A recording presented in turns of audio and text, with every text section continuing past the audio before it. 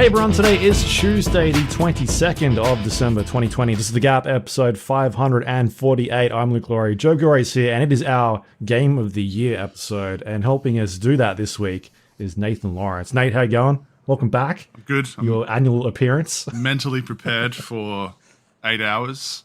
The marathon. Yeah. I reckon we can beat that this year. In a good way, in a less time way, right? Yeah. Last year we had Sure. I had like a thing to go do afterwards. True. And this year I do not, because we've been locked inside forever. Yes. So we just go all night. It'll be Just keep fine. going. We'll just You power needed through. to be on a boat, right? Wasn't it a boat thing or something? So there was literally a boat was leaving and you were like, nah, it's fine. We'll be fine. It'll be okay. It wasn't a boat. It was a dinner, but On a boat. Dinner on a boat? I got Yeah, there it was and they're on on a like boat. the second course or something. Yeah. Oh. You're good at being fashionably late. That's when you're supposed to arrive, right? You did the right thing. What course Yeah. did you miss out on? Do you remember? A lot was of in the- drinking, I think it What was was. the first course? Like, was it like I don't know. something good? Bacon wrapped shrimp or something? Prawns? Bacon wrapped prawns? Yeah, possibly. Do you have Is that breakfast, Something Joby? like that. Is this I going to be did. just food talk the whole way It's- through? And you're just going to Oh, be salivating? You haven't been on the podcast for 12 months, Nate, but that is all the podcast is anymore. Is me making shoehorning in food analogies. I look forward to it. Anyway. Hey, Merry before we Christmas, get started, motherfuckers. Oh. on our Game of the Year discussion, we're going to talk about some stuff we've been playing. Before we get to even that, I wanted to quickly pick your brains about other forms of entertainment that could possibly be the best of the best of the best. Cool. Here's two examples for you: The Mandalorian or Watchmen, the TV series. Really? Watchmen was last year. So, Was it? yeah, Mando, you lose. Was The Watchmen slam. last year? Yeah, Slam. I know. It's crazy because I look all this stuff up as well. I'm like, what's the best shows of 2020? And then I'm like, wasn't Watchmen in that? I'm like, no, that was last year. Because we had, what do we have? Watchmen, Doom Patrol, Oh, yeah. Umbrella Academy. Yeah, I feel like the they Umbrella made- Academy was this year, wasn't it? No, season Isn't it- 2 was this year. Wasn't it 1.5 between season 1 and season Oh, shit, maybe. I don't know, maybe, yeah. I don't know. I feel like, and the boys. Oh, the 2? Oh, boys. So we had like this The run Boys of or Mando? awesome. Now there's a question. Man, because Mando season 1 gets clapped by the boys and Watchmen, Easy. in my opinion. And if Umbrella Academy came out, then that too. Umbrella Academy could like have a run. I don't know, man. I don't know. It's for our Mm. I don't think anyone's dying on the Umbrella Academy hill. It'd be season Watchmen- 2. I liked season 2 a lot, but shit. What would it be? That's fucking tricky. No, Boys, Watchmen, Doom Patrol, pretty much like a nose in it. yeah. And then Umbrella Academy, not as a diss, just like it was really good, but Yeah. it wasn't of that caliber. We were very Yeah. spoiled last year after having Yeah. a lot of shit, right? Like the Marvel shows all went to shit. Remember Yeah. how Daredevil was this new hope? Yeah. Well, I It like had- the first season. Second season was saved by Punisher, right? And then Yeah. it was just kind of like, oh, why am I still watching this? I don't think I Yeah. watched the third season. I can't remember. Of Daredevil. Can't remember Was what that? it I think that was after that team of Defenders, right? Yeah. I Oh, kind of couldn't gave even up when finish. they- Like, I when watched, knew they were what, cancelling it. 2 I was episodes just of that? like, I'm good. Like, what's Yeah. the point? Yeah. Of it? Yeah. After a building collapsed, is that season 3 starting episode? Oh, it was Right. Fisk. You Fisk passed came this back, test. right? Yeah. Kisto Roboto. Yeah, that was again a highlight, but you had to wait for it. Those shows got like really bad, and that's what like before that I was watching Arrow, and people were Oh, like, "Arrow's trash, man." I'm like, "No, it's pretty good." And then Daredevil happened. I'm like, "Oh man, That was terrible. let's never trust my judgment of what's good." Season 1, not great, but fine. Season 2 Arrow, top notch. The like, Top notch, fucking phew. Arrow. Uh, the element of him just like learning to not fucking murder every cunt he sees I thought they developed that really well. I think season 2 of Arrow and like a little bit of season 3, but that show's like 18 seasons long now or some shit, isn't it? Like, It's done. I'm pretty sure it's done. oh, is it? I don't know. Yeah, I mean, brought not him because I'm back. watching. I see headlines. Oh, because what's his face got COVID, right? He went to a fucking house party or some shit and got COVID. Like, Did he? fucking dipshit. Yeah. Stephen Amell. Yeah. That's all right. He's got all these other gigs to walk into. Like, Uh, remember when he played? Was it Casey? What's his face? In Teenage Mutant Ninja Turtles. Casey Jones. no. Yeah. Yeah. In the new one. Because they He had him was on like Casey. wrestling, didn't they? Oh, yeah. He was in Yes, that. they did. Was this the new one with Will Arnett and Yeah. The second one. Transformers Megan shit? Fox. Megan Fox? Yeah. All right. No. I didn't watch it. What? Talking about quality comic adaptations, Chevy. We definitely shouldn't be talking about TMNT All right, so 2020 is clearly won by Mando. by default. But yeah, season 2 of Mando, I think, beats season 2 of The Boys. Yeah. Mando had some pretty below average season 1 episodes, and I think this season was just like all fucking awesome. Like all of them were good. Even episode 2, that was a side quest. It was kind of distracting because they started so strong and then they kind of just seemed to be on the main thrust. You know, the first season they just kept doing side quests. Yeah. And it's like they didn't know what they wanted to do. And this one we're like, hey, we're back on task. That opening episode. Holy shit. Directed by only were they Favreau. back on task, but they were like, we're gonna make Star Wars this time. Like it felt like yeah. Star Wars. We're doing Star Wars. Like we got a second season. We finished the first season really strong. We figured out what we wanted to do with this show. We were consistently nailing it towards the end. And we're going to hit the ground running. We know this thing's a hit. And then episode 2 was like, yeah, just in case it doesn't work, let's just go back to like Monster of the Week. You're like, why? And then I was a bit worried they were going to alternate, you know, main quest, side quest. But then from episode 3 on, it's just, okay, that was the best episode. No, wait. That was the best episode. And I like, really there's no liked way they can beat that. Like, yeah, as it's a far good as episode. side quest goes, that was the best of them. That was fucking awesome. Fucking Yeah. But it's What's the the name? weakest, but it's not shit. yeah. And the boys, had a couple of just average eps, and I think that's maybe what holds season 2 back. It's just a tiny bit. I reckon it's close, honestly, between Mando season 2 and the boys season 2, but I do think Mando does it. I mean, yeah. Have you seen the backlash to Mando? What is going on? What's the backlash? Don't Without talk about spoilers, spoilers. I guess. Yeah, no spoilers. Is that what it's about? It's like, oh, this show's just fan service. It's just pandering to man children, blah, blah, blah, blah, blah. And it's like... Mando children, aka foundlings. Woo. That's good. It's like, who cares? Yeah. Why? You're giving the fans what they love about a property, you cunts. Like, okay. It's a runaway success. Like, Yeah. Disney didn't believe in Disney Plus. It feels like they just did it because they're like, I don't know. Fucking Warner Brothers has one. I guess we better. And they did it. They had enough content to launch it with to be like, yeah, I like The Simpsons. You know, like those kind of big things. Like when Stan launched over here, didn't they have Seinfeld? To Seinfeld? watch it zoomed in. Yeah, exactly. They still broke The Simpsons. But like they had enough to be like, yeah, okay. And they needed some sort of killer app, which had to be either Marvel or Star Wars. And I think Star Wars presented the better opportunity because Marvel was on a high, right? That stage. Whereas Star Wars was a bit like, well, Last Jedi. It's not at all controversial to say Last Jedi was divisive. Yeah. I don't know if it's controversial to say it's fucking shit, but it's not. It upsets me in my fanboy hole. Yeah. But that's just we're not going to get into that. But yeah, so they had an opportunity. They ran with a character, and think about it. It's kind of risky from a pitch perspective because you're like our main character wears a mask the entire time, and we're hiring someone who people love, and he's just a voice. He's just a voice, and apparently he wasn't even in most of the first season. Like it was just his stunt actor. So if you go back and watch season 1, you'll notice that he just kind of saunters along for really long times.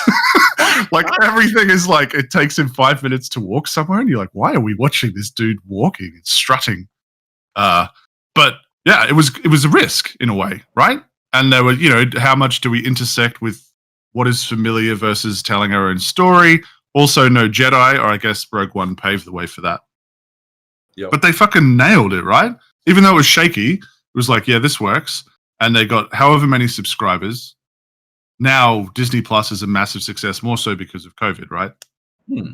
And they've lined up all of that content that we saw the other week that Luke was filling us in on. Thank you, Luke. That means they're basically saying you can't cancel Disney Plus, right? That's what they're saying. 1 month ends. Oh, we're done with Mando, and WandaVision is out early Jan, mid Jan? Yeah, Jan. And it's going to be from 6 months to 12 months from now, it's going to be that. You finish with one, you get another. And so there's going to be 12 big things at least that you have to have Disney Plus to watch. That's smart. That's really smart. That's their guaranteed $90 a year. It's a no-brainer. Yeah. 86 million people subscribe to it, and they had Mando as their TV show. Yeah. That's it. They literally had one thing at that time, right? Do they have anything else yet? No, we're looking at it from a little bit of a different perspective because none of us have kids, but people with kids fucking adored it. There's tons of the ability to rewatch Frozen 2 700 million times, 86 million times, I guess. That's what it was. It was a vessel for the rewatching of the same fucking movie over and over again. But getting the bill payers, right? That's what Disney's done well by getting Pixar, and everyone has adopted the Pixar model now who makes kid films, is you don't make a full-on, stupidly, obviously aimed at kids film. You make a family film. Like, say, Toy Story will be timeless and will continue to have parents show, their kids and their kids and their kids. Because it's not just, oh, fuck, they're putting on that fucking kids film again? It's like, yeah, fuck yeah, I want to watch Toy Story. Toy Story's sick. Yeah. That's what Immortals does, but we'll talk about that later. We talk about it now. The movie, the Henry Cavill movie. Definitely not. I like that movie. I've never seen it. It's not amazing. Don't rush out and see it. It's a good, it's a 3 out of 5. It's got good action. Which one is that? The one where they're in Egypt and? No, that's Gods of Egypt. Oh, right. No, that's the Mummy, Joab. No, it's the one where, Henry Cavill's, I think his parents get killed by a god or something, and he's an orphan. And Mickey Rourke. Mickey Rourke. Yeah, well, he's pretty, proto-Superman in it. But Mickey Rourke is this bad guy who just decides to take over the whole world. Flat out, I haven't seen this film. Again, it's not amazing, but it's really well shot, and it's got some pretty cool action stuff, and they're clearly influenced by 300 and shit like that. So, yeah. Yeah. Okay. Well, all right. I'll check that. Should we talk about some games then? Some stuff we've been playing. No. Speaking about Immortals. He plays Theseus. Theseus. Yeah. It's Greek mythology. Is that an Egyptian person? Is that Gods an of Greek. Yeah. I was close. They're just the Mediterranean Sea separating them. That's all. Reversed, Joby. Reversed. It's terrible. Anyway. Diablo Immortal. Diablo Immortal. I've been playing that.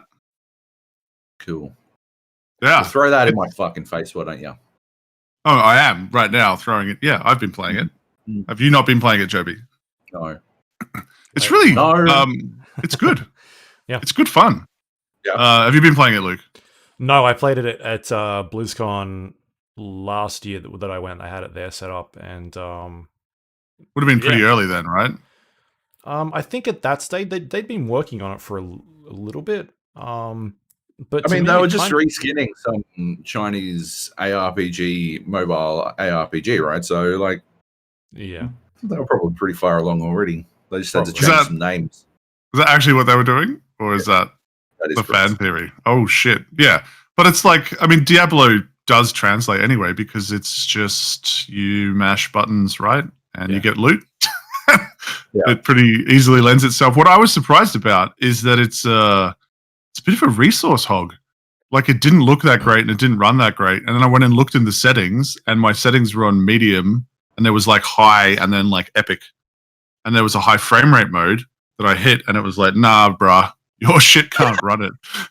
And that was, I was playing it on the S9 Plus, but I was playing it on the Tab S4, which I swear is only like a year or two old.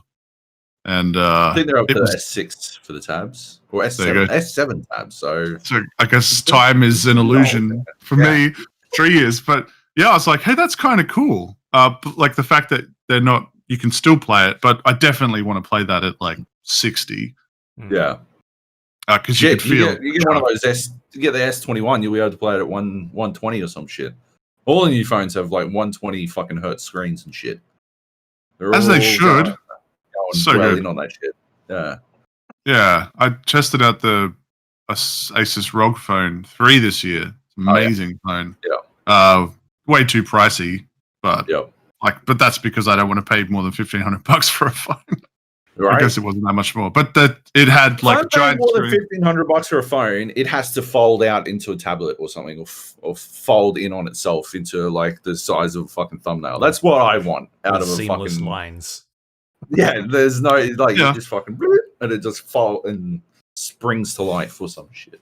Or it's built like a fridge in the 1960s, and by that I mean you never have to replace it.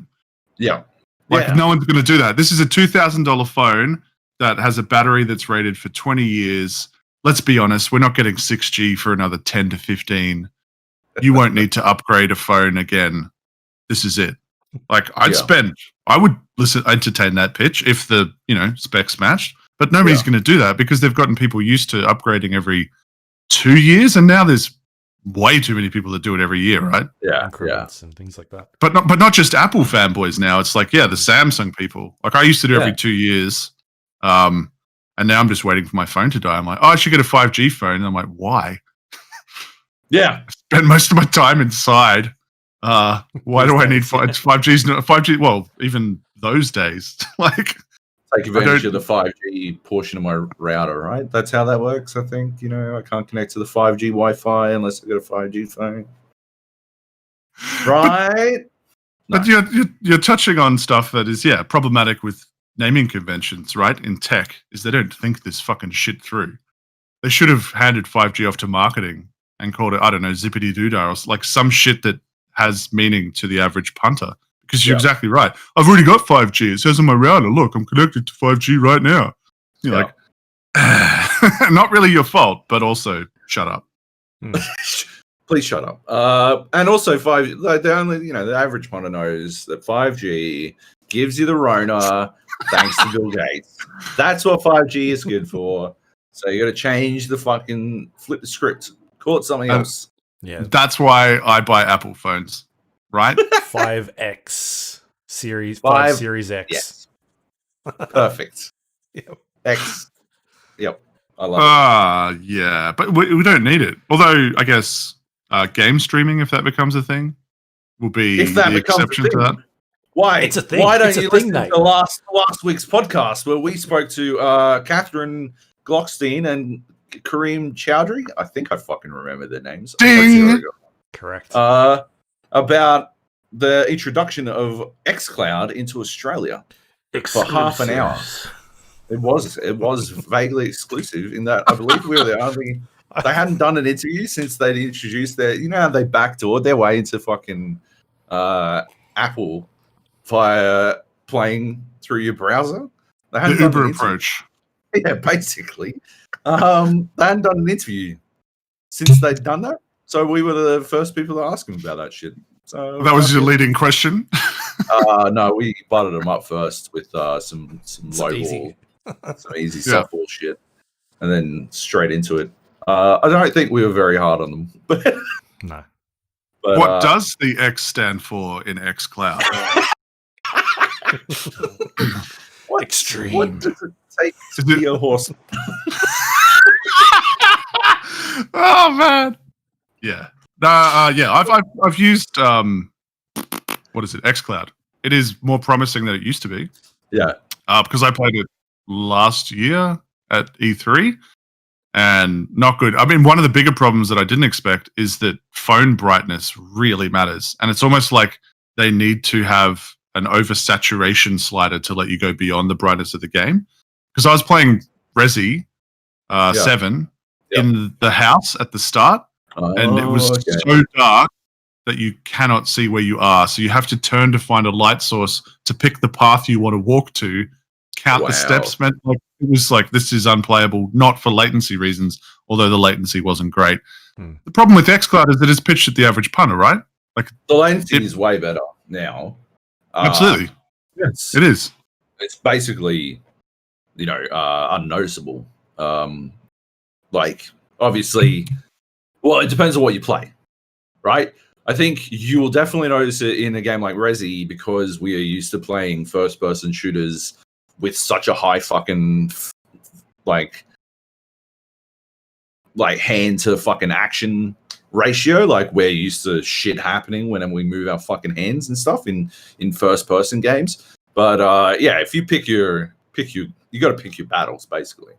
I would never play Gears of War on xCloud. It's just never going to happen because I'd never be able to hit my fucking active reload. But yeah, if you play, I've been playing. I was saying it last week, the Tourist on it, and that's just a dumb puzzle game where you sort of wander around this sprawling island, and yeah, that fucking works awesome. And I can totally see it being used the same way my wife uses the Switch to play Stardew Valley and shit, where, you don't need to be fucking on it to farm your crops and shit. You just fucking roll around and farm up and clear some stones and whatever the fuck and put your phone away.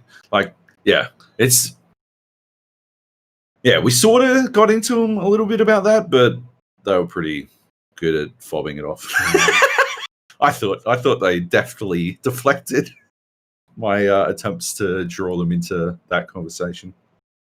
That's just the way it's always going to be, right? Like you said, it's aimed at the average consumer, the broader consumer, and we play games in this very different way. Mm-hmm. But one of the other things they were talking about is the ability to use it as a platform for like couch co-op split screen, or not split, but like couch co-op gaming, because you can sit together with someone on the couch and one of you plays on the xCloud and one of you plays on the fucking TV, and you can play together in obviously an online multiplayer game. I love that idea. I reckon that's fucking tops. If they can fucking bridge that gap into turning some games that are purely online into a bit more local, that'd be fucking phenomenal. I reckon that'd be amazing. Like a Parsec type thing. Yeah, exactly. Right? Like, use the power of the cloud. Or use the power of the fucking Xbox Series X. The Xbox Series X doesn't need all that fucking juice to run Overcooked, right? But if I don't have 4 fucking control pads, but I do have 4 fucking phones, why don't we all play on a local network?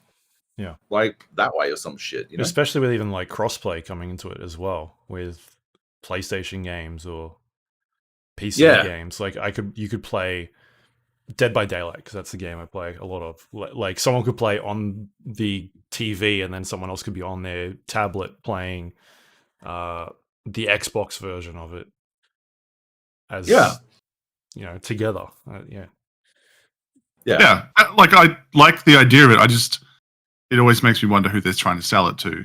Yeah. Because if they're selling it to the average person, the moment they have, network problems, latency dropout, the moment that it doesn't work, the people will just say the game is shit or xCloud is shit.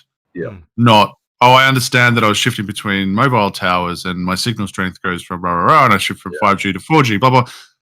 We will understand that and accommodate for it and go, it's not worth playing this type of game on this type of journey, but the average person won't get it. And that's why, and also, 5G data limits in Australia. I don't know what it's like in the States, Luke. I imagine better. No. We're still in the data wars, you know, like people fighting civil wars over the data mines. Where they got to dig up precious resources. It's fucking so stupid. Data. Yeah, the way that we're like, oh no, and you get 20 gigabytes, and people are like, that's pretty good, $70 a month for 20 gig. Yeah, it's changing. Thank fuck, it's changing.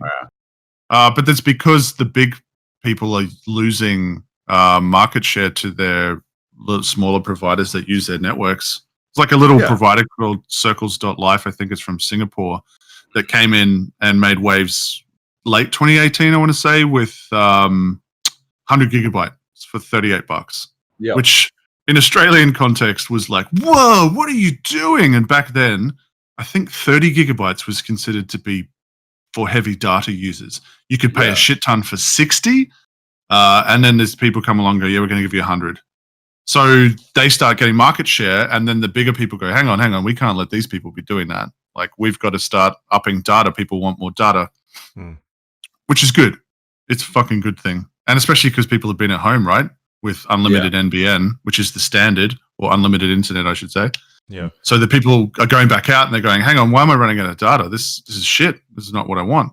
So it'll change, but I don't know. When it'll change. They added an extra so Comcast over here added an extra 200 gigabytes in like June, maybe just before June, when everyone was like working from home. So it went from 1 terabyte to 1.2 terabytes for a data limit. So it is actually, it's unlimited, but once you hit, or maybe it's not unlimited. I think once you hit the cap, you then are charged $10 for 50 gigabytes up until it's like an extra $50 or something like that.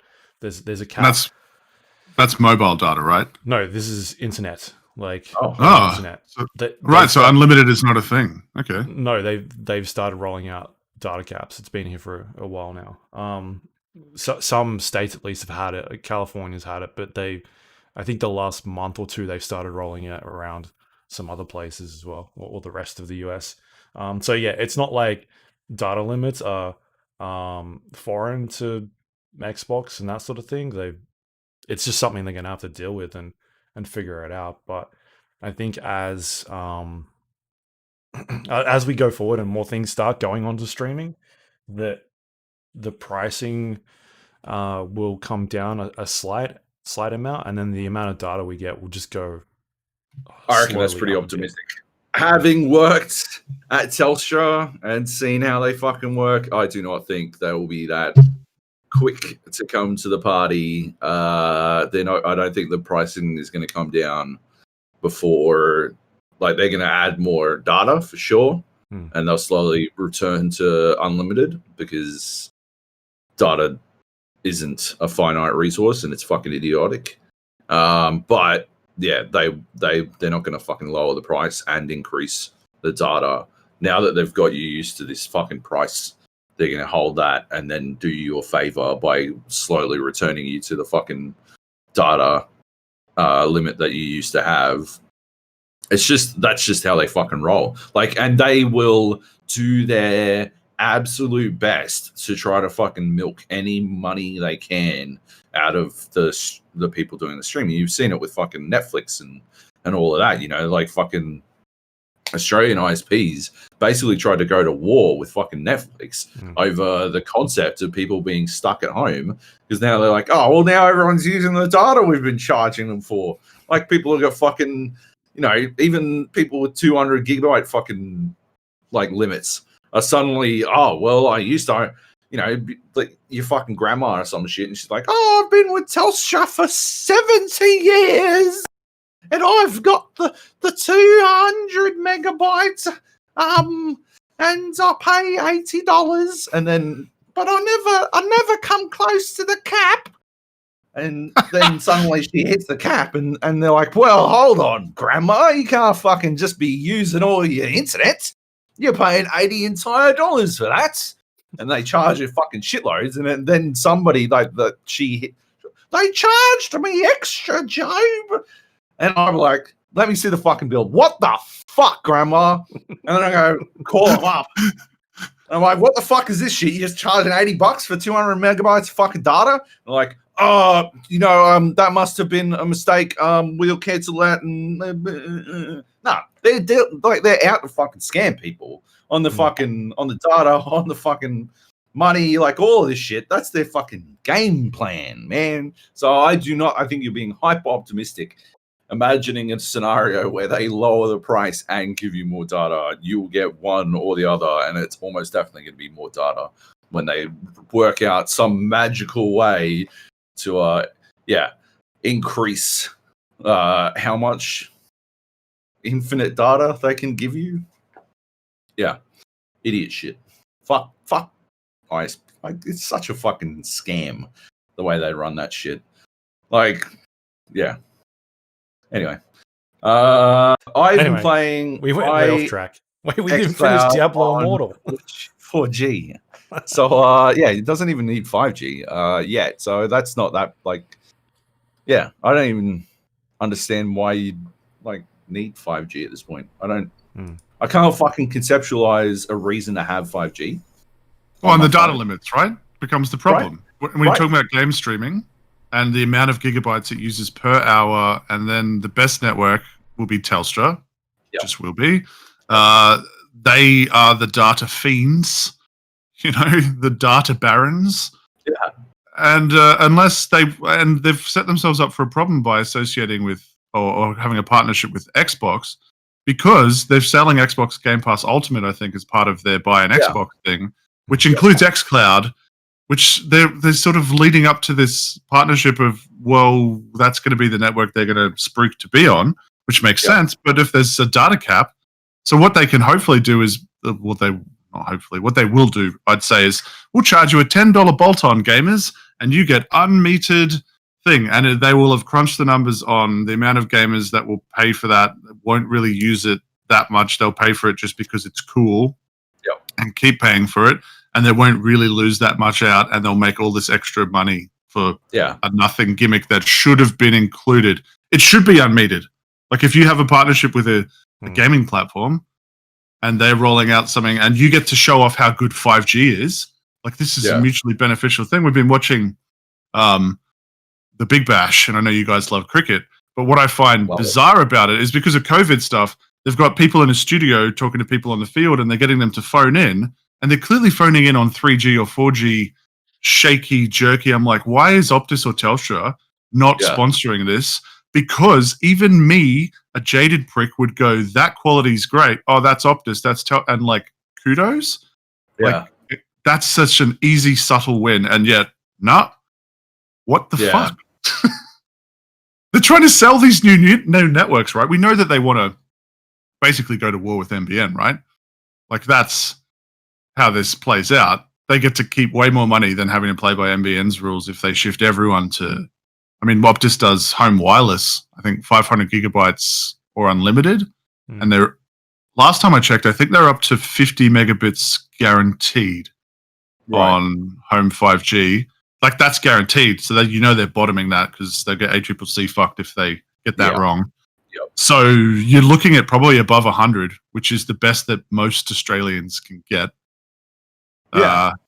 So that's the future that's going to happen. Is like, I would love a world where I just pay for one 5G, thing that I use in my home. You would get rid of your fiber connection. You get rid of your fucking landlocked connection and go Wi-Fi all the time.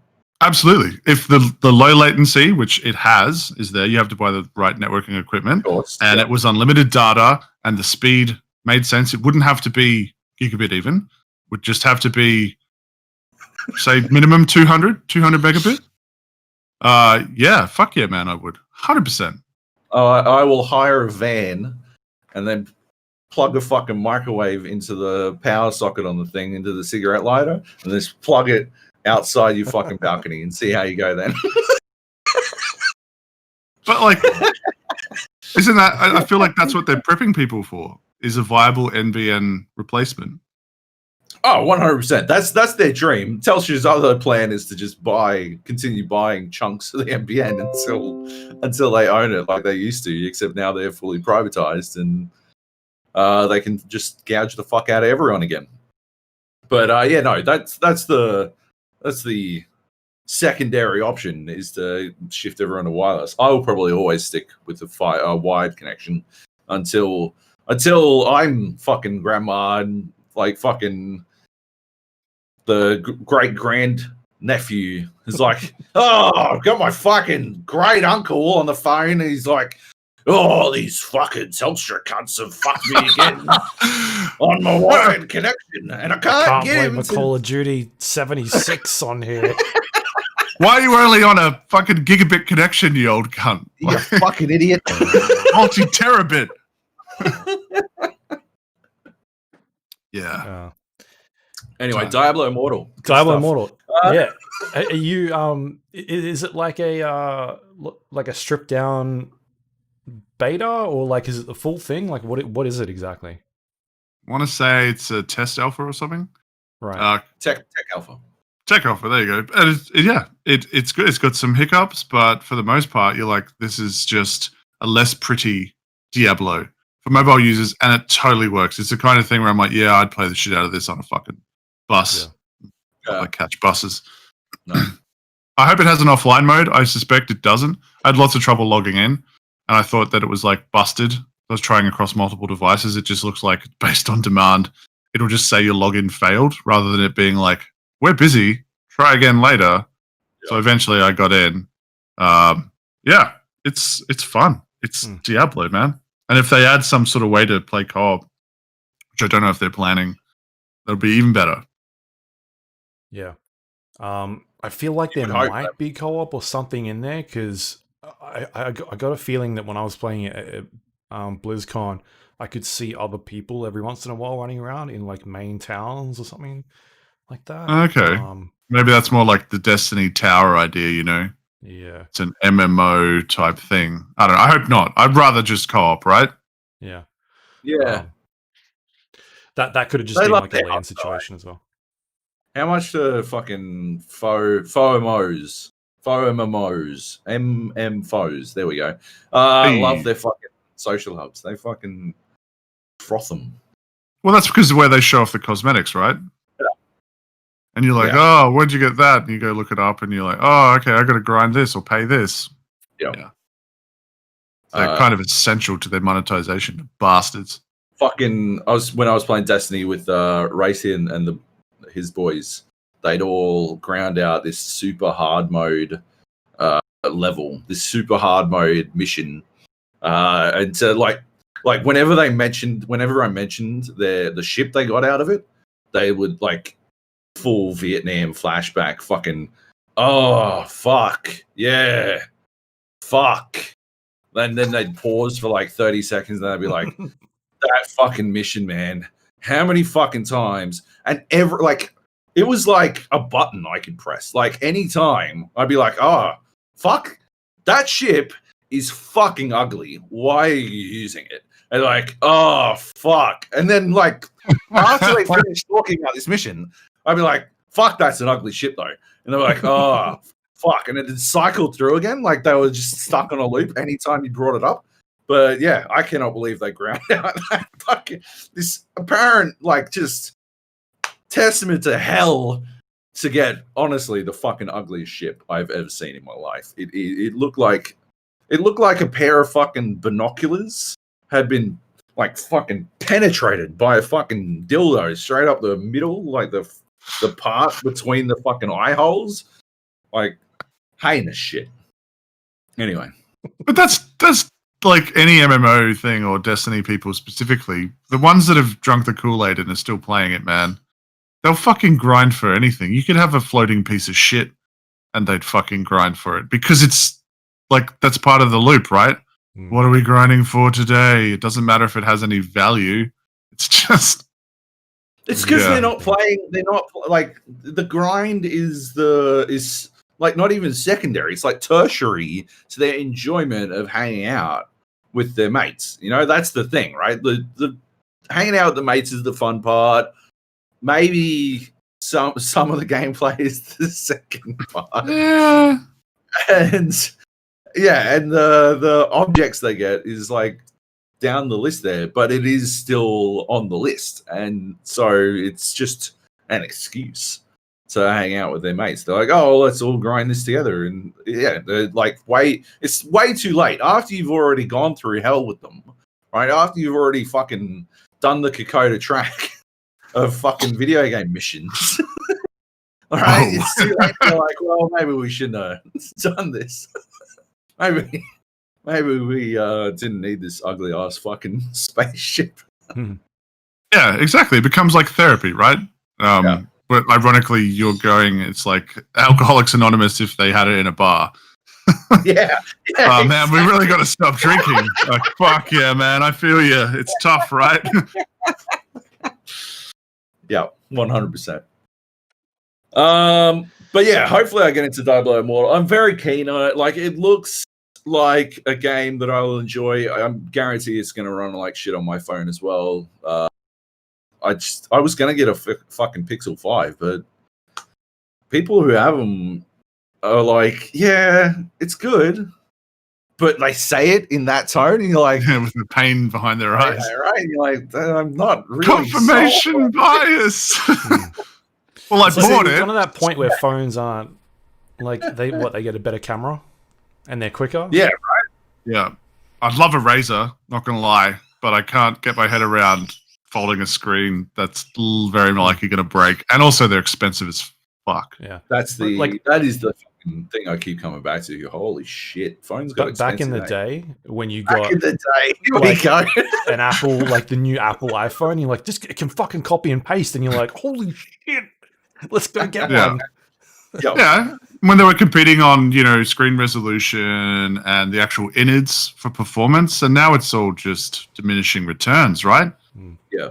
Even the cameras, man. Oh, it does HDR. Now we do HDR. It does 8K video. You're like, why? Yeah. Yeah, but it's there. My fucking phone has slow-mo. I only remember that when I accidentally stumble on it. I'm like, yeah, I can record in slow-mo. I'm like, I don't give a fuck. What do I need that for? Yeah. And whenever those phones were released, people released those videos, you remember?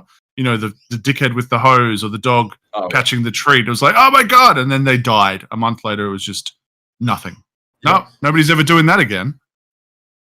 Yeah. When you want to take a picture now, it just takes a video, and then you have to select the picture out of the video, and you're like, I just want to take a picture. Like, I don't even have that yet. So I'm behind on the times. I'm literally going to wait for my phone to die. Every once in a while, I add a phone to the cart. I'm like, yep, today's the day. And then I just talk myself out of it. I'm like, why? I don't even use my phone for calls. This is what I use for calls. Yeah. my main thing is but I'm gonna have to sign in. Oh yeah, and the authenticator app as well. I gotta transfer the fucking authenticator app. Damn it. Get my contacts. Yeah, 2 hours battery life is fine. I'll just use it plugged in all the time. This doesn't matter. Every time I swipe my thumb over a part of the screen at the top, chunks of flesh come out because they're all the you just learn to avoid it. You just learn to avoid it. That's on you. Well, your finger gets like a calluses on it. Your thumb. Yeah, that's it. Your finger hardens up. Yep. Yeah. Exactly. Yeah. All right. Yeah. Diablo Immortal sounds interesting. I'm curious to see the when that actually does come out, how deep it actually is. But another place to play Diablo. Call of Duty Warzone. Let's go on to the second game in the list. Let's move on to the second game. Yeah. In our list of games played. We're still in the intro, technically, right? Oh, you guys. We fucked up, Luke. No, my New Year's resolution, I'm never being on the podcast again. Can I mute him? Is there is that on here? No. It might be our only I'll just be a talking head. I'll stop being interesting. Wait, what did I say yesterday, Joby? Yes, I agree. That's what I'm. Yeah, we'll see how long it lasts for. It's like, let's talk about Call of Duty Warzone. It's like Nate's like, oh, that reminds me 6 years ago when I was playing Soldier of Fortune. Like, what the fuck? Where is this going? And then 40 minutes later, we all feed off Nate's energy. That's the problem. We're all I know. Oh yeah, fuck yeah. You're all up for a tangent. Yeah, we're all tangents on this shit. Warzone is. I've been playing the fuck out of it. Rebirth Island. Yeah, Rebirth Resurgence Trios is the mode where you head to the Rebirth Island, which is the new thing they introduced. I think it's designed to get you more, like, to get you super used to a lot of the new weapons being in the Warzone environment. Yeah, because it's quick. Yeah, it's super quick. They've got like, I don't know, triple loot or something. The loot pool is fucking huge. You find like mostly like greens. I've found like a gray 1 or 2 times, but most of the time the worst thing I'll find is a green. And otherwise, yeah, you got fucking blues and purps and oranges for fucking days. And yeah, you wind up in this situation where you are cycling through a fuck ton of weapons, because when you die in Rebirth Island, you respawn in 30 seconds later, as long as one person in your team is still alive. There's no need to buy them in. There's no need to like do any of that shit. You just fucking keep cycling. As long as one person can stay alive. If they get a kill, it knocks, I think it's up to 10 seconds. Oh, that's but I think it scales based on how much damage. Because if you like get the last hit on someone, you don't get 10 seconds off. I think you get like 2 seconds or something. But if you fully wipe someone, you get 10 seconds off the count. And so you wind up in these situations where, yeah, ideally they're not going to fucking take the fight. But like if you die and then your teammate wipes the team that killed you, you come straight back in pretty much, which is fucking fantastic. And so you just keep cycling. You can just go back to your own weapons. You can look at what they had. But in the situations where they hid the full 30 seconds, you might have to land and then start from fucking scratch and just pick up whatever you can find off the fucking ground. And that would be fucked in normal Warzone, because you'd be wandering back in with absolute shit. But in like you were like, yeah, well, I'm gonna find nothing. But in Rebirth Island, you wind up with actual good shit pretty quickly, which is good. And yeah, as a way to cycle through and get a feel for the new weapons. Like I know for a fact that if I see a F-Far on the ground, I'm gonna fucking leave it on the ground because I fucking hate that weapon. But like if I see Mac 10, I'm probably gonna win this game. Or the Gallo, I'm probably gonna win this game. Like, yeah, like it's good. Like you get accustomed really fucking quick, and it's super fast. Like super fast paced, goofy there's always shit. something going on. Every drop is a hot drop. Like, yeah, it's good. It's a great warm up map, fantastic warm up map, and I've been enjoying it as like just a mode that we keep cycling. Like I enjoyed it just as a mode itself. It's good. I think they did a really good job with it. It reminds me of was it you? No, it was Tom. Tom was talking about fucking Bad Company, right? Nate. Yeah. But it reminds me of like Battlefield when we would as a squad just try to hold a single point against Oh yeah. the onslaught, and people are spawning back in constantly, and like you are like it's this never-ending war of attrition where you're just fighting over this one fucking location, and then the landscape of the fight changes suddenly because someone else just comes in, like just fucking comes in out of nowhere, some other team, and it might be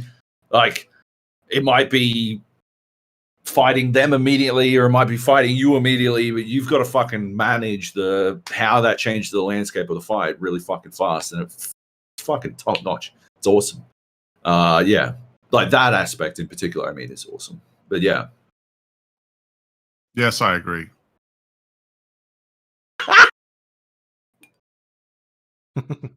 Anyway, yeah. I'm a huge fan of it, and yeah, I'm definitely going to keep playing it. I think they did a great job. That said, some of the fucking weapons they've added are not balanced very well. Some of them, yeah, like I was saying, fucking straight garbage. The F-Far, I fucking hate. I don't understand why it exists. Apparently, in the 1980s, burst fires were all the fucking rage because there were like 4 billion. There's 4 billion of the cunts in Cold War that have been added to. Like the amount of times I'll pick, oh fucking hell! I pick up a fucking M16, think it's an M4 because I'm like, I've just landed, and I'm like, oh, fuck yeah, M4, and I'm like, well, I guess I'll fucking die. This piece of shit. But yeah, like, holy shit, man. That like all the burst guns can go fuck themselves. The F fuck itself. And on the flip side of that fucking equation is, the Gallo and the Mag-10 are so fucking dumb. They're so overpowered. They're gross. There's a 12-round version of the Gallo. I was having a fight in regular Warzone where I had the Gallo, the orange version of the Gallo. The Gallo is a shotgun, I should add, an auto shotgun. It's the Spaz 12, yeah, exactly.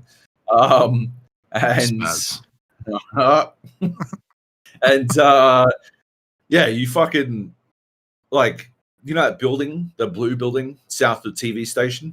So I'm in there, and we get jumped by a team. I've got my fucking Spaz, and I think I was playing with the third person crew, and the third party crew, and I think they'd leapt off the top, or one of the boys got down, triggered going down, and they were like pushing. The other team was pushing hard up these stairs, and I had the Spaz, and I just sort of fucking turned the corner and just shot into this fucking stairwell. And I was like shooting at one guy, and I killed another one, and down the third one, and then I killed the guy I was actually fucking shooting at. And this fucking gun just fucking murdered. And I'm like, that's dumb. That's stupid. But suck it.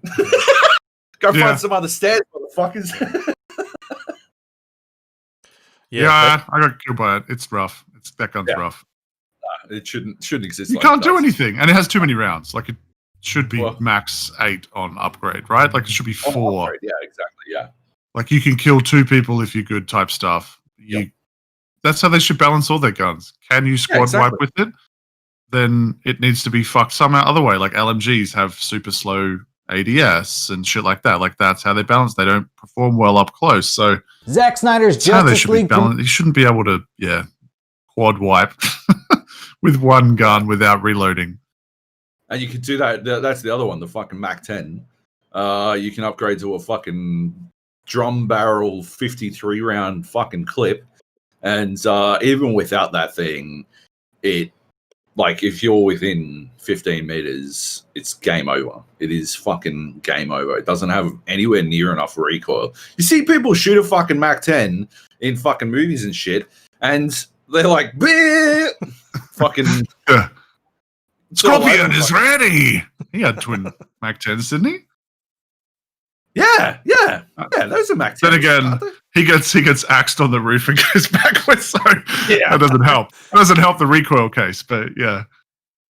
Yeah, I'm pretty sure he's got twin Mag-10s. He should have had twin Scorpions. I mean, let's be honest. That would have made more sense. But but yeah, like, you see if they go all over the place. And in this, they're like, I'm just going to fucking laser this shit, like, for 53 fucking rounds. There's a good clip in our Discord of me winning a game with the Mag-10. And the best part about it is afterwards, we stayed in, and afterwards, the everyone else in the fucking lobby, they were so fucking upset. They were so fucking mad. They were so salty. And I couldn't make out everything they were saying. And it's hard to make it out even in the video that Morkai put up, because I'm yelling about how they're sour cunts. But I think they were mostly complaining about using the combo of the shield and the Mag-10. Yahoo! And you know what? I can see their complaints. I understand. But, hey, just fucking use it yourself. Nobody's stopping you. Yeah, they can't win. They can't win against that if you know what you're doing. Yeah, exactly. I just sat there behind the shield until he started reloading, and then done. Yeah, goals. Anyway, I'm a huge fan of like balancing issues aside. Yeah. I mean, I don't think they're ever going to fucking fix. They're never going to fix balancing, but Well, I think they've done a good job. 30 new weapons. Yeah, exactly. So like there was always going to be something. Yeah. Yeah. Across 2 different games and, time to kills and stuff, even though slightly different, right? Damage values, logic for what attachments do. Because those burst fire guns were the meta guns in Cold War. I think they patched them. But they were like one burst high chest was a kill. So you could see why people who were playing Cold War to level for Warzone were thinking they were going to come across and kick ass. But we only got the M16. The only time I've tried it in Warzone was when we got it on a warm-up drop. And I was like, this gun's a piece of shit. Like, and anything beyond super close or medium range, it kicks too much. If you don't hit 3 shots, you're basically just giving your spot away. And you're going to hit marker them until they turn around and kill you with a fucking pistol. Yeah, exactly. Yeah, I think it just needs some time, right? Give them another month and maybe 2 months after Christmas break, and they'll have a bunch of data. They'll be able to go through, see what's broken, what needs to be buffed. Because they're obviously not every gun is supposed to feel like amazing. You're supposed to have guns in there that are shit. You're like, oh, I don't want that. Otherwise, there's no tiered system of stuff that's good. And so I think they'll eventually get there. They've just got, they've just thrown 30 whatever extra weapons in there, and they'll sort out like what needs to be buffed, what needs to be nerfed. And I think even the patch the other day, they nerfed some stuff a couple days ago. But I think it's just gonna take time. I said Nothing the felt Gallo. nerfed. Yeah, I didn't notice any fucking particular nerfing, but I said the Gallo was fucked in the beta. I could tell that gun was fucked from the fucking beta. Like, I was running around in the beta, punting cunts all over the place. With like, I can top the fucking charts, right? I top the fucking leaderboards in a fucking, or scoreboards in a fucking Call of Duty Zack game Snyder's Justice League premieres on HBO Max in March 2021. Right? But I was doing this without effort, like just fucking. Not even 50-50s. I was winning like gunfights where I had been jumped on and definitely should have lost. And then I'd just fucking snap around and I'd start shooting right when I'm on the right of them and then just sort of fucking drag it across them and they would die. And that's dumb. I mean, it's easy. That's easier in Cold War because you don't have fucking armor and stuff. It requires a little bit more in Warzone, but not that much more. Yeah, they got to do something about that shit. I'm surprised they haven't yet introduced like scaling weapon damage based on armor. Like, have the shotguns do immense damage when you don't have armor, and have it do reduce damage when you do have armor, or something like that. I guess the problem is maybe their damage model isn't that sophisticated or some shit. Like. That can't be that hard. I'm not a fucking programmer, but I can think off the top of my head how you do that. I mean, I've done programming, but it's not like that is not something that's hard to do at all. Like, you just have a damage resistance for that specific value. Yeah. Like I in my mind, it seems like something that I could very easily implement, but at the same time, I'm sure there is some part of this picture I'm not seeing that like makes it not that easy. I'm just surprised that I think it'd be such an easy way to differentiate between fucking like weapon types, like have pistols fucking belt cunts when you don't have any armor. And then you suddenly die pretty quickly without armor anyway, as it is. Yeah, right. Of course, that's true. But you could then start to tweak that sort of stuff as well. Like it just like it creates so many more opportunities for them to balance the game, as opposed to what would you do to balance the Gallo at this point? Reduce the base ammo size to 4 and the effective range. Like, that's the problem, right? Most of the time when they nerf a gun in Call of Duty is that they nerf it into the fucking ground because there's no they can't find a decent middle ground. It's either crazy because of the nature of the gun itself, or it's pointless. And yeah, there just needs to be more nuance in between those two fucking concepts. But it also comes down to fun, right? Of you don't want to be running into houses with everybody using a shotgun and you dying in one hit and being like, well, I couldn't have done anything about that unless I was also rocking a shotgun. And then so why would you ever run into your house anymore? Like, just take fights out in the open. But that's how it already works. That's just positioning, isn't it? You know, like you choose the engagement, or you choose the weapon for the engagement range that you're at. Like, yeah, I don't know, man. Yeah. Anyway. So they added in, what else they add? Helicopters, which have been removed. Attack helicopters. A bug, which was making people invisible, I think. Yeah, so there's still basic helicopters, but they got rid of the attack helicopters. I don't know how that worked, but it was a thing. I never played while attack helicopters were in the game, so I don't know how disruptive they were, but I can't imagine that they were fun on a map as small as Rebirth Island. Holy shit. Right? Like, no, that's dumb shit. It's real dumb shit. That has no place in Warzone. I don't think so. Yeah. Not even as a fucking, like a Juggernaut drop. I mean, Juggernaut's out of control as is because exactly. There's an Easter egg that everyone knows now that gives you a guaranteed one. And while there Did is, they remove that? Did they? I don't know. I think there's another one. I saw notes about it. I haven't seen the Jug, but the specialist perk one is still in there. So I don't know. I don't hate specialist. No, I think it's okay. But like a guaranteed Jug is kind of shit. And if you've got a person who knows what they're doing with Juggernaut, like it's fucking basically your match to lose no matter what point you get that pickup.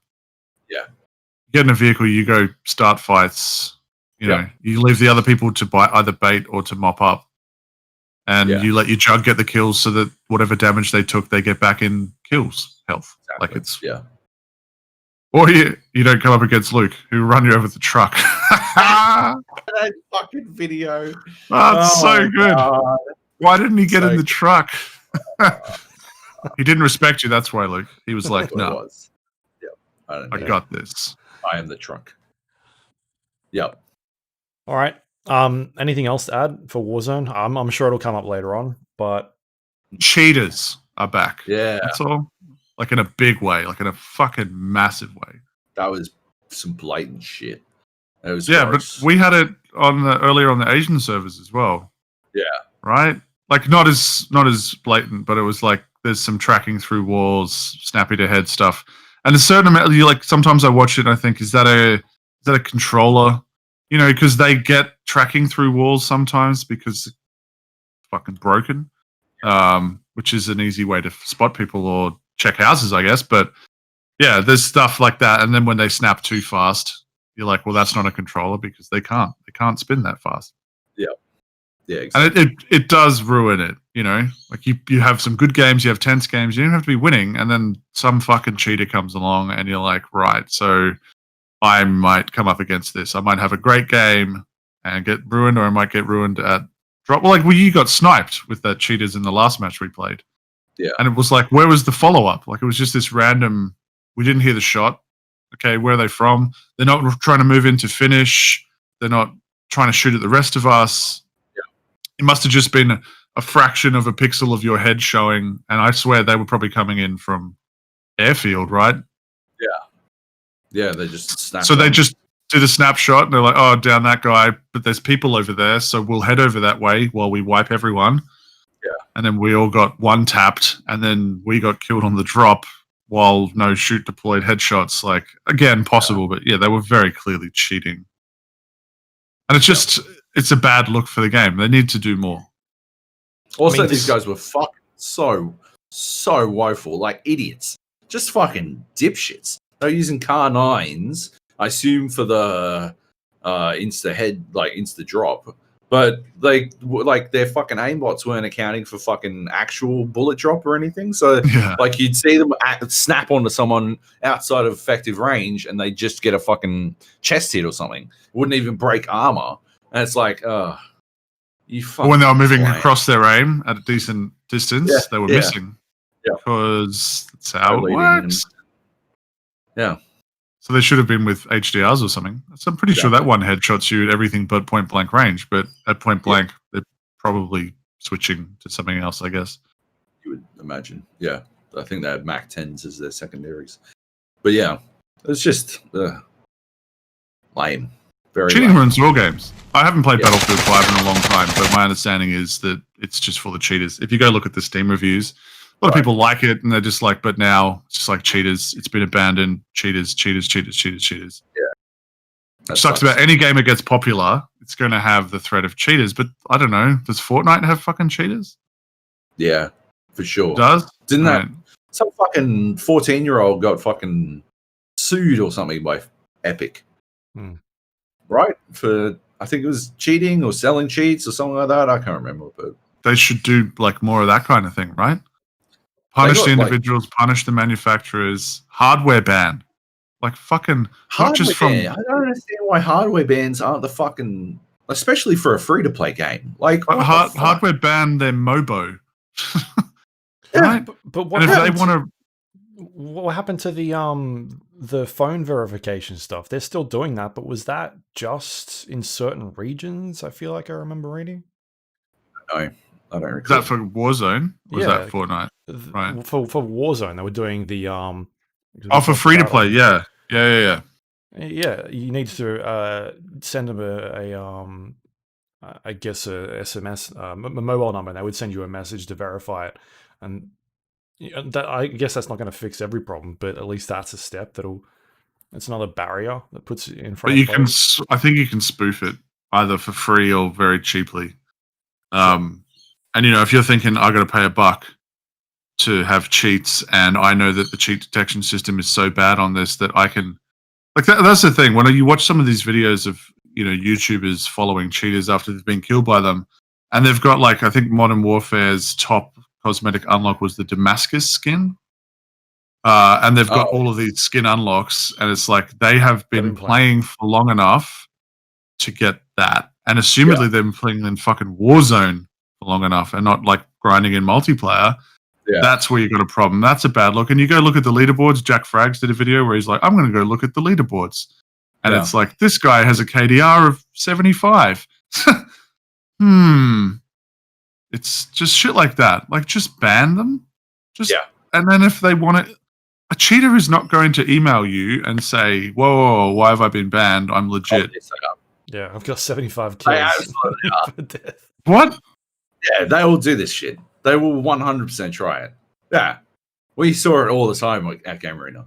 Like, non-stop. And you'd be like, I'd get the email, I'd send it through to Trog or Saint, and I'd be like, can you have a look at this? He fucking emailed David Doty, the CEO of Telstra, and I need a result on this. And they'd come back, and it'd be like a text file with the chat logs of this kid saying the N-word 400,000 times, and then like a XML file or something with his CSV file or some shit of his fucking stats, and he's got like a KD ratio like 140 or some shit, and you're like, yeah, I knew, I understand this, I just need to explain this. Maybe he's just really good. He's got a good gaming chair. He's got a good gaming chair. That's where it starts and ends, kids. But yeah, like, yeah, they always try it on. They'll try it on to every step of the fucking way. Oh, like, then Acti can just ignore it like they're ignoring, people like reporting cheaters, clearly. Yeah. Nothing changes except that they're banning more cheaters. Yeah. I'd rather more false positives than I'd honestly would rather that, because those people are like, these days have YouTube channels and Twitch channels, and they very immediately have an outcry, and then they can get fixed, or they whitelist. I don't know about more false positives in a scenario where actually are ignoring. Oh, right. Well, true. Yeah. I think they've just crunched the numbers on it, realized it's going to cost a lot of money for them to do anything. And there's a tipping point at the point at which the community stops playing in big enough numbers because X amount of YouTubers are saying cheating is rife in COD, and then their player base starts to drop off, right? And socials full of it and Reddit. Then they go, "All right, we better do something."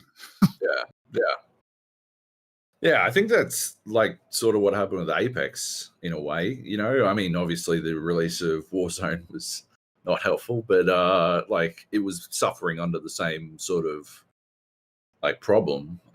One day someone's going to come along and like shit. The vigilance, I think, that our game ops and that our admins had at Game Arena was a huge part of why people loved and trusted Game Arena. Like that was such a big part of it, was that people were like, oh yeah, the people with Telstra are like, oh yeah, I get unmetered downloads. But the reason we were the most popular servers, even for people without fucking Telstra, was because the servers were fucking on point. Like if you notice a fucking cheater in Battlefield 2, they were fucking banned inside of half an hour type shit. Like that's awesome. Yeah, it was fucking sick. Game ops at Game Arena fucking, they were cunts, but they also ruled. They were awesome. Yeah. They just like that sort of community building doesn't happen anymore. Like it's too much fire and forget shit. Because we got rid of dedicated servers and exactly that sort of thing. Unless it's a situation where you've got like Battlefield and they're doing server rentals and but no one's doing that anymore. But even they fucked that. They brought it in too late. And that's now, if you wanted to play Battlefield, and I haven't played in a while again, but last time I went to play, the more populated servers were the clan ones because they tended to have active admin. You get a cheater, you'd accept it for 5 minutes if you knew they were getting kicked. And that's what would happen, as opposed to like, well, this match is over. Let's shift servers. And when enough people did that, the cheater just shifted servers anyway. And you're basically going, when are they going to get fucking bored of this? Because that's what I'm waiting for, or you're just not playing their game. Yeah, exactly. The only problem with the clan servers was the admins who'd ban you because you killed them too much. Yeah, or you talk back because they're being dictator fuckwits. That salty bitch who banned me for wiping him out of the sky with the AA. He's like, fuck whoever's on the AA. I'm like, the fucking friendly skies are closed, bitch. Well, that's whenever a Battlefield game introduced something that let you just easily take out pilots. Like, remember Battlefield 1 where I'm like, no, come back in. And we had, what was that gun? A 20-round gun with the phosphorus rounds. Fucking hilarious. And we go full squad, and they come in for their bombing run knowing like, yeah, I'll take 10 damage and I'll get 20 kills, and it'll just be wiped from the sky. And then they're going, oh, fuck you, fucking lamers. You're like, me? I'm a lamer? I'm fucking infantry, bitch. Oh, it was so good. And the Battlefield, what was it, the Fliegerfaust or something? Yeah. Before they nerfed it. Oh my god, the happy days. Even after they nerfed it, it was a bit more of a skill shot, but it's still fucking wrecked planes. You comboed it with someone. Yeah, and you'd see the plane would like maybe not die, but it would spend like 2 minutes not coming back in because it's like, oh, I'm scared now. yeah, and it stopped the spawn diving, which we're supposed to accept. Oh yeah, they're just going to bomb us at spawn, and you just hope that you're not in the group that gets bombed. That's fucking bad design. There needs to be a counter to that to stop it. Or that, or you make the plane spawn like 2 minutes later after the match is going, which is kind of shit anyway. So yeah, that's a good solution. They're like, we can't get them when they're coming out of their spawn. Yeah. How is that a problem? So good. So good. Good times. All right. Should we move on? Cyberpunk.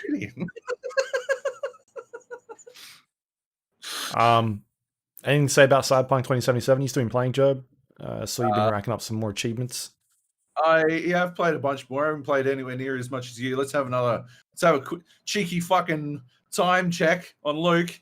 Mine's inaccurate. Time check on Luke, please and thank you. It just cranked up again when I clicked into it. Joby, he's been playing it while we're talking. The leaderboards. Yeah. Oh, these fucking guys. 5 hours and 30 minutes. Joby, 28 hours and 36 minutes. Luke, 76 hours and 36 minutes. Luke Fallout 76 hours. Yeah, he did it for the gag. Perfect. That's it. You got to stop playing now, buddy. You're done. Yeah. Just let it go. Turn it off. Never going in again. I have been playing it a bit more. I finally found Pan Am, which is this is the side quest ever that Luke's like, oh yeah, this is it. This is the good shit. This is like, you got to find Pan Am. She does all the good shit. Everything she does is amazing. And I'm like, find Pan Am, and she's like, oh yeah, come help me sit in this car for a drive out to the desert. And I'm like, all right, if she doesn't execute me at the end of this shit, I am gonna fucking pop off. She did not execute me. She took me out to some fucking pikey camp in the middle of the fucking desert. Right? Like that. And I fucking hate pikeys. So obviously. we go out of the fucking pikey camp, and she's like, talks to some dudes, are like, oh yeah, you better get out of here. And then we drove off to get her car. I'm like, yeah, this is it. This is the bloody Baron of Cyberpunk. We finally found the top-notch shit in Cyberpunk. This is it. Oh man. Anyway, I'm not seeing it, Luke. Yeah. So I continue to play. Hey, where does food go when you pick it up? Consumables. I swear to God, I'm never able to see it. Yeah. If you go to consumables, there is like a shitload in there. It's like all the coffees and all the food you've picked up. And every single one has like a different, it doesn't have any weight, which is good. But it's all got like little intricate stats of like, gives you 50% extra stamina and 10% health. And like, they're all, there's tons in there. So you can use them during like the, those fist fight battles that you do. So if you want to get more stamina, do more damage, you like pop a couple of them and it lasts for 400 What are you saying? You can seconds. Chuck a baseball bat on the ground and beat cunts to death with it? There's a slight workaround where you can get a blunt item, put it on the floor before you start the fight, or maybe even do it during the fight, and basically you pick it up once you start the fist fight, and you can use it as your main weapon, as long as it's a blunt item and it won't kill them. But also that depends on how much damage it does, because sometimes if you're using like those gorilla arms, they'll do more damage anyway. It just depends on how far the game you're on, how much you've leveled it up. Like you've got to have a legendary blunt item to do a lot of damage, basically. Yeah. I got my crafting all the way up to 20 because I basically just sat there upgrading. I haven't been crafting a lot of shit. I've crafted a bunch because I've got crafting at 20, but I haven't been crafting lots. I just upgrade all my stuff constantly. Whenever I've got the materials to do it, I upgrade stuff. And so my sword is doing like fucking 2k fucking DPS or some shit. Like, yeah, there's literally no reason for me to use anything other than the sword. Like, I've got like this smart sniper rifle that does about 1200, which is huge, but like not huge. My pistol does 46k. All right, well, for a headshot. Like heads are dead. They're blown up when I'm finished with them. This smart thing, like it takes like fucking 16 hours to fucking reload, and I got like fucking mouse. Like I don't understand the smart weapon concept in Cyberpunk. I just don't think they've executed it very well. I think the idea is, fucking Fifth Element, the fucking Zorg's super weapon, right? That sort of does whatever, auto finding weapons or whatever. But in reality, you wind up fucking having a fucking mouse over these cunts anyway. So like, what's the point? It's not like it's like a B gun. Cyberpunk. It's supposed to be like, I should be able to fucking look at a motherfucker and just shoot, right? I shouldn't have to like aim at all. That's not how that's supposed to work. The aiming is supposed to. What's the point of my fucking hand implant if I have to fucking like aim ADS to fucking find a target and shit. It's just dumb. Like I should just wherever I fucking look, that'd be smart. That'd be some smart shit. That's what Zorg's weapon did. You know, it's the replay function. Yeah, that's it. Yeah, like fucking come on. Yeah, it's just so many things in this game are the lamest version of some cool tech. And I just it drives me bananas. I hate it. Yeah. I hate that. I don't hate the game. I'm still playing the game. I'm like, you know, I vary in level in like degrees of enjoyment with the game. I'm like, yeah, I'm having a good time at this point. Like I did all those Delamain missions, and some of them were clever. Although, again, they never went far enough, right? These are like they're like 2 or 3 minute little snippets. Yeah, like almost like the blue dots in Valhalla or some shit, but with a central theme, right? But these are corrupted AIs, and they're like rejecting, like sort of like fighting against the system that sort of drags them like and keeps them down, which has some very, you know, cyberpunk tones to it, and also is a really interesting concept for an AI that has splintered off. Like this idea of an AI that is not at peace within itself, but you solve it. Like you can, like, there's no chance that you don't solve any of these fucking issues, right? Like you just have to talk. There's no like fail state for any of these things. I guess you could die to one of the cars, but the ones that just want to talk, you just fucking talk to them until they fucking go back. And I just like that's so fucking tedious. There wouldn't be any fucking, there'd be no repercussions if you failed. Like there's one car that threatens to commit suicide, right? Which is an interesting concept in and of itself because it's a car. But I'm like, yeah, fair enough, right? Like it believes it's alive, and it believes it wants to end that life. But all you have to do to solve it is just keep pressing F. Yeah. Just keep pressing F to hammer through the fucking dialogue, and you will eventually undo its feelings of like suicidal tendencies so that it just returns to its father. And it's like, you could have done something real fucking interesting here. You could have done something very fucking interesting, and instead you went with the most tedious, the dullest fucking version of this fucking storyline instead. And yeah, even Delamain, maybe Delamain has plays a bigger part in the story later on. I don't know, after that mission.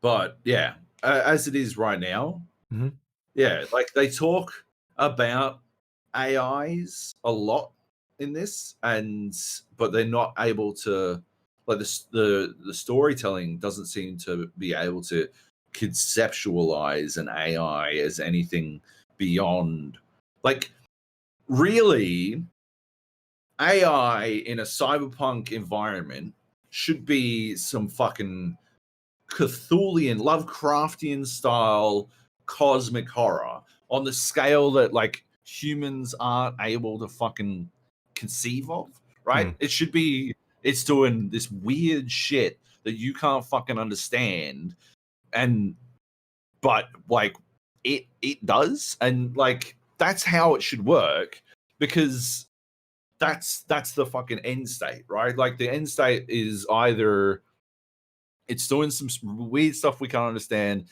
with a purpose that like is locked in because it's an AI, or yeah, it goes fucking Skynet on us, which again is actually technically Lovecraftian cosmic horror, in the sense that we can't understand Skynet's motivations because we have, you know, a desperate need to continue to live. But outside of that, Skynet has a fucking purpose, understands its own purpose, and it's so beyond our scope for reasoning that all we can do is fight back for our, you know, basic survival.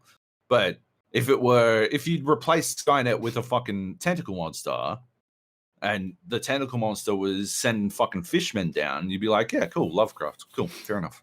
People would understand second in a heartbeat. Have you you talked about Delamain? Are there any other AI that you've run into yet or found? The one in the main story, I guess. Okay. Yeah. That's what I was wondering. Right.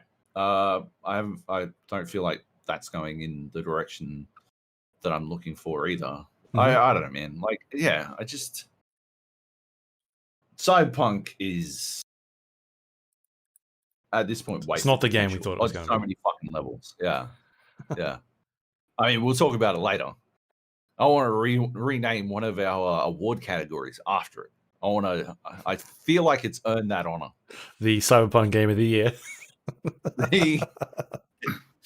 In a way, certainly. But yeah.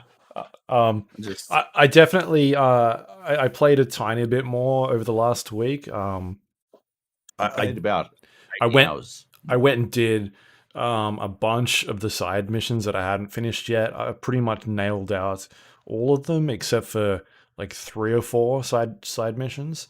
And then I started you can't go back once you do this. And so I started that part. And now what I'm interested to see is even when I do finish it, go and exploring the different branches that the game sort of unfolds when you go down some of these paths, because it is doing that. The whole you're obviously making choices throughout the game. It's an RPG, and there's that's something we talked about last week. Like, it'd be interesting to talk about the decisions we all made and how that unfolded. And now that I'm at the end game of Cyberpunk, I'm very curious, like, once I do finish it, how can it unfold if I decided to make this choice? Because it's doing some wild, like, different things. Like, it's going, like, you're making choices where, like, am I getting completely different levels if I made this other choice type thing? That's where I feel like it's going at this point, and it keeps branching off. So I really want to see, like, how different someone's ending could be to someone else who's made a completely different choice, or if it's going to be the Mass Effect thing where it's like we're branching, and then all of a sudden you get the same ending. It's blue. You're like, oh, okay, fair enough. Because it has given me choices to make, or giving me things that I've done in the past to be like, hey, you can do this now because you did this thing, and I'm like, oh, okay, cool. And so now I'm going down this direction, and it seems like there's some big choices in there. So yeah, I'd be curious to see exactly if it's just an illusion or if it is actually fundamentally going to be a different ending for me compared to somebody else that plays it like you. Or I'll be interested. Like I said, I will continue to play through it until the end, but yeah, I find my sessions with it are getting shorter and shorter before I find I come across something that is just like, why is it like this? Why is fast travel so fucking all over the place and stuff like that? Just these little quality of life things that they never added for reasons I can't fucking fathom. Like, I understand the fast travel system was supposed to be tied to like a public transport system that they never fucking implemented. And so instead now just let me fucking ping over to any fucking blue dot on the map. I don't mind being bound to a blue dot. I don't want to be able to fucking teleport anywhere, right? Well, I don't have to be able to teleport anywhere. I just don't want to have to go find a fucking blue dot so that I can teleport to another fucking blue dot. I just hate that fucking shit. Just let me warp straight there. But yeah. Cheat engine. Sounds like that's what you need. Go straight to cheat engine. Just teleport everywhere from there on. I mean, it's not going to impact the AI. What fucking AI there is? Yeah. Yeah. I didn't run into, like, I felt like that day or 2 days where I was playing and the game was like melting while I was playing it, because up until like the 25-hour mark, I hadn't had any gameplay issues at all. It was purely just weird. Hey, I'm standing naked in my car, and you're like, all right, fair enough. The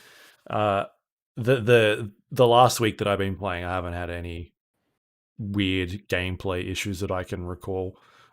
Still a couple of hitchy technical glitches, like graphical things, but otherwise, I think they've rolled out like 2 more patches since we last recorded, like Thursday last week. So they're getting they're there. up to 05 or something now, I think. Yeah, 1.05. Do we want to talk about what's happened in terms of refunds and all that stuff since we recorded like 3 days ago, 4 days ago? So they basically came out and said like we're going to be offering refunds for this game. This was CD Projekt on their social media page, and then it sort of came out like a bunch of people talking about trying to get refunds for certain consoles, specifically Sony, and not being able to at that point, and because they've got a very adamant, like, especially in the US, where once you buy something digitally, like you can't return it. It's not like in Australia where you can return something like that. We have pretty good customer purchasing laws and things like that. And so, yeah, they offered people refunds without maybe talking to the big people involved behind it. So your Sonys and your Microsofts. And so this whole thing started where it was like, all right, what do we do now? Where are we at? And then a couple of days later, Sony basically came out and said, all right, yep, we're offering refunds now for people that purchase their games digitally. We're also removing the game from the store as a result, because our policy is if you buy it, then it's a game that you can't refund digitally. Whereas Microsoft's policy was a little bit different. They allow refunds in their store, but following suit, I guess Xbox did something similar and said we're also offering refunds. Did they remove it from the store as well? I think they did, right? Xbox? No, it's still up. They've still got it up at this stage. Yeah. Okay. I'm 90% sure. I didn't see it get taken down. I thought I saw that they were specifically not going to take it down. They said they weren't going to take it down. Right. I think it's just got to work with the way their infrastructure works. It's different to PlayStation. Anyway, since that's happened, so we've got now refunds for Xbox, for Sony. I saw some stuff going around today that GameStop in the US is now allowing refunds for physical copies of the games. It's a mess. They Best said Buy. there were when their emails, like leaked emails going around that they weren't allowing refunds and shit. Like that's like dog shit. Best Buy has started over here as well. I've seen pictures of like inside of stores where they've taken it off the shelves and have notices being like, you need to speak to a store clerk if you want to buy this game, because then they would tell you like, hey, this game's fucking broken. It's, you can't return it if you buy it, type thing. It's a massive mess. They've taken it, basically saying, I guess it was like the 4 or 5 heads of CD Projekt putting their name at the bottom of that thing, saying this isn't the developer's fault. This is our decision to release it. There was no pressure from stakeholders or from Sony or Microsoft or anything like that. This was our decision, because we were speculating last week, I think, like, why did this game come out at all? Like at this stage, it's a bit strange. It shouldn't have. But we got asked last 6 months. Sorry. At least. Yeah, 6 months. at least. Probably a year. Yeah. probably. We were asked last week which had the worst launch.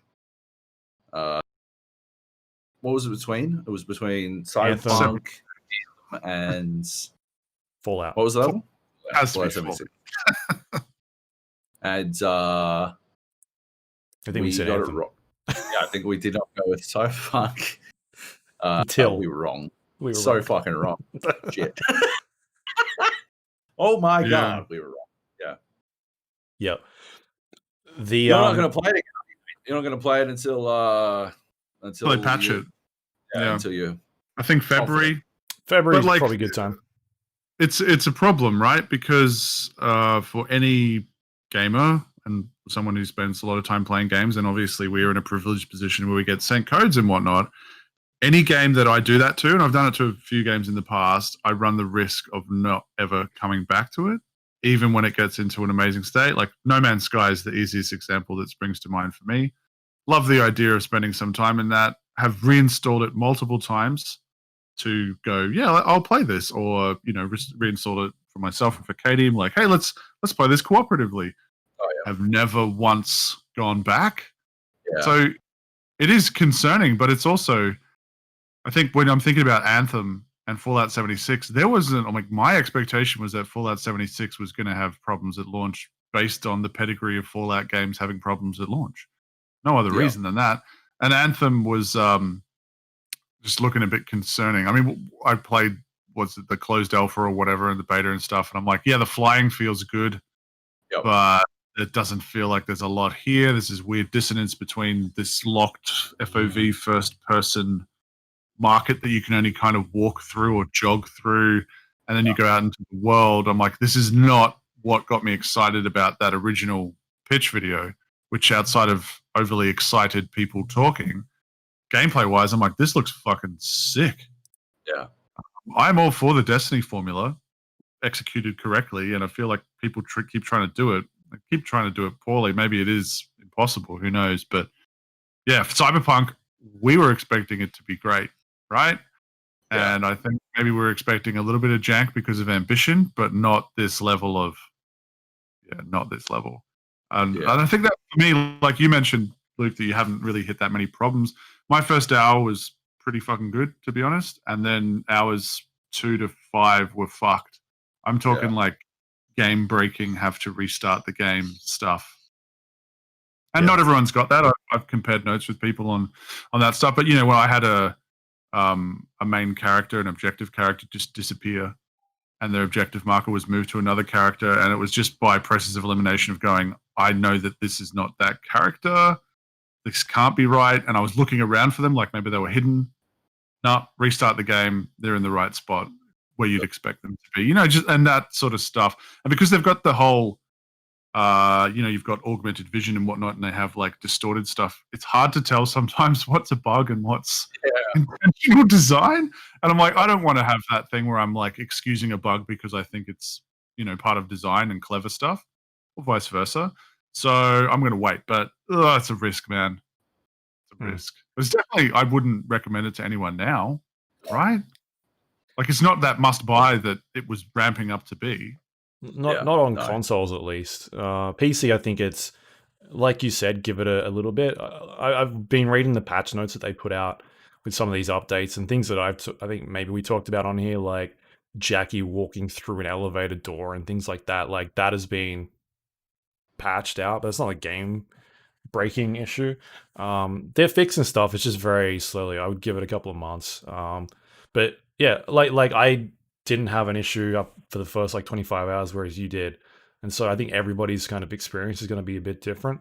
And if you're the type of person that can deal with that sort of stuff, then obviously check it out. But if you want to play a game that's definitely a bit more polished, then I'd wait. Give it a couple of months for sure. Oh yeah. Well, they want to add multiplayer to this thing still, right? They haven't announced that that's cancelled. We talked about that. That's going to be delayed for sure. No, it's absolutely going to be delayed, but I'm saying like they will want to, like No Man's Sky, right? They're going to want to they have incentive to get this to a place where they're doing the redemption story, right? Yeah, they have to. Where look what we've turned around and we've added AI, right? We've added AI to people, the NPCs, woo! So stuff like that. Once they get that right, and then they launch multiplayer after that. I'm a sucker for a redemption story. I love the No Man's Sky success story. Yeah, I think that sort of stuff is awesome, and it's great to see. Siege is obviously the one we go to the most often. That you can launch a game that has potential, even if that potential is only in the pitch, and then you can weather the storm of fucking it up if you've got enough people interested at launch, and then you can survive. Like, they've already made their money back, right? Yeah. So now they're just really brand control. Like, that would be the thing I'm most worried about at CD Projekt Red, more than anything, is they're going to be haunted by this for the next 10 years. Is it going to be another Cyberpunk? right? Yeah.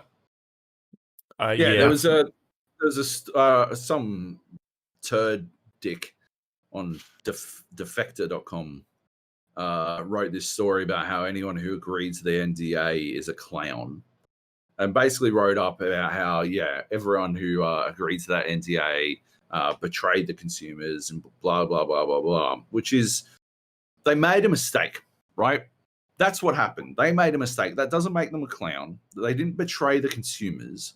All that happened is they put their trust in CDPR, who specifically and deliberately betrayed that trust. That's what fucking happened. CDPR went out with the intention of tricking people. Mm-hmm. That's what happened, right? You can't put that on the fucking reviewers. That's fucking high. That's insane. Yeah. It's Homefront all over again, right? A game that they previewed very selectively for the best parts of it, that played really well, that painted the picture of this awesome game. And there was, I did the review for Oz Gamers, I think, many moons ago. And the most common comments were, how did this game preview so well when it's reviewed so poorly? Yeah. Yeah. And you know what? From an outsider's perspective, that's a fucking fair question. But the reality is because they knew that they had a problematic, at best, at worst, they had a fucking turd that had enough to make a trailer. You know how it's easy to cut together a trailer for basically any movie that makes the movie look either hilarious, if you want it to be hilarious, or dramatic, or fucking action-packed, or it has a character who's in it for like 2 minutes and they feature heavily in the character. Yeah, and then they're not there anymore, right? So... yeah, it's very easy to do that in previews as well. Yes, the chunks are a bit longer, but they're very selective. And yes, they want to put their best foot forward. But Cyberpunk did the same thing.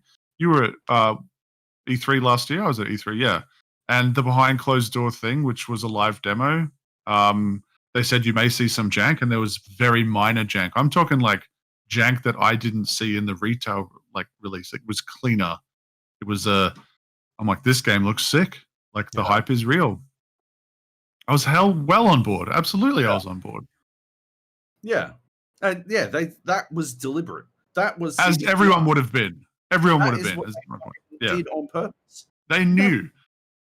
Yes, reviewers made a mistake by agreeing to not show video or screenshots. 100%. There's no question there. But that mistake doesn't fucking make them clowns, right? One mistake doesn't make you a clown. That's otherwise I'd be like the fuckhole who wrote that article is a clown, but I'm not. He's a fuckrole, but he's not a clown. He made a mistake, and I'm sure he can come back from it, from being a fuckhole. But until then, he remains a fuckhole. Yeah, it's on CD Projekt Red, right? It reminds me of Last of Us, which is what we did have a podcast earlier this year. It says I started a call that lasted 3 hours. Sounds like a short one. Last of Us Part 2, right? The NDA that stopped you from talking about half of the fucking game, which might be very important to your criticisms. Yeah, exactly. And as it turns out, was certainly for me and other people. But so that would be a night. I was relieved that I didn't get early access or had to review that. I think I would have had to say no, right? But you wouldn't have known until you'd sign it to play the game, right? Like you would have been like, yeah, I got access and played it. Yeah. I can't write this review now in good conscience. What the fuck do you do then? So it's these publishers more and more pushing, or self-publishers, I guess, in this instance, for Cyberpunk, pushing, and they knew. They fucking knew, right? They knew. And they selected their outlets, the ones they had to do, and the ones that probably, in terms of YouTube stuff, were offering favorable things. It came out that they were only allowed to show B-roll footage if they wanted to adhere to the embargo. And that's because they know, right? There's a difference between that and saying, please add a disclaimer, or we would appreciate if you didn't put in bugs. But if you know your game is but bugs specifically, right? You don't want someone's video dedicated to a shit show of bugs unless the game is a shit show of bugs. I mean, Serious Sam 4 was that for me. Even after they patched it, I went back and had a look at stuff, and I was like, this is still not ready for launch. Okay, I didn't have bugs, and it still wasn't I don't know how they fucking launched it like they did. Fucking 6 kilometers of empty fucking space, followed by 400 fucking enemies all at once, and then another 6 kilometers of empty space. I don't understand how that's not what they set out to make, is it? Like, surely. Well, it doesn't matter because it's got a very positive rating on Steam, right? And that's the reality that we're in now. Is games like Death Stranding, Last of Us, any of these games where you're like, surely my personal subjective feelings aside, objectively there are problems here, and it's like, no, fans say it's amazing. You're an idiot. You're like, okay, cool. I mean, I'm just really ultimately here to try to use tell my you about experience Star Wars Squadrons. Let me tell you about Star Wars Squadrons. Are we talking about Star Wars Squadrons? I'd love to talk about Star Wars Squadrons. Oh, we're going to Later. talk about it later. Yeah. But it's just woeful. And the way that it's turned into, oh yeah, why did reviewers lie to us or whatever? Like 100%, I do not agree with any 10 that this game got, and I don't understand how it got 10s. And I've read the reviews, and I don't see how they arrived at a conclusion. But like, they're not alone. That's the thing. I have spoken to a lot of people who fucking love Cyberpunk, love it. I'm like, all right. I'm not out to shit on your fucking parade here, right? Go like listen to my podcast for that, but like, I don't agree. But you can love it. Like Last of Us Part 2, I am actually very comfortable with people loving that game if they connected with everything they should have connected to. Then that game, I could totally understand why you 10 that game or whatever. Death Stranding I struggle with because of... But more to your point of like the reviews that gave it 10s were still identifying the things that the reviews that gave it more, I guess, realistic scores. We're identifying the same problems, and they're like, yep, that's a massive problem, but 10. And yes, we've argued about this in the past, Joby, and I'm more aligned with your viewpoint that, 10 is obviously not perfection, although I probably was a bit closer to it being closer to perfect. But these days I'm more like, no, it doesn't have to be. But yeah, I don't think this game is a 10. Cyberpunk on any platform. And I think I was playing version 1.04 and reviewers were playing pre-patched versions of the game. And how bad was it then? Like, it was a month ago at this stage. Yeah, exactly. Yeah. The other thing is that like we've got this weird wave of people like attaching themselves, like wanting to die on the hill of when that like GameSpot review came out from who wrote that one? Callie, wasn't it? Callie, yeah.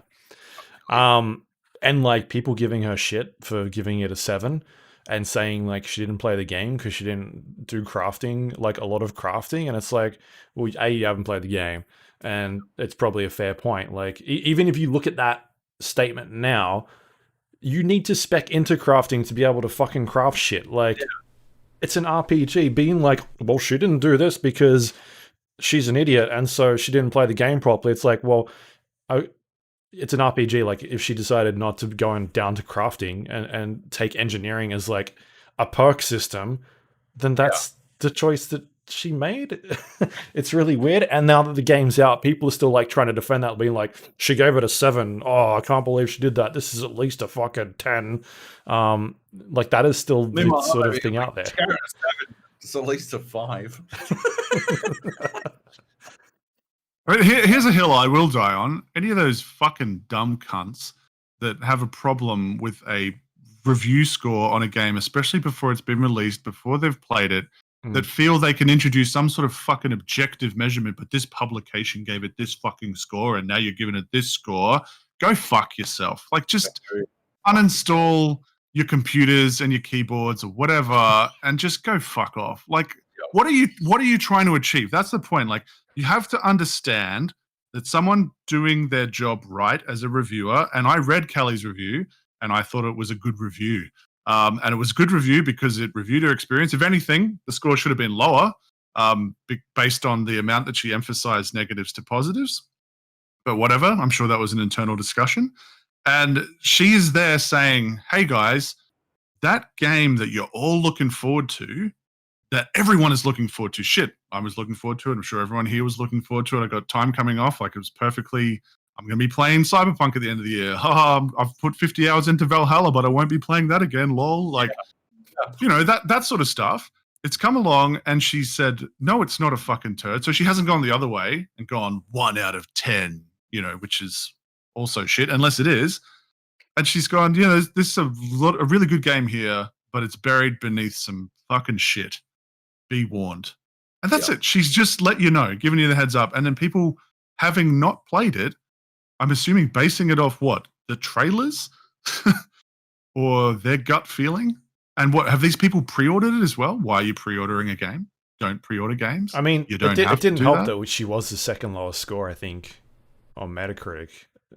You know, her being a female reviewer, right? Like there was people lower than her. Yeah, of course. Of course. I think Jeff Grubb was like lower, right? And still she copped all the shit. I think that the problem isn't that like she gave it a low score. It was that she gave it a low score and was lower than most other people.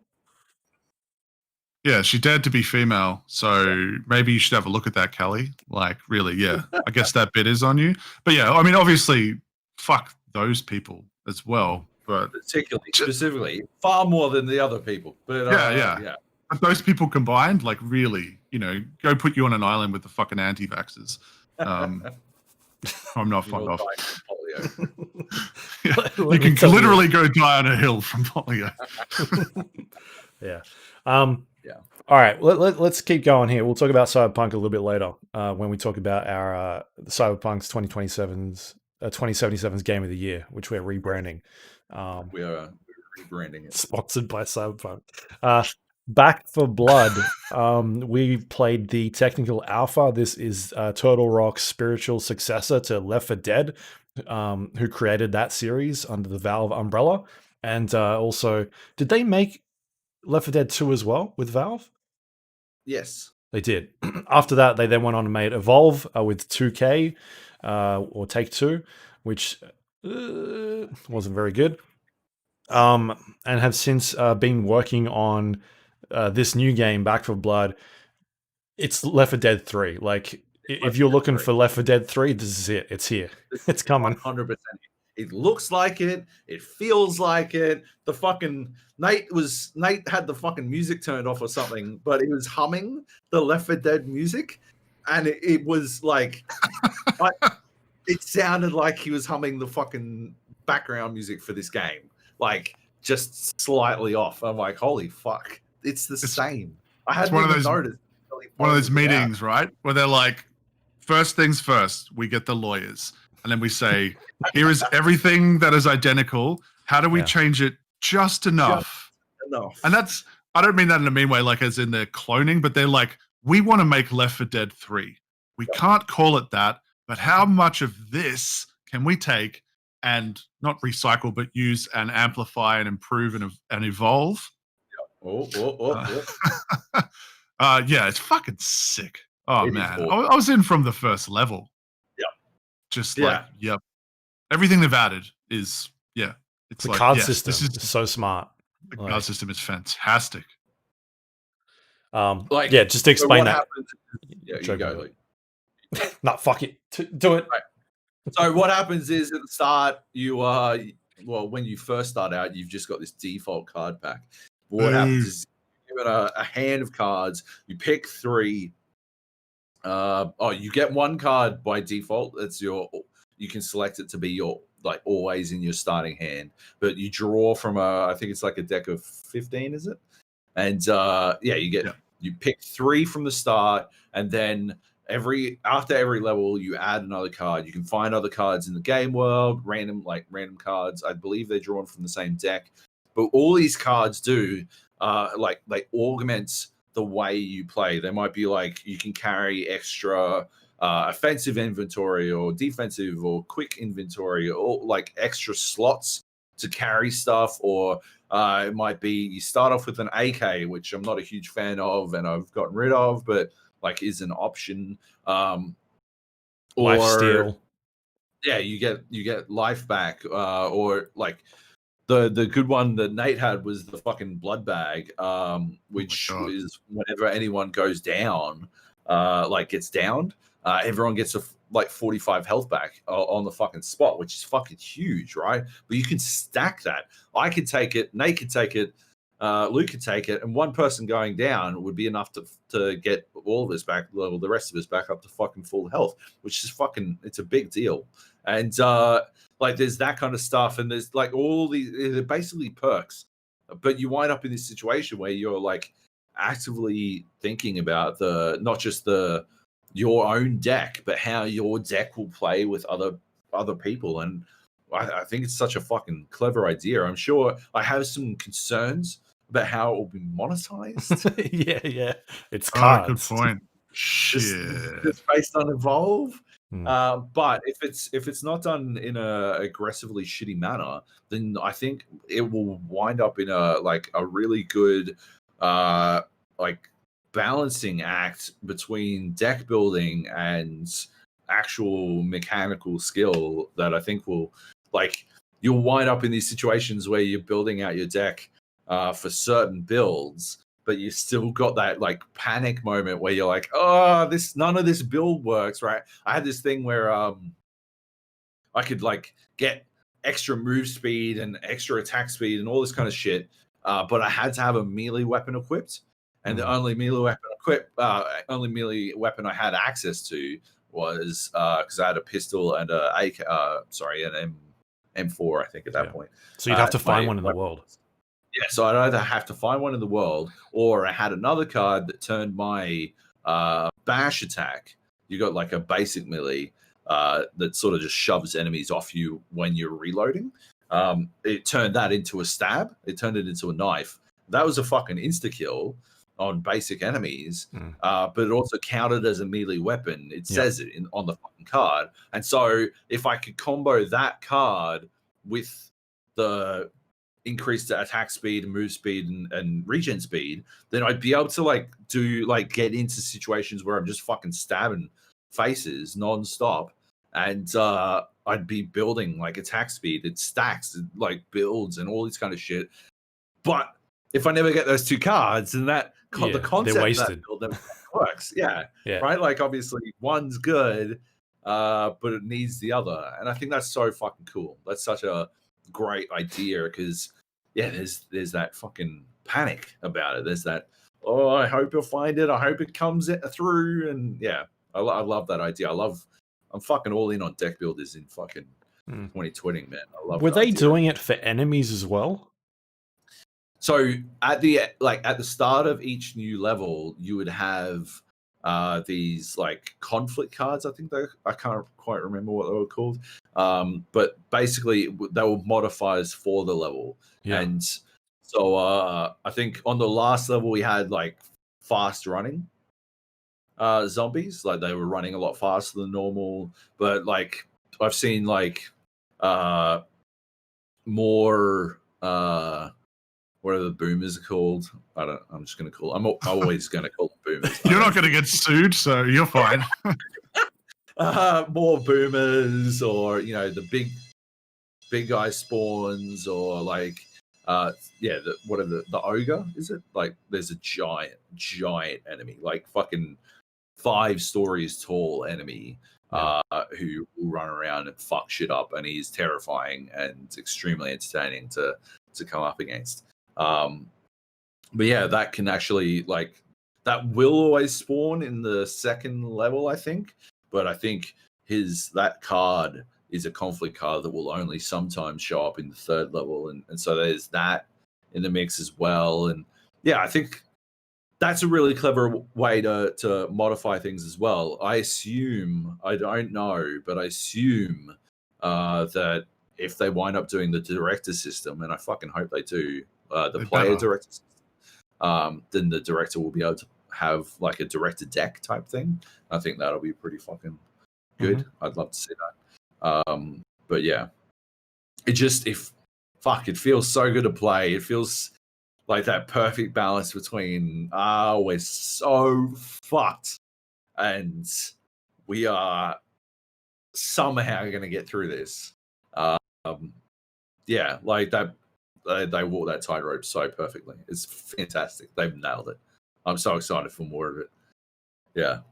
The And conflict card that we got that was awesome was, I think you commented on it, Luke. The you can only do damage to the medium to large enemies if you hit their weak spots. spot. Oh yeah. So you're adding like panic fire when you're being swarmed with precision, and it's just such like that idea makes perfect sense. And so you're all calling it out like, oh, it's coming at me. Like, yeah, you got to shoot here. It was good. Armsy, Really good. Armsy's a tough one. Armsy. Yeah.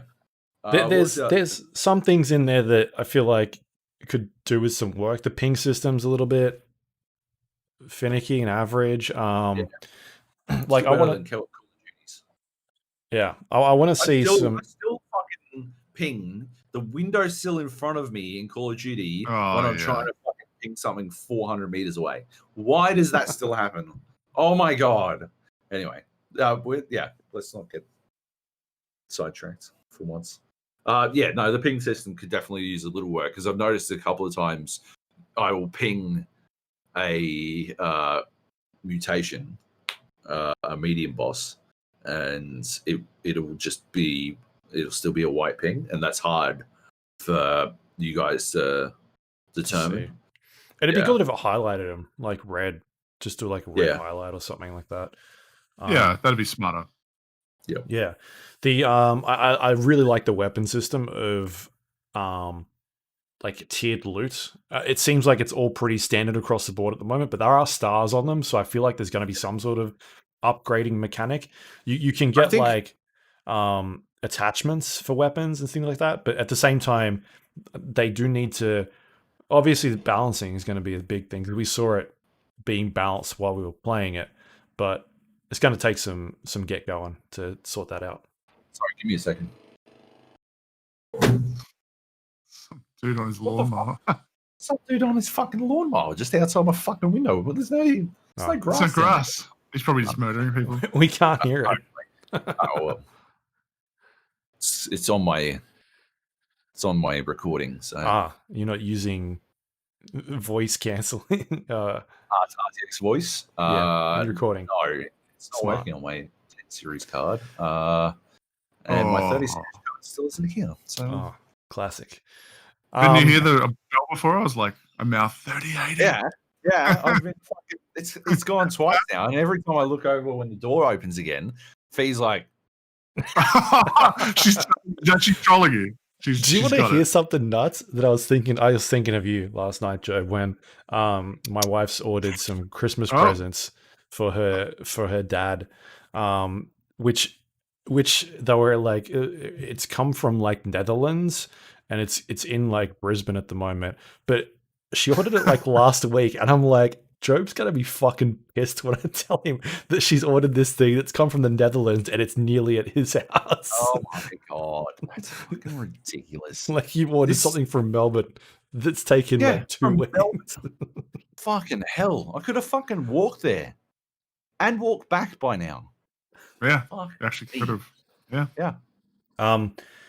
I guess the next thing I'm really very interested, like multiplayer for Back 4 Blood, because I really enjoyed multiplayer in Left 4 Dead, because that's the whole component of now you're not only doing PvE, but you're doing somebody or a team of people are going up against you as these like super infected zombies, and they get to choose like where they're spawning and that sort of thing. That seems really cool. Like I always enjoyed playing multiplayer Left 4 Dead. It was fun. Well, there's so much modifiers, right? Yeah, they have a deck. Right. So good. Yeah, the deck. Yeah, there's so much potential in that. And there's so many mind games going on in the versus mode version of Left 4 Dead. I fucking love that shit. I'm very keen for them to add that to Back 4 Blood. Yeah, They're doing it, right?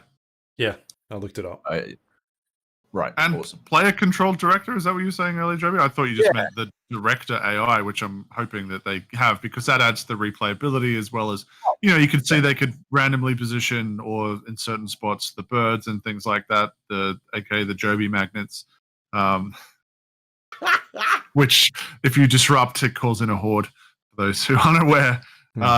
Yeah, like that sort of stuff. Like it can obviously be the same level, but if there's certain doors that are open or closed, I think we had that, didn't we? Luke noticed some randomization between one door was closed one match, and then it was suddenly you could open it, which is cool. Anything that just mixes it up a little bit will add to the replayability. I mean, I played the shit out of it in co-op, and then competitive was like, first game, one of my buddies was like, "Yeah, have you played competitive?" I'm like, "Yeah, right, sure." What? He's like, "Yeah, man, you get to control like the smoker and stuff." I'm like, "What?" And you play with absolute scrubs, but you could still find success as a solo, infected player. Which I hope that they can nail that balance as well. Of course, if you play with one other person at least, and you coordinate, like I'm gonna drop down as a boomer, and then you go as a hunter or stuff like that was always so satisfying. Well, the other thing that was awesome about versus mode, Left 4 Dead, was when you played it the way I think you should play the killer in Dead by Daylight, where you don't you don't sweat them to death in the from the fucking get go. You fucking just hit and run constantly, and you fuck them up hard, and then you let off the gas a bit. And then, so that you can see the play style change as they get further in, and they get more desperate and more terrified. And yeah, you let them get all the way to the fucking end, and then you fuck them. And you fucking wipe them. No, yeah, that's awesome. It's fucking amazing. I'm so pumped for this game, man. It's out June, right? Next year. Yeah, and there's a beta. At this stage. Yeah. Beta coming, was it March? Is it open? Oh, I think it's closed at first and then open. We get access, don't we? Because we were in the alpha. Mm-hmm. Thanks, Luke. Thanks, Luke. But yeah, I think that's a couple of steps to go before we get everyone in. I'm keen for as many people to play it as possible. I reckon it's gonna be awesome with a 4-stack. So weird that the alpha would come with 2 extra keys instead of 3. That is fucking odd, man. For a 4-player game. Ugh.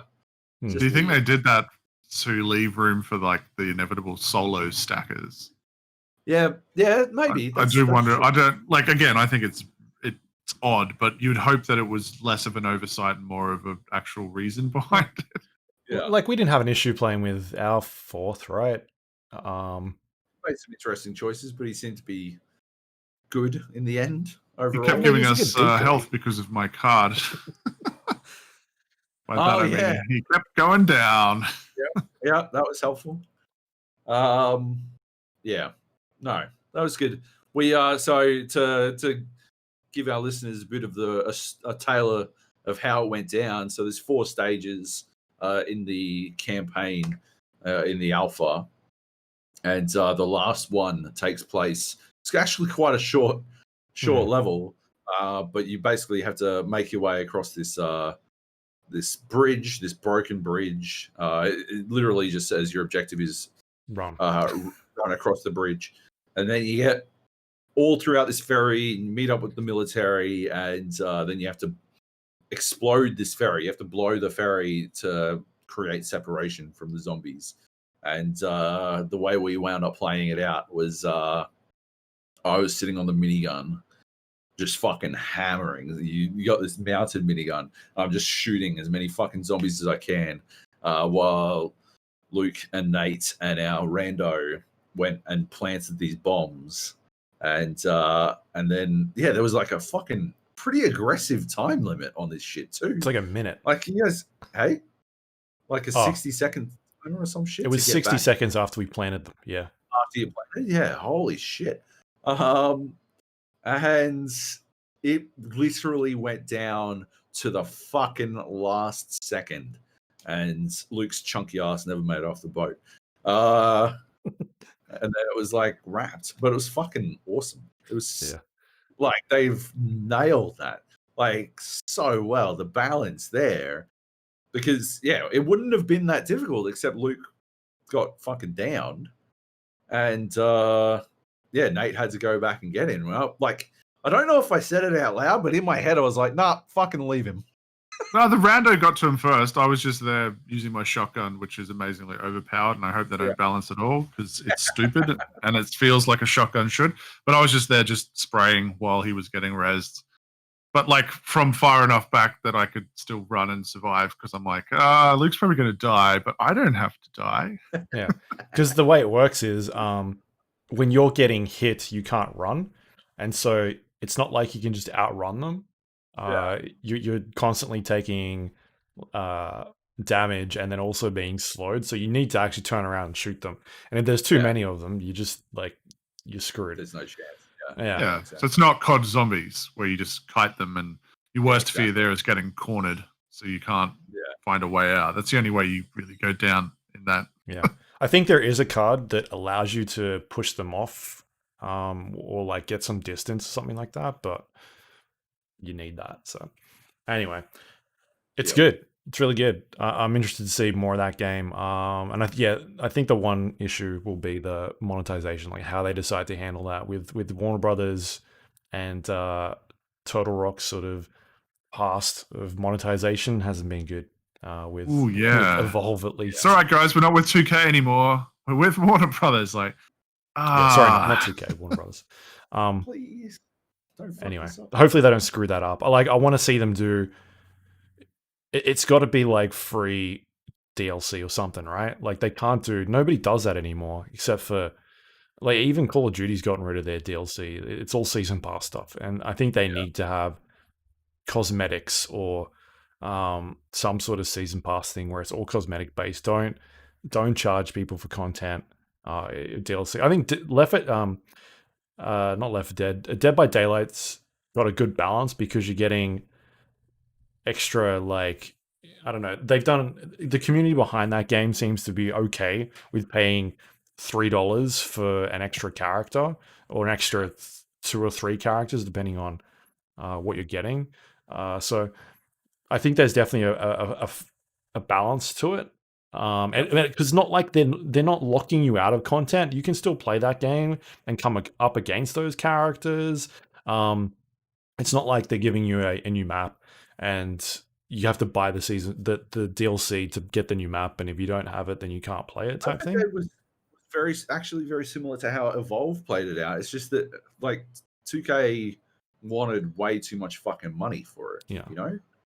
And they didn't have enough content from the get-go to make it feel worth it, you know? Dead by Daylight had, what, 5? Trapper, 5. Hillbilly, Wraith.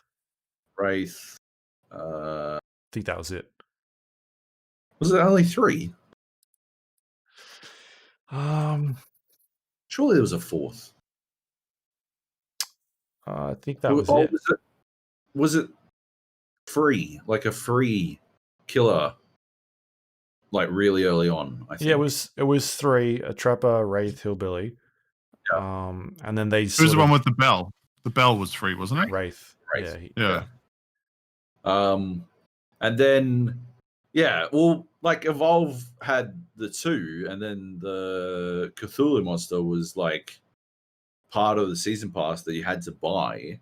And that was a big part, and the season pass was fucking expensive shit. And that was a big part of why people revolted against Evolve. If they, as long as it's done correctly, this game is going to fucking slay. They're going to fucking murder. Just do cosmetic crossover stuff, right? Like it's worked for Dead by Daylight. Why not? Why wouldn't you get some? I mean, if it's possible, of course. But like Simon Pegg, you know, in Left 4 Dead Shaun of the Dead. So he's doing voiceover. He doesn't have to do a shit ton of lines. You know, he's just there, and you can see him, and that's fucking cool. And Nick Frost, and they've got the bands going between them. Like, I would fucking pay money for that. Definitely. So any of those tentpole zombie movies, you know, and then there's the opportunity for new stuff that's coming out. Doesn't Zack Snyder have some zombie movie coming out on? Yeah, he does. Netflix is apparently going to be awesome. Yeah. Really? So, but like they did that with Gears. I mean, latest Terminator. Well, it wasn't so good, but like they had like Sarah Connor and stuff like that, and like fuck yeah, I want to play with Sarah Connor and I want to play with T800, right? Yeah, right. Yeah. Like that sort of stuff tracks. People want to pay for that, and cosmetics makes money, and it doesn't get in the way of balancing if you've got your versus stuff. Because if you have to pay for cards, even if it's random card decks, there's an ish factor. Yeah. Don't make me pay for cards. Don't Whatever do it. Remember Halo did it? Halo did it, and I shit on it. Yep. And it deserved to be shat on for it because it was stupid. Yeah. 100%. All right. That's all the games. Intro done. Okay, to kick things off for our Game of the Year deliberations, we might we generally like to look back at the year that has been, the shit show of 2020 as it has become. But we're going to rattle off this list here, look at some of the highlights, some of the lowlights of what's gone down, and we'll kind of just give our brief thoughts about it. And we'll go from there. We'll do some looking back on 2020. Kick things off, start of the year. He said brief, Joby. Brief. Yeah. Oh, okay. Right? Fair enough. Let's do it. We got this. We're going to blast through this in 10 minutes. Easy. Challenge accepted. Yes, I agree. Yeah. January kicked off with a bunch of releases getting delayed. Cyberpunk 2077, Marvel's Avengers, Final Fantasy VII Remake, Dying Light 2, and Iron Man VR. Out of all of those games, Dying Light 2 was the one that didn't come out. It didn't have a new release date at that stage, but all those other games did eventually come out. It was quite a way to kick off the start of the year with all these things being delayed. They're all shit. Oh, I'm not biting. Dying Light 2 doesn't have a release date still, right? Like it's still indefinitely delayed. I believe so, yeah, because the creative director got fired for Chris Avalon. Sexual harassment, I believe. I think he was just like a consultant, wasn't he? Who? Was it Chris Avalon? Oh, I don't know. I think he wrote the story, the one that got fired from memory. The more concerning is that developer is the one responsible for Hellraid as well, right? And that game never fucking came out. And it looked promising. I'm pretty sure. Did I play it? No, it was close to being playable. They had E3 demos and stuff.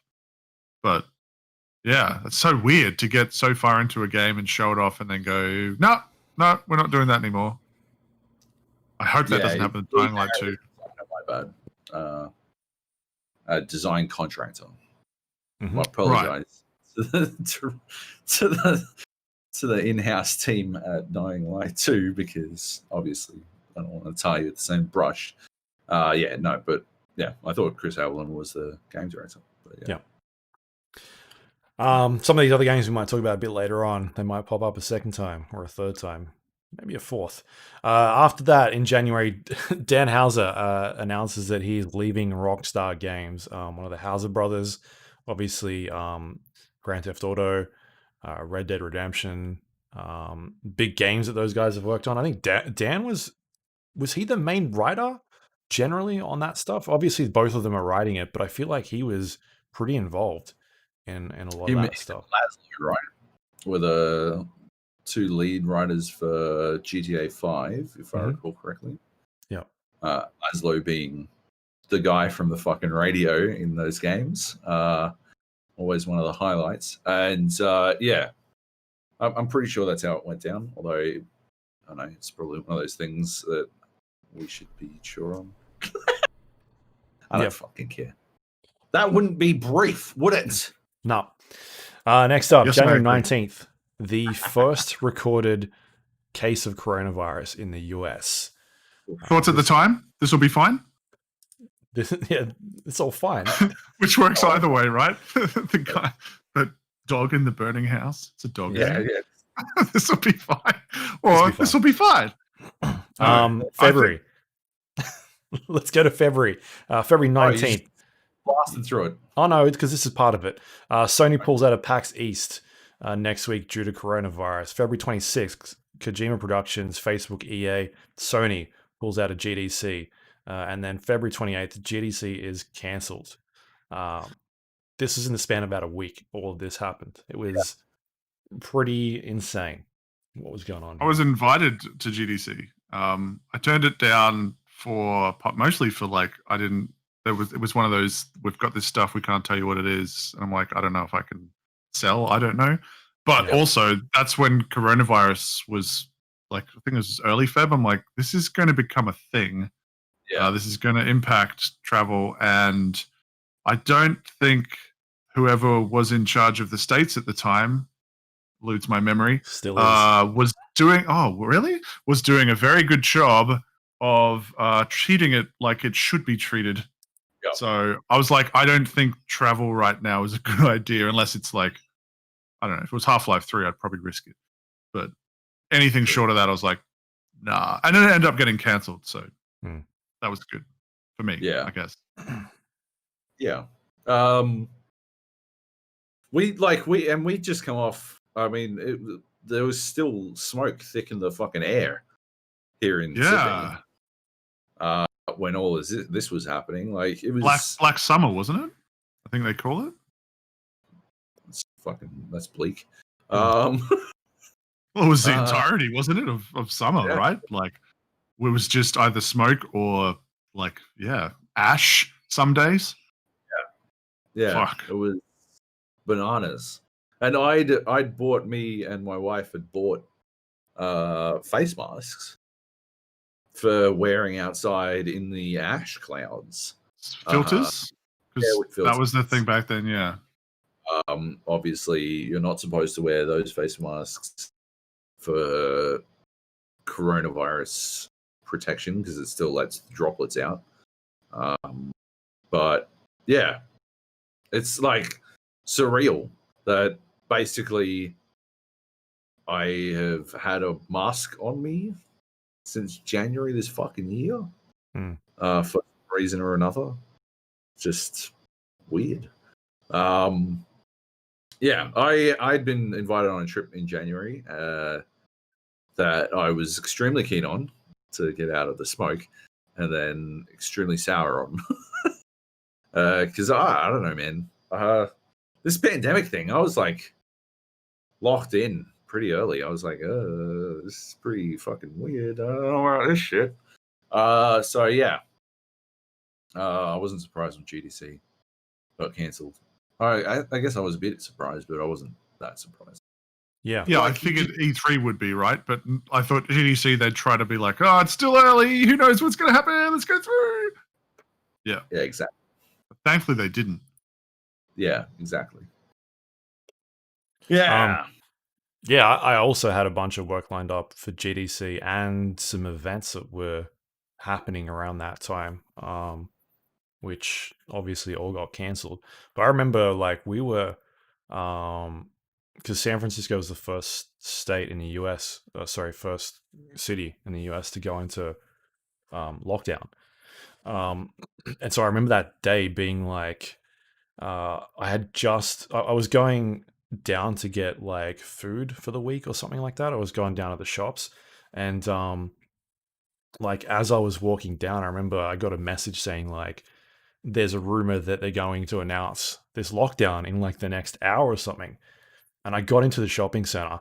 It was fucking packed. Like I'd never seen, the last time I'd seen that Whole Foods that busy was at Christmas, when the lines were just insane and people were just stocking up on like food and all. This is before they'd announced it. Obviously the rumors are going around, but that day was just nuts. And so they then announced it like later on. But I remember Joab and I were recording and like the basketball was suspended and like it was just, it was insane. Like what was going on? It was bonkers. And I mean, we're at a point now where at least in the US, it's like 20, 30 times worse than it's ever been back when it was back then. Like the streets were dead when I was walking around, like going to the shops a week later, that type of thing. Like it was absolutely dead. But now it's just It's still okay around where I am. California is in general, well, most of the US is fucked at this point. Just because you've got half of them believing it's not real. And so, yeah, I mean, it's just completely sort of it's changed this industry. Not, well, it's changed the world, but it's changed this industry a lot. So it's obviously going to be a talking point for a while. Yeah. You know, because you've got developers now that are just working from home. Like this is how they're probably going forward in the future, and it doesn't seem to be a problem. You're seeing companies change their approach to this sort of things. Like Microsoft is sort of allowing employees to work from home these days. Maybe, you know, it's a very small percentage amount where you have to go into an office, but I think this is the sort of the future of working on this sort of thing. Like working from home is just going to become a standard. It's going to be so much better for everybody. For a lot of people, it's just going to be how you work now. Yeah. And I mean, fuck. I don't know if you'll find many bigger champions of working from home than the three of us on this podcast. But yeah, like it's going to be a big deal for people who work better in that environment. Like the no longer having to go into a fucking office changes so much for you. Once you get a good process down, it is a game changer. That, like, I mean, my productivity is always almost infinitely greater when I work from home than the few times when I've had to go into an office for various roles over the last couple of years. Like going into an office is literally a black hole of productivity for me. Mhm. And I know I'm not alone in that, you know, like I think it's huge. That's not just, you know, obviously some people work better from an office. And that's not to take anything away from them. I think they will have a better time too, because like when I worked in an office every fucking day, I queued up a brown noise app. Brown noise not being the thing that makes you shit your pants, but a version of white noise that is deeper tone. Queued up brown noise and plugged in earphones, and then had headphones playing music, soundtrack music, and then I would do my work, essentially isolated from every single fucking person in that office, to the point where my boss literally had a arsenal of shit that he could throw at my desk to try to get my attention, because I wasn't like, I only had one. I had like a laptop screen, but I had one main screen. And I didn't look at my laptop screen. I put everything like instant messages and shit on the laptop screen. And I was just in the fucking zone. And so he'd have to throw shit at my desk to get my fucking attention, right?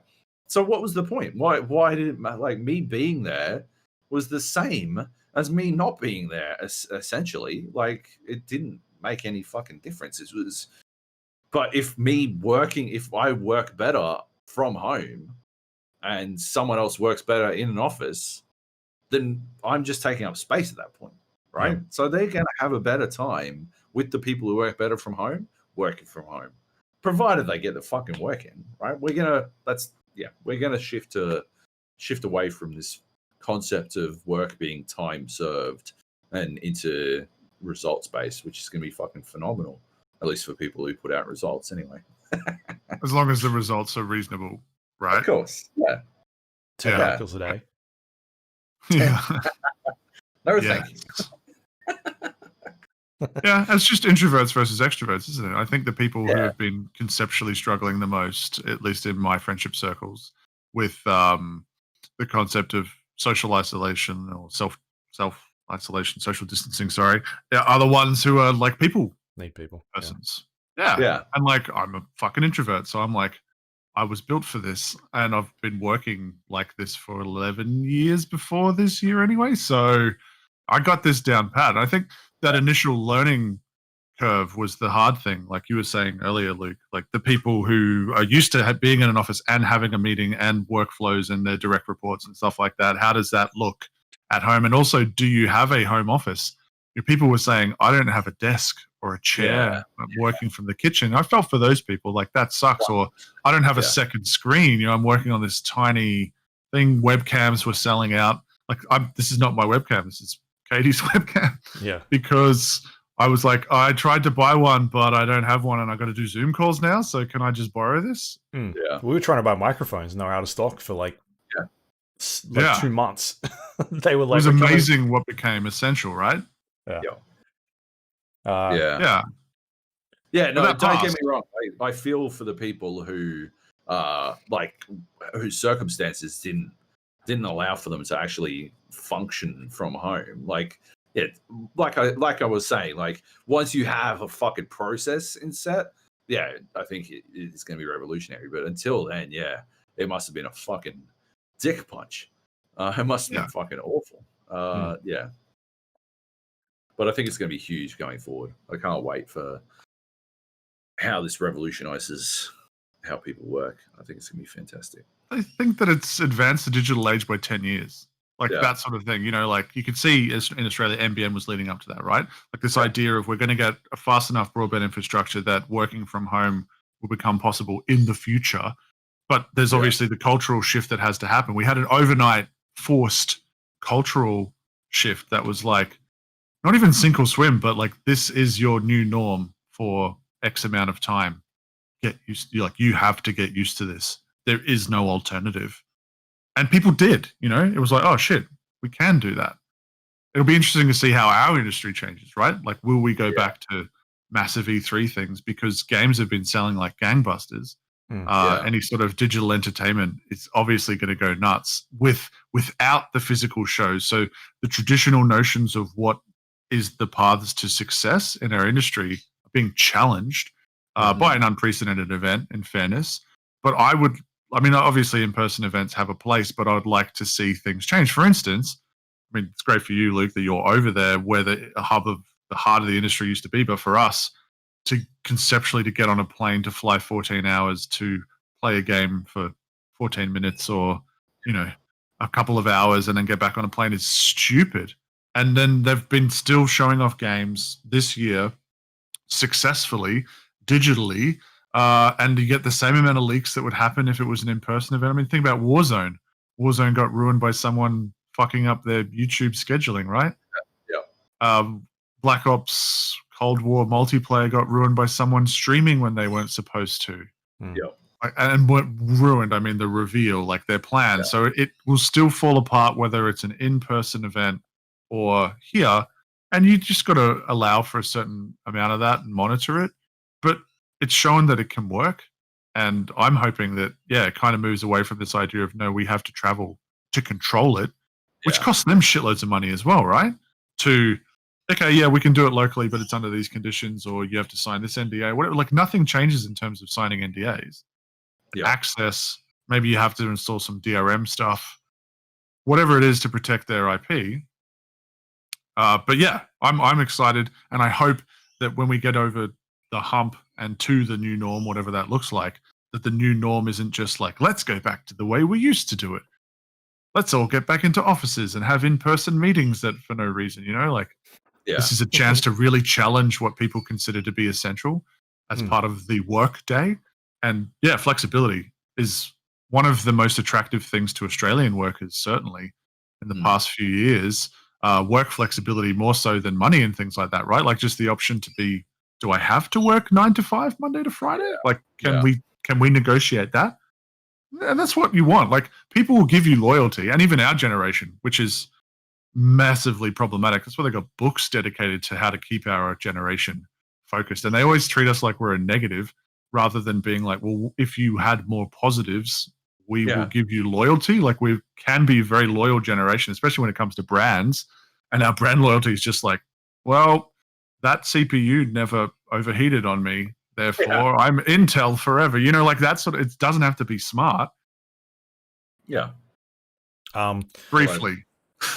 Not that dumb. That one makes sense. But yeah.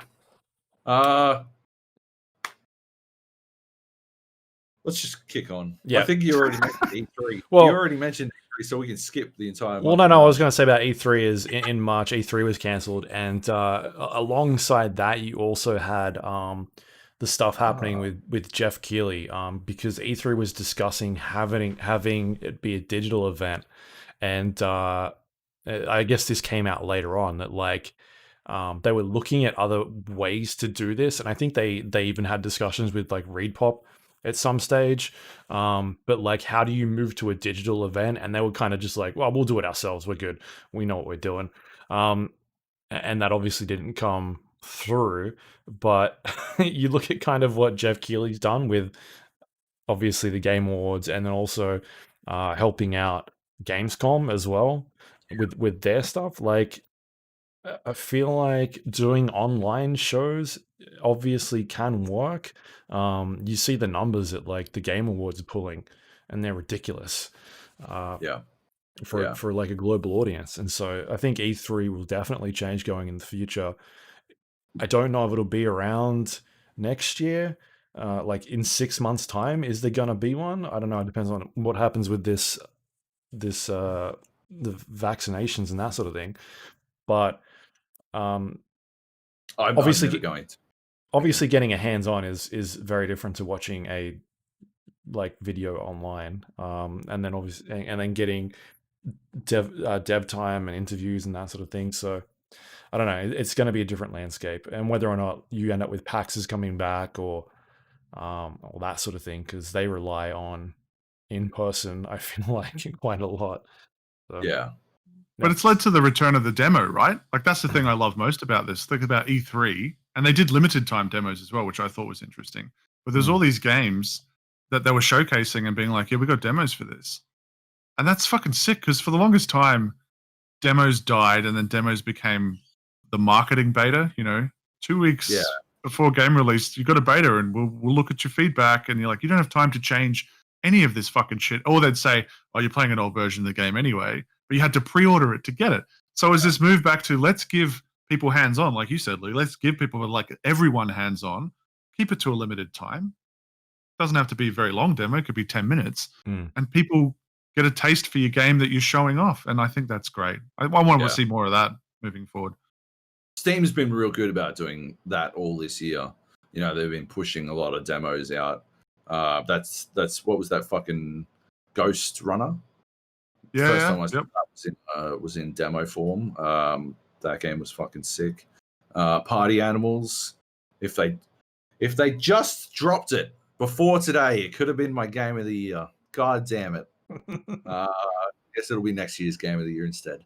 But yeah, like there've been some fucking killer games that have made like that have been out of Steam's demo system this year, and I think that I'm very keen to see way more of that. I think it's so cool returning to that shit. But it's pro player, right? It's pro consumer, pro player. That anything is that bring it back or buff it up. I wish listed a shit ton of games that I got that I played demos of. Like I think it was super effective for that shit. And I generally buy everything that hits my wish list. So it's a killer move. It sort of comes back to what we were talking about earlier with the how much data is available to people these days as well. Like it's just less and less thing that you need to concern yourself with. Like you're just like, well, I'll download a fucking couple gigs of demos. Why the fuck not? Which is awesome. But yeah. Next up, we've got CD Projekt announces they're working on a AAA Witcher game, which is not The Witcher 4. Should have been working on a AAA Cyberpunk game, motherfuckers. Bing bang. This is I feel like this is a game we're not going to see for a long time. Like they're not going to show this at all for a while. Nope. But at the same time, I'm definitely more interested in them pursuing a Witcher game than them trying to do another Cyberpunk, because obviously their strengths are in that genre instead. Stealing stories from an established novel series. Yeah. I mean, any speculation on whether this is going to be a series thing or like the first Witcher, like the TV show that's coming up? Ah, yeah, Right. probably the first Witcher, right? Like that'd probably be a decent fucking spin-off concept. The Witcher Get people- Origins. Yeah. That's not a bad idea. I didn't even think of it like that. I mean, obviously, I didn't think it was going to be a Geralt joint, but yeah, I guess or a Geralt joint. Geralt Gwent. Gwent, yeah. Yeah, I don't know, man. Nate, thoughts? Siri, first Witcher? I like that idea. I think that makes a lot of sense. They should do that. Again, yeah, stick to the strengths, right? And I think everyone's looking for an easy win, especially them after Cyberpunk. Yeah. And certainly the fans. So Is Siri yeah, powerful to do a game about? She's pretty powerful. Maybe, I guess she doesn't really grow into her power until later. But you wouldn't do this beforehand because we saw her grow up in The Witcher 3. Yeah, I don't know. I don't know how they do this. All I know is my default position is they probably fuck it up. The combat, at least. Next up, we've got Xbox and Sony reveals new console specs. I think this is supposed to be both of them. And ever beginning the standoff on the price reveal, which we'll probably come back to down the track. Oh yeah. Anything to say on the consoles at the moment? I remember when they first revealed the PlayStation stuff, they were like, it's got an SSD. I'm like, oh no. That can't be it. Surely. No, oh no, don't do this. That was it. That was all they had. Yeah, it's got an SSD. You're like, gamers are not going to believe how fast games load. And I'm like, they could. They could find out pretty easily. Right here. On a PC. On Xboxes. On their PlayStations already. They can do this shit. But no. Yeah, anyway. Yeah. Not a lot to say now. In April, we've got The Last of Us Part 2 delayed indefinitely. This was a really weird one because remember at the time there were reports of them removing it from like the PlayStation Store and offering refunds, and I think at that stage we were speculating whether or not this is going to be a launch title for the PlayStation 5, because it seemed like a really weird decision that they were doing a lot of this stuff. But anyway, it turns out they only delayed it for 2 months. They like announced a release date really soon afterwards, like a week after. Yeah, pretty much the next week. It was so strange. I don't know. It's very weird.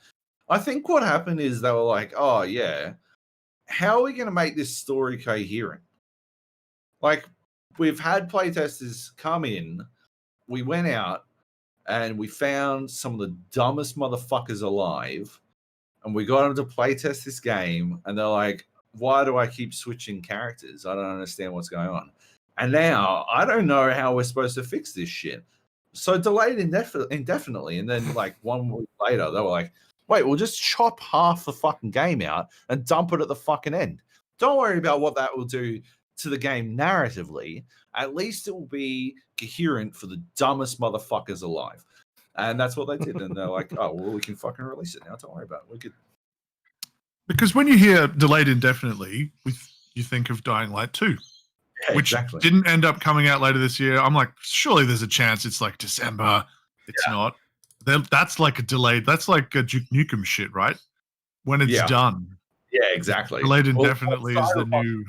Was before they decided to just fucking pull the trigger on whatever fucking shit they had. So it was definitely concerning phrasing. Like they're so close to the finish line, and now they're saying we don't know when it's coming out. Like, whoa.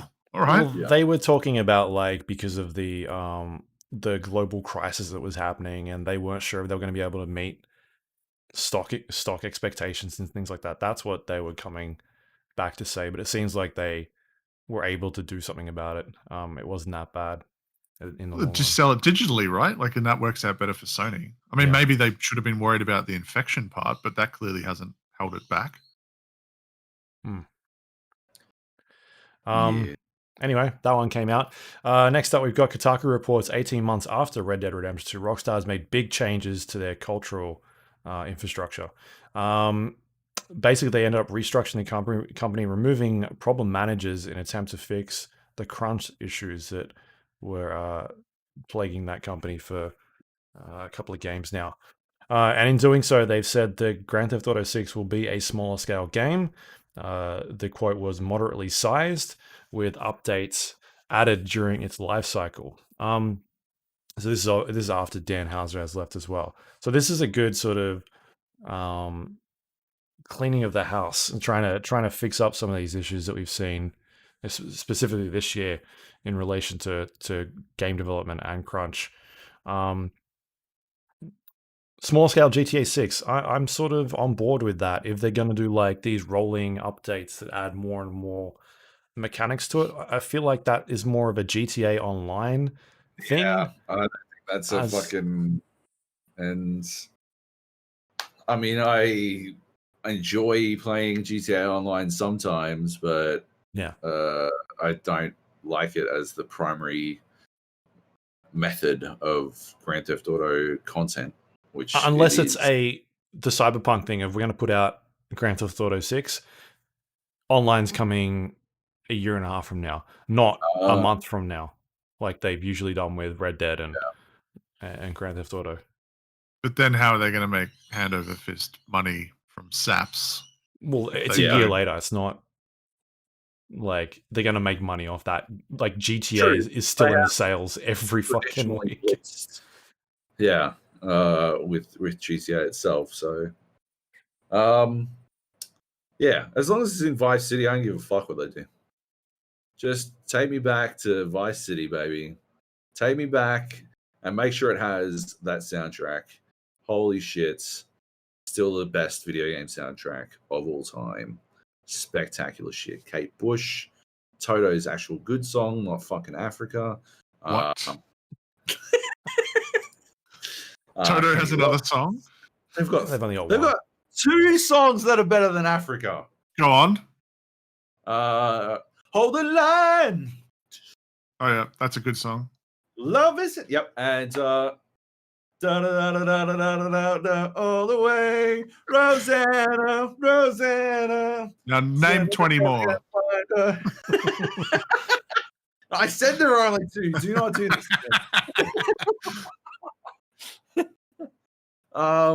Anyway, so that's it. That's what I got. Yeah, fair enough. Thanks, Nate. Next up, we've got DICE won't be releasing any more updates for Star Wars Battlefront 2 and Battlefield 5, but in saying that, there will be a new Battlefield next year. I did a tweet the other day of someone asked the game director for Battlefront 2, would you have liked to add Mando to BF2? And his reply was, is water wet? Correct answer, right? That would have been fucking awesome. Hell yeah. It was just kind of weird for DICE to sort of drop 2 of their big shooters and then be like, we're not updating anymore. And there's also no new one this year. It's so strange. Like, I think Battlefield 5 was a really good game that they just let die. They killed that game so hard. Yeah, I stopped playing it once that announcement came through.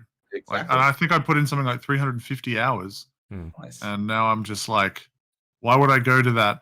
And then there was leaks of like more American weapons and vehicles and shit. And the Russians there was leaked stuff for that. It was heavily rumored that the next season, Tides of War, whatever, was going to be Russian stuff. So they turned that around faster than they turned around Battlefront 2. For me, this reeks of all hands on deck for Battlefield 6, right? Yeah. Like they're like, we cannot have another launch that has controversy or whatever. We need to hit the ground sprinting. I'm hoping it means Battle Royale as part of Battlefield, if only for destructibility, because destructibility is fucking cool as shit. And we had fucking fun playing that game when it worked Yeah. and when people were playing. Yeah, the battle royale. Luke and we got Luke. What did we do? We did 2 versus squads, right? And we fucking cleaned up. And there was a tank at the end and shit. Like, it was good fun. It was a hell of a lot of fun. They just launched it at the wrong time and they didn't support it properly. So That's it. I think that it wasn't launching at the wrong time. It was not supporting it properly. Like it was going hard until they fucked up the matchmaking. Yeah. Cardinal sins that will kill a community, faster than anything. And they should have given it away for free, right? They should have done the Warzone thing. They'll probably learn from that and do exactly the same thing. Like if you have to, loadouts and shit that you can earn it through playing, but you're probably better off doing it through. It's not the best of solutions, but it's a practical solution that keeps the people who are there saying, how do we make money out of this happy? And ultimately it funds further development of a game. But I'd be upset if they don't get to make Battlefront 3, to be honest, because the way that they turned that around, I actually am regularly tempted to revisit more than No Man's Sky because they have added a whole bunch of shit, and not even for multiplayer, just co-op stuff. And I think you can play against bots offline now, just cool stuff. And when I did drop in and check in on it, it was really polished. So Battlefront 3 would be awesome. And yeah, if they can throw in Mando, of course, right? Yeah. I guess, I mean, EA's got 3 years left on that Star Wars deal. So they've got to have something still coming. Obviously, this Star Wars Jedi Fallen Order, I'm thinking there's probably going to be a second one of those. Another Battlefront would probably be something that's going on. I don't know if there's any more Star Wars games other than those 2 in the works, unless they end up renewing that contract somehow, because that's not a huge amount of time left in that window. No, but and then who does it go to? That's always the next question. Unless they just wanted to buy 10 years to kind of rebuild like a LucasArts type thing. Just do what Marvel Games is doing. What's that? Just contract it out to people. Well, that's what they should do. Yeah, give it to Sony. But give Star Wars to Sony. Don't do what Games Workshop did.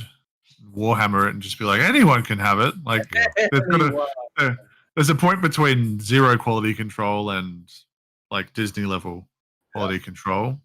Somewhere in the middle, probably closer to quality control, to be fair. You want to protect your brand. Yeah. You want to keep your stories in a unified universe. I respect that. But let the people who know how to do the stuff best do their job best and give them the resources to allow them to do that, because at the end of the day, it makes your product look better. Yep. That was always the thing though, right? The nightmare of working on those games was getting approvals.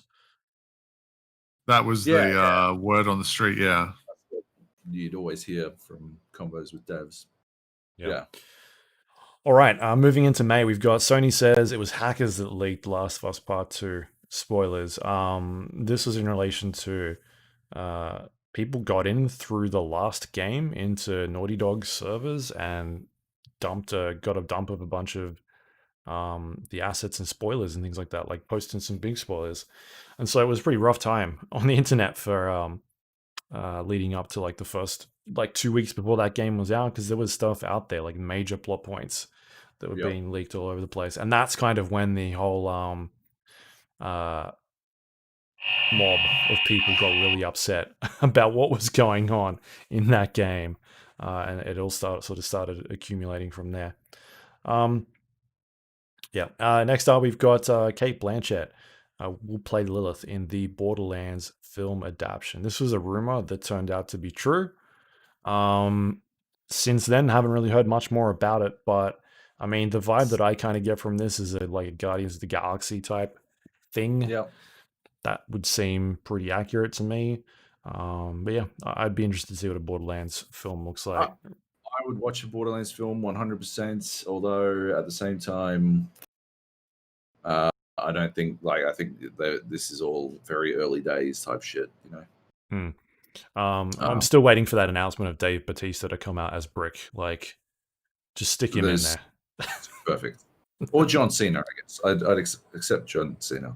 Although Dave Bautista, I mean, he's like John Cena's in Suicide Squad. Batista's in Guardians. You could just play the so, same like- character in Guardians.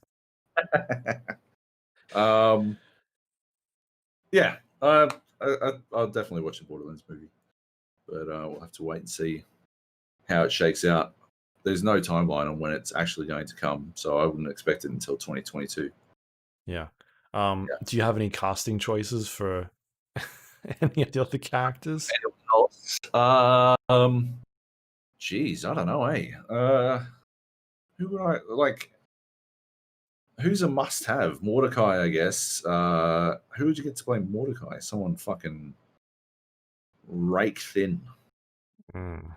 Steve Buscemi. Steve Just chuck like a wig on him. Wonderful. Whereas, how do you do fellow kids shirt? But yeah, I don't know. I don't know. Anyway, next. Next up, we've got Telstra announces that they are looking for a game reviewer, which turned out that they were not looking for a game reviewer. They were looking for someone to write them ads, which we nailed that. What? No. The outset. I don't know. Is that still going? Yeah, I think that dude's still kicking along. I don't hate his content. I don't like. I only watched it at the very start to confirm my theories. He does some. Like, he clearly works at it. Like, more power to him. Like, he's fucking going at it. Like, fuck yeah, man. Get it. They paid. What was it? Stupid amount of $20K? money. Yeah. Like, fucking go after it, man. Awesome. It's not like it doesn't look like a full-time job. So, yeah, if he can do that and pivot into something else where he gets to give his actual honest opinion as opposed to being a mouthpiece for whatever Xbox exclusive they happen to be attempting to sell at that time, do it to it. I mean, it was a stream, right? Like, I think there aren't that many streamers who are, I don't know, they don't consider themselves to be bastions of critical integrity, do they? Have I gone too far? So. Some of them, I think. It's more, just YouTubers, right? That will get upset if you suggested that. Right, true. We've got also the end of May, BlizzCon 2020 was postponed, cancelled / moved to a digital format, which I guess is still happening at some stage. I think early next year. That kind of sucks. BlizzCon's good fun. Joab's been a bunch. I've been once. Yep. Nate, have you been before? Yep. Never been. No. Okay. It's fun.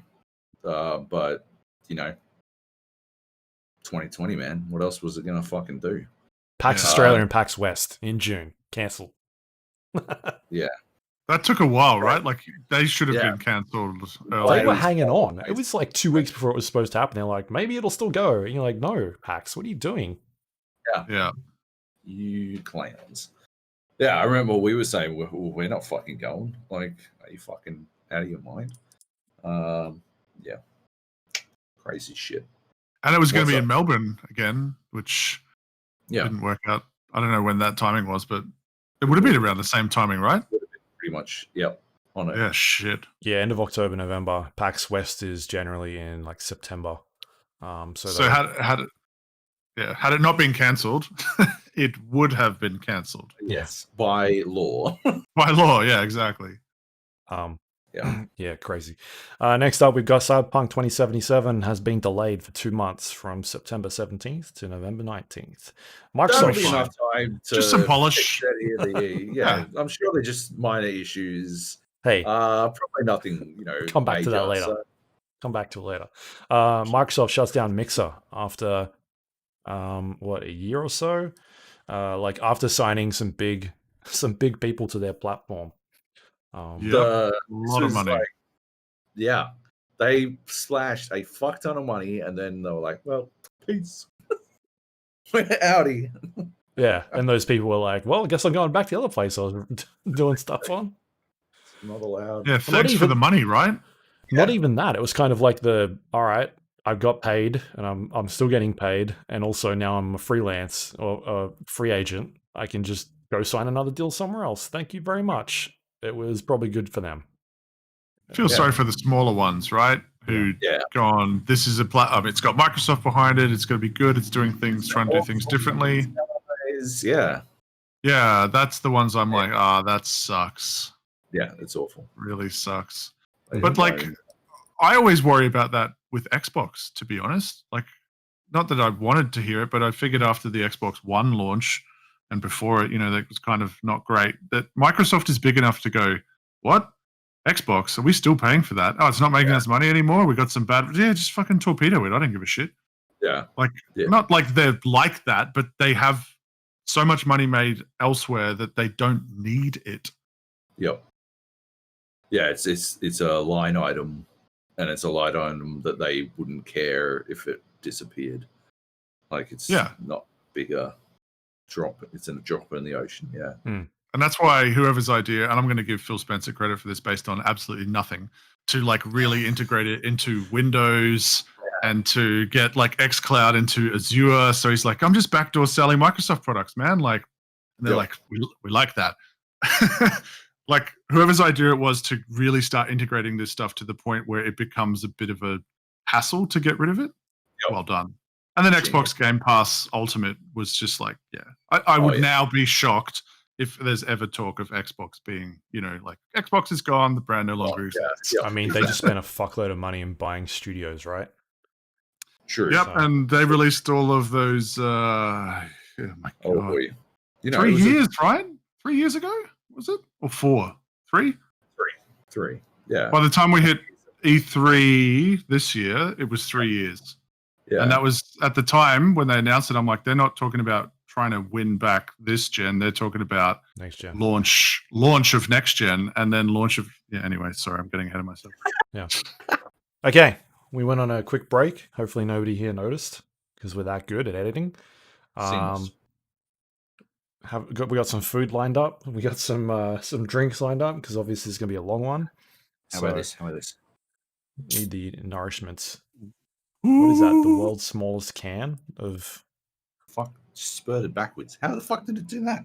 I don't understand. How many beers have you had already, Joby? All of them. Fucking... It's not going to be as bad as the one like 2 years ago, right? When we were fucking toasted and it went for like 9 hours. We had, what did we go and get? What food? It was like... some big, like Guzman Gomez, right? Yeah.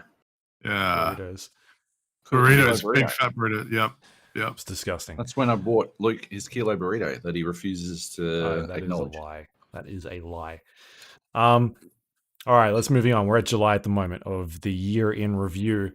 We've got Rockstar is working on working on VR for a AAA game.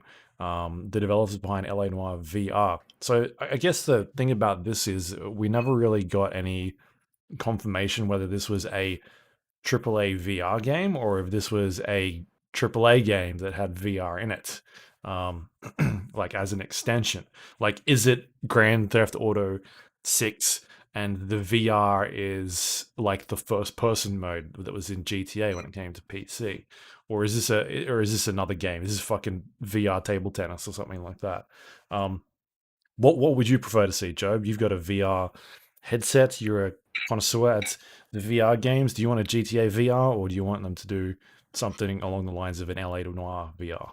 I think as the games this year have demonstrated, VR is better when it is correctly and well adapted into an existing game experience. Because when they try to make a game experience from the ground up for VR, they wind up trotting out some fucking tepid horse shit and then slapping the fucking Half-Life name on it, and it's trash. Spoilers. Garbage. That will never win our Game of the Year award. Never. We'll see. Never. The Cyberpunk 2077 and Half-Life Alyx presents Game of the Year. Nate, any thoughts on this? Would you prefer a Rockstar VR game or a VR in a Rockstar game? I want it to be Bully. I want to play the Bully. Oh. Yeah. That's edgy, right? like AAA bullying simulator VR. Aren't you about 300 meters from fucking school? Couldn't you just go fucking live the life? I think there's laws against it.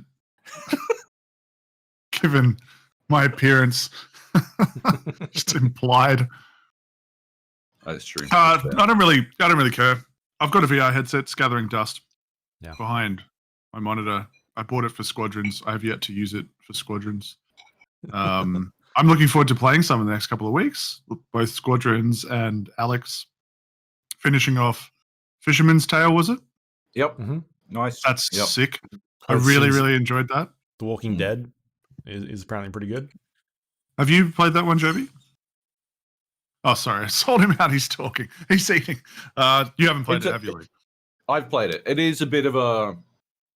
Like, it's a bit of what I was talking about. That game built for VR that winds up not quite living up to its full potential. It's weird to have a looter game in VR, but that's what Saints and Sinners is. I just don't think it is successful as it could have been if it had been a bit more of a focused experience, but then I think it would have been too short to be satisfying, you know? Is it better than Arizona Sunshine? Like, what's the best VR shooting experience? Is it Half-Life, Alex? Yeah. Oh, yeah. No. Boneworks. I reckon Boneworks has better shooting than Alex. Just because in Boneworks, when you shoot someone in the head, they fucking die.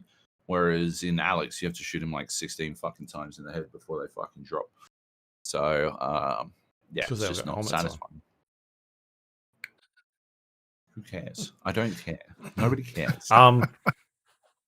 Yeah, you might have to wait on that one, Nate, because of these drivers, the drivers problems. But yeah, right. The alternative is to roll back to some older drivers. That's if they don't fix it soon. So it's been happening for a while. You'd hope they'd hot fix it, right?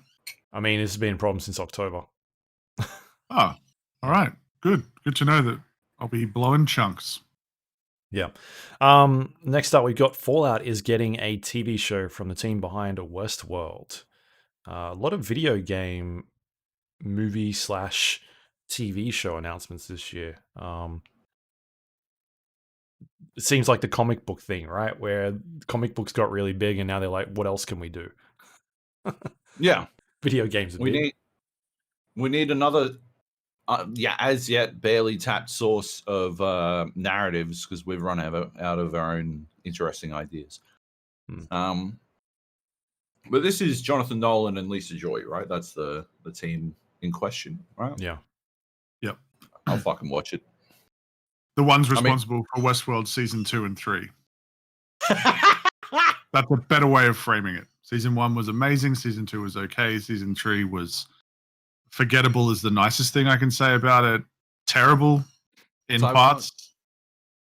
It started pretty good. It had some really good moments, but it just it built up to a whole lot of just nothing. Shit. And yeah. But like it's one season is going to be good. I'm okay with that, I guess. I just want someone to nail a game's thing. Well, they also did Person of Interest, right? I never watched it. Was that good? First season, awful. Reverse Westworld. After that, yeah, fucking amazing. Yeah. Okay. Like some proper good shit dealing with like AIs and stuff. Because all of that show was built around an AI, which if you watch the first season, you will learn about every single fucking episode because the guy who's in charge of the AI firmly believes that that dude who played Jesus, Jim Caviezel, can't fucking understand the basic concepts of the premise of the show, and he will explain it every single fucking episode. He'll be like, Jim Caviezel will be like, wait, so I'm gonna go what? How I'm gonna do what with this guy? And then the other guy will be like, listen, I've got this AI, and it tells me when crimes are about to happen. People who are definitely going to commit a crime or maybe be affected by crime, it tells me. And then the next episode will start, and Caviezel will be like, hold up. What am I about to do here? And they'll do it all again. And I'm like, please stop. And it happens for 21 episodes. And it happened in the first episode of season 2. And because my brother got me to watch it, I fucking called him. We exclusively chat over fucking G-chat. But I called him. I'm like, what the fuck is this shit, Liam? He's got memory loss. He can't help it. It's like that other Nolan film, fucking Memento or something. It's like Memento and Minority Report jammed into one. But no, after that first episode where you can basically skip the first season altogether. There's not really anything that happens. I don't think there was anything that happens that's critical to the rest of the series, and so you can pretty much skip it unless you really like having the concept of the show explained to you. In which case, 21 times. 21 times. 22 because season 2's. Anyway. Yep.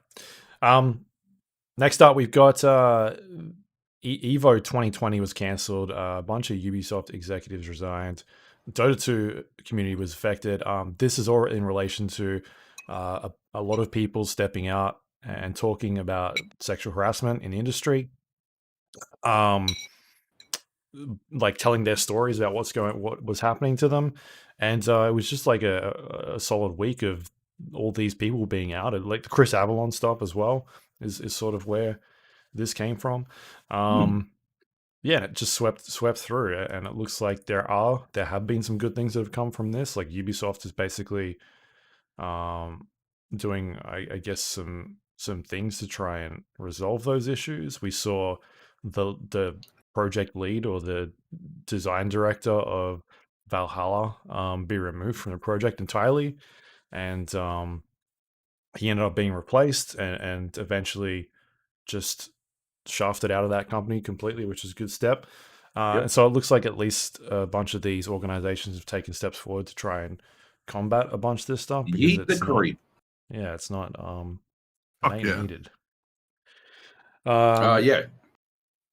100% get rid of them. Holy shit! Like, yeah, if you can't stop yourself from using your position to creep on chicks, then you don't deserve to have that position. What was generally shocking is how that is somehow a controversial opinion, but yeah, I guess there are a lot of creeps out there. If you just try to understand it in terms of abuse of power, and if the concept of it always being about dudes is upsetting, you can take a look at the Ellen show. Yeah. I don't know if you guys are on top of that news. I don't think that that's anything necessarily creepy, just for that disclaimer. Don't sue me, Ellen. I'm sure you're really rich. But there is people coming out and going, it's a hostile work environment. Yeah. And it's been allowed to continue and perpetuate because the person at the top is the reason why, like massive staff turnover and all sorts of bad stuff. It's just a person in a position of power abusing their power. Yeah. Because there needs to be checks and measures to go, this ain't fucking cool. Yeah, exactly. And you know, I guess 2020 has shown that checks and measures aren't really always enough if the people in power are able to directly circumvent them for their own ends. Yeah, exactly. Yeah. Yeah, I mean, but that stuff just emphasizes the importance of it, right? Because it's like, well, that's why that's important. Right. Yeah, people in power shouldn't be abusing power. They should be, leading by example and doing good stuff. Basically, it's what it boils down to. Yeah. It doesn't have to be more complicated than that. It doesn't have to be more controversial. Obviously, with sexual impropriety, there's, arguably people who are in a whole lot more strife than something like on the Ellen show, where maybe, you're not getting paid for your overtime and stuff like that. I'm not trying to compare apples and oranges. I'm just saying conceptually, people in power should be held accountable, I think probably more so, right? If they're in positions to be leading people and inspiring people, and then if people feel they can't come forward for any reason because that's the boss and I'm a nobody type stuff, that's got to change. Yep. Absolutely. Next up, we've got the Uncharted film finally starts filming after going through 7 directors. Ruben Fleischer's on board with this one, who is the director of Venom and Zombieland, I think was the other one. Tom Holland on board as Nathan Drake and Mark Wahlberg as Sully. Mark Wahlberg was originally cast as Nathan Drake many, many years ago and has gotten too old. So he's now Sully. That's where we've gone with this. I'm fully confident that this film will be very good. The Duke Nukem Forever of films. That's bad, right? Because again, it is something that so easily lends itself to being a movie more than most other things. And what was the tricky part? Like, could they not get a legal team who could clearly define the difference between this and Indiana Jones or some shit? They were like, nah, we can't do it. It's just not Well, they possible. did Tomb Raider. But at least Lara's, a chick. At least there's that. True. They're like, oh, fuck. No, if Tom Holland puts on that hat, we are fucking... Oh, he put on the hat. Fuck. What if there's a hat, like, in the shot and he goes to reach for it and, like, an arm comes out and it's fucking Harrison Ford. It gets whipped away. That's mine. And then that's the stinger for Indiana Jones 5. Genius. Oh, man. Well, that's still happening as well, which is weird. But yeah, I want Uncharted to be good for reasons that are just, I want a good games movie. I want it to happen so that it stops being like, oh, it's going to be shit. Like, I mean, what's the one at the moment? No, I fucking hated it. Monster Hunter, isn't that the latest one that's happening right now? I want to watch that. I want to watch that for getting drunk and heckling at reasons, not like, not, oh my God, guys, this is going to be quality. And no, it doesn't have to be. Like, it can still be popcorn fun, and Uncharted can still be popcorn fun. Tom Holland's obviously a very talented actor. So is Mark Wahlberg. I don't think it really matters that Mark Wahlberg's not some bald dude.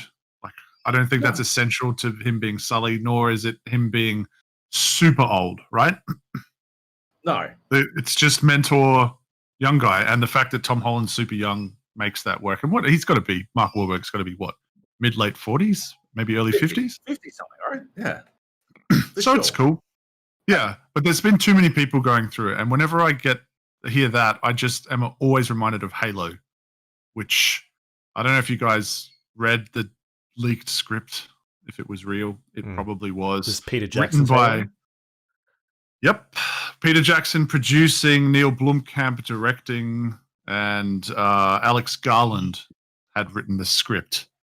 That is, I mean, we didn't know who Blomkamp was at the time, and they got him to do some. Remember those short films they did? Those really small proof of concept. The CG wasn't super flash, but as far as like what he was gunning for, I'm like, yeah, this guy gets it. He's trying to do Saving Private Ryan in space. It's a really good way to approach it, and that is the best way to describe the opening of the script. It was Saving Private Ryan in space. It was really good. And Garland, I don't even know if Garland was necessarily a massive fan of Halo. But he encapsulated the essence of the characters and the core beats and the feel of it and everything that was essential. And he just, put his spin on it, and it was great. And was it a Master Chief story or? Yeah, but he wasn't like, it was kind of shared. Right. I don't think. Yeah, he was the POV character, but he wasn't. I mean, he was interesting. He was an interesting character as well. And you got to see him without his mask, but not like his face. They protected that, but there was kind of implications of what he'd gone through based on what you did see. Kind of like seeing Darth Vader from behind in Empire Strikes Back style stuff. And yeah, he had to deal with some of the shit. Like the flood was still in there. Oh, okay. Yeah. But like his approach to it seemed to be, let's make it like it's a kind of like a military thing. Yeah. Rather than it being sci-fi, let's make it military and grounded. I think it's a really good read. If you can find it, I can send it to you lads if you're interested. Just read the opening. It starts with a flashback to Reach, which if you know your Halo history, you know that it sets it up for a pretty awesome fight. But my understanding is that got torpedoed by Microsoft because Microsoft got too protective. That's a nice way of saying they meddled. And there were like too many changes. Peter Jackson pulled out, which meant everyone else pulled out. Like they were going to shoot it in New Zealand. Like that's the perfect place to shoot any sort of setting like Well, that, right? Whether it's super idealized sci-fi or fantasy, super green. You can see it being shot in New Zealand. Super green. Were they going to do anything with the ODST crew? Because I would have been on board with that for sure. Trying to remember if I'm taking the piss, Nate. maybe. Hey, you got me. Do an ODST style story and then have them like fucked and unable to get out, and then have Master Chief come in his X-wing, and then he docks, and then he gets out. And you're like, who is this? Who is this? Why has he got a cloak on? And then you see like Master Chief's glove, and you're like, oh my fucking god, that's the Master Chief. But you're not sure. You're just not sure yet. And then you see Cortana, and you're like, oh my god. And then he takes the hood off, and you're like, ah! Joby is a Halo fan. No, I like that. I don't know if you guys remember, but there was a Spawn movie that was going to be made for the longest time. Directed. No, another one. Yeah, we've got to watch that some drunken night. But Jamie Foxx was down to play Spawn and all this sort of stuff, but McFarlane wanted to write and direct it, and that's why he couldn't get funding. No surprises there. Yeah. Who are you when it comes to writing and directing movies? But his pitch, I always loved his initial pitch, which was, this is going to be a Spawn movie in the Spawn universe, but Spawn is not going to be a main character. He wanted to use the two cops as the focal characters, and it was kind of like their investigation and discovery of what was ultimately happening in the background. You got to see bits of Spawn, but Spawn's kind of like the enemy POV of Batman. Sounds when like you see him, it's Transformers? We're going to make a Transformers movie, but Shia LaBeouf is the main character. Well, yeah. You imagine they did that for budgetary reasons, right? They're like, real talk, we can afford 15 minutes of Transformers. Oh, fighting? No. 15 minutes entirely of Transformers. We're going to have to film. We have to get some filler. Yeah, that's what that felt like. And then they just got stupid in the sequels because they had too much money, right? And no story. Ugh. But I think that's a good idea. And that's how you could do a Halo story like that, right? Where Master Chief kind of sweeps in, cleans shit up, and moves the fuck on. Be like, what was that awesome Batman comic series? Was it GCPD? Yeah, GCPD, yeah. Yeah, like exactly. Batman's in it, but he's kind of more antagonistic, and he sweeps in and makes them look bad, and then he leaves. That sort of idea. Yeah. They pitched... Wasn't that what Gotham was supposed to be originally? And then... Are they doing another one? Like another Gotham, but it's not Gotham, I think, I heard. Another run at the GCPD concept, I heard. Yeah, but like a proper run at it rather than just... Yeah, that's exactly what I thought when Gotham was announced. I'm like, oh shit, it's a guy that did Rome. I don't know if you guys ever watched that HBO show. And I think it still had an adult or adultish rating. So I'm like, okay, so they can go dark, which I think GCPD needs to work. And I'm like, okay, they're ticking all the right boxes. And then they somehow made this Batman Forever-ish camp thing with occasional moments of just utter darkness. Didn't gel. I tried that show for like 2 seasons, maybe 2.5. So much further than I did. I just kept going like, does this get better? Does it stick? And there's occasional moments where I'm like, I like this story arc, and then it would just die. Ugh. Yeah. Yeah, right. I think that TV show is next. Oh, well, it's at least a year or so away because it was supposed to be set in Matt Reeves's Batman universe. Right. Yeah. So that'd be sick. Yeah, that'd be awesome. Yeah. All right, next up, we've got Metacritic starts locking user reviews for the first 36 hours until after a game launches. This is all from the Last of Us Part 2 debacle that happened with it getting review bombs before the game was even out. And so it's a good change. It's fundamentally not going to stop anyone from doing it. It's just going to deter people, I guess. There's still going to be people out there that do this sort of thing. It gives them it's a window wherein the frothing idiots can have at least a bit of a break to be all like, oh, okay, I'm calmer now, right? they made a video game starring 2 women, and it turns out the world didn't end. So I can chill now and not take this all as seriously as I was. They're playing it. Yeah, exactly. And there was the leaks as well that factored into that, right? Yeah. Well, People were going, "Oh my god, look at this! This is bullshit." You know, Without this the context particular behind it. early on plot point, that's bullshit. You know, disrespecting character, blah blah blah blah blah.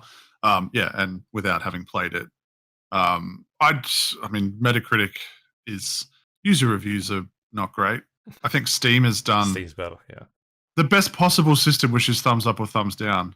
And if you complicate it any more than that, it's tricky, right? Because you give people the option to say 0 and they give it a 0, and then there's the people that come in and go, this game is not a 10, but because of the zeros, I'm giving it a 10. You're like, it's not how it works, guys. Yeah. And then they also, Steam does the graph system, so you can look at it over time to see, like, was there an update recently that broke this game, or is it just because the game was released in this state and they fixed it eventually over, you know, the last couple of patches, or is it literally like they said something they shouldn't have, and so people just review bombed it? Well, they have recent and overall, right?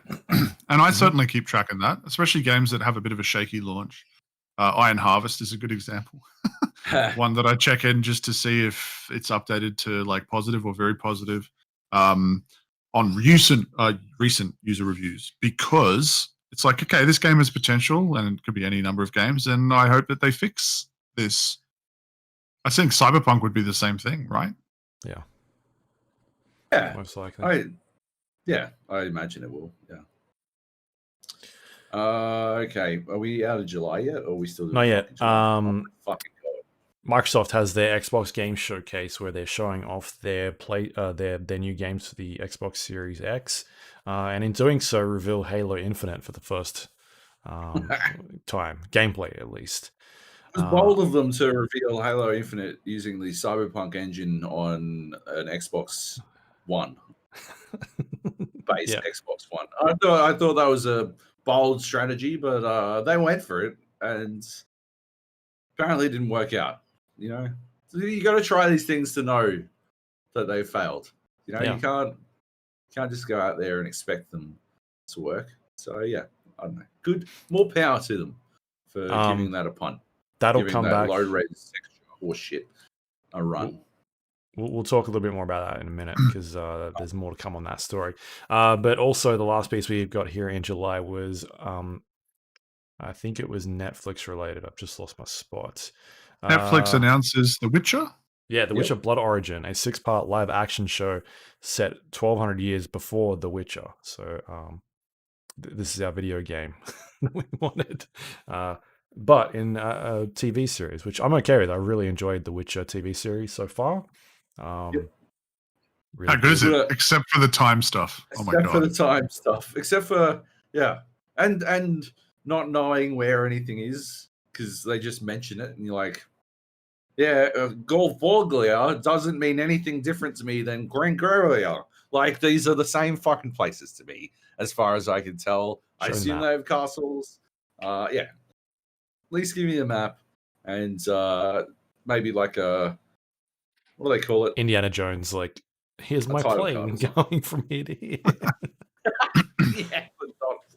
Even Lord of the Rings did it, right? The very first movie, they worked out a way to show the map.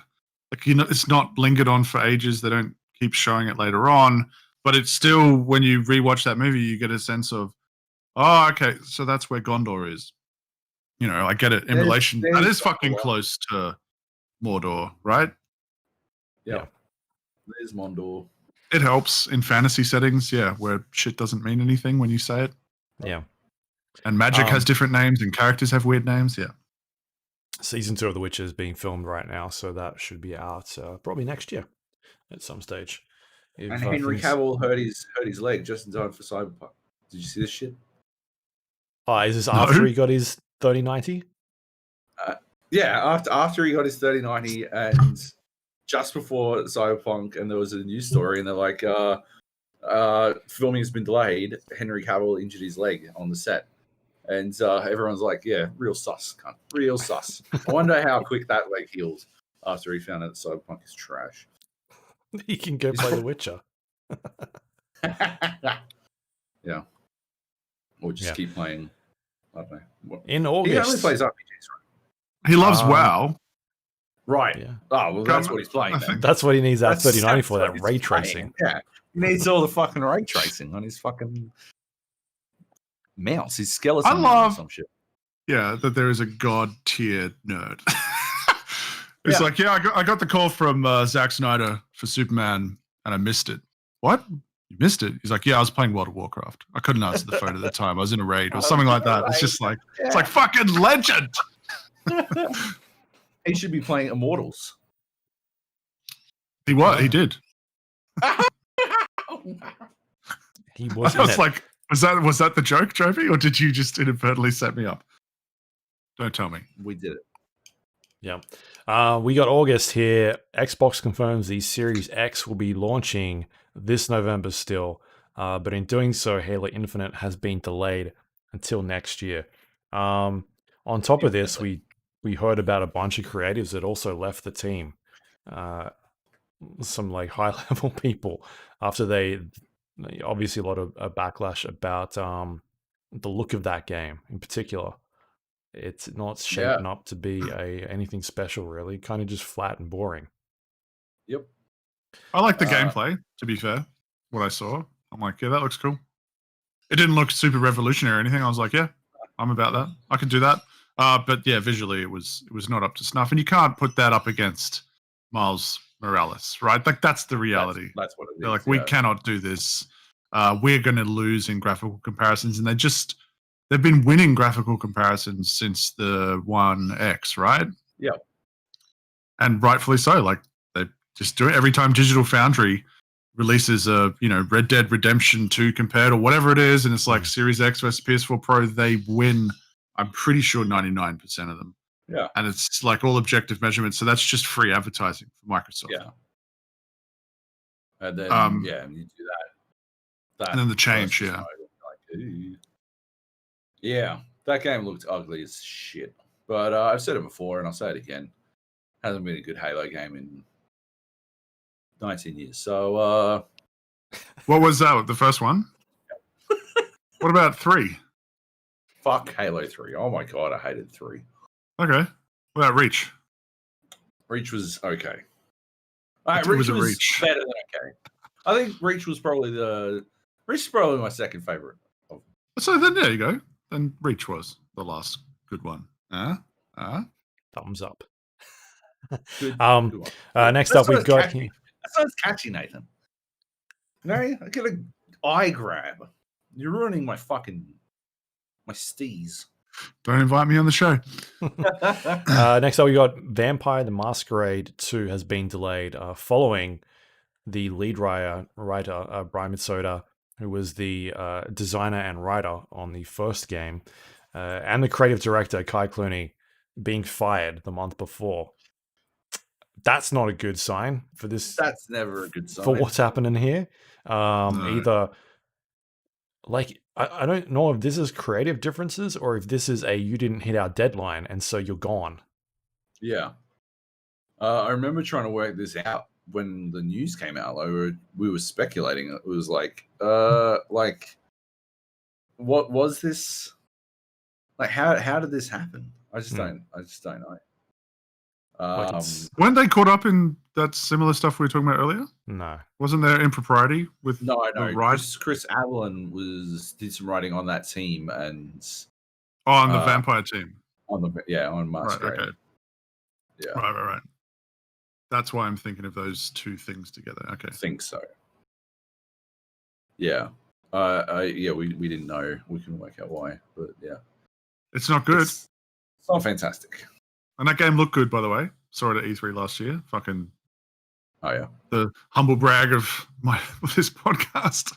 Yeah, but it looked really good. They played live in front of us, and like you could actually see the person, like not someone in the booth behind you type stuff. So they were playing and let us record it. said you may see some bugs, but we're really happy with what we've got, and it looks like a fucking cool RPG. Yeah. Now it seems like it's like to me, Vampire the Masquerade Bloodlines 1 was sort of like the first Cyberpunk, right? It's how I look at Cyberpunk. In that Cyberpunk has these big ideas. It's ultimately constrained by the nature of what it is as a video game. But if it hadn't had 11 years or whatever the fuck of hype around it, it would have come out, people would have played it, would have been this janky fucking European RPG, and it would have like people would have been on board. Fuck yeah, this is pretty cool. You should check out Cyberpunk. It's a bit I gotta be clear, it's got some Euro jank, but once you get past that, I think you'll find a really cool game in here. And people will be like, for the next fucking 7 years, people are like, Cyberpunk, most underrated game, man. Whenever you fucking you'd be like, you play, and you're like, yeah, I have good memories of that game. Instead of what it is, which is trash. Gothic. You're talking about Gothic. Oh yeah, I'm definitely talking about Gothic as well. That was Euro jank, but holy fuck, that game was just addictive. Except Gothic actually achieved its scope. I feel like neither Vampire or Cyberpunk really achieved the scope of grandeur. Yeah, they overreached, but it was so much fun. Like, you put up with the jank, the bugs, the clipping, the crashes even. I couldn't stop playing that game. I think the second one I was pretty addicted to as well. Really love that world. Gothic 2 was, I think, too goofy for me, but Gothic 1 was like right there. Yeah. Like perfect. Yeah. What was their new game? Are they that's the same team behind that pirate game, right? That came out. Yeah, not enslaved. I know the one you're talking about, but I think I gave it a crack and it just didn't grab me as much. But aren't they doing a revamp of Gothic? Are they?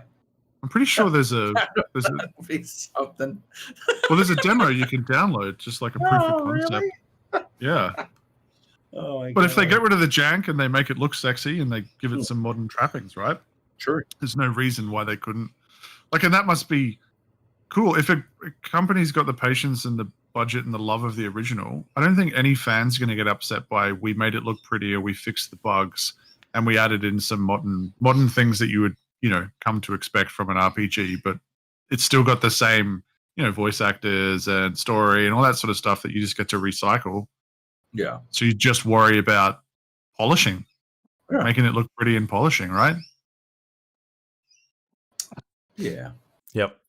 All right, next up, we've got Warner Brothers has announced their 2 Batman games, or at least Batman Universe games. Rocksteady's working on Suicide Squad Kill the Justice League, and Warner Brothers Montreal, I think it was, is working on Gotham Knights. Which 2 of these is in your sort of radar, Nate? Or both of them, if any? They both are, but I can't believe they're not out already. Like, what has Warner Brothers Montreal been working on since Arkham Origins? That's fucking weird. I mean, I don't like that there's not playable Batman, but I like that sort of combat system in that world. I love the idea of co-op, to be honest. So yeah, I'm interested in it for those reasons more so than sick. It's going to be another awesome Batman story, right? And just Suicide Squad, we just got a CG trailer, didn't we? Yeah, gameplay. Yeah. Well, I love that pitch. Well, they're killing Superman, right? Fuck yeah. Well, they're killing. It's a Avengers style game. It's like but against all the heroes. Yeah, but isn't it Brainiac like taking control of the heroes? I think that's what was sort of in it. Right. It could be fun. Again, if it's co-op, right? Co-op, open world, that style of combat, but they also throw in shooting, I guess. It could work. Absolutely.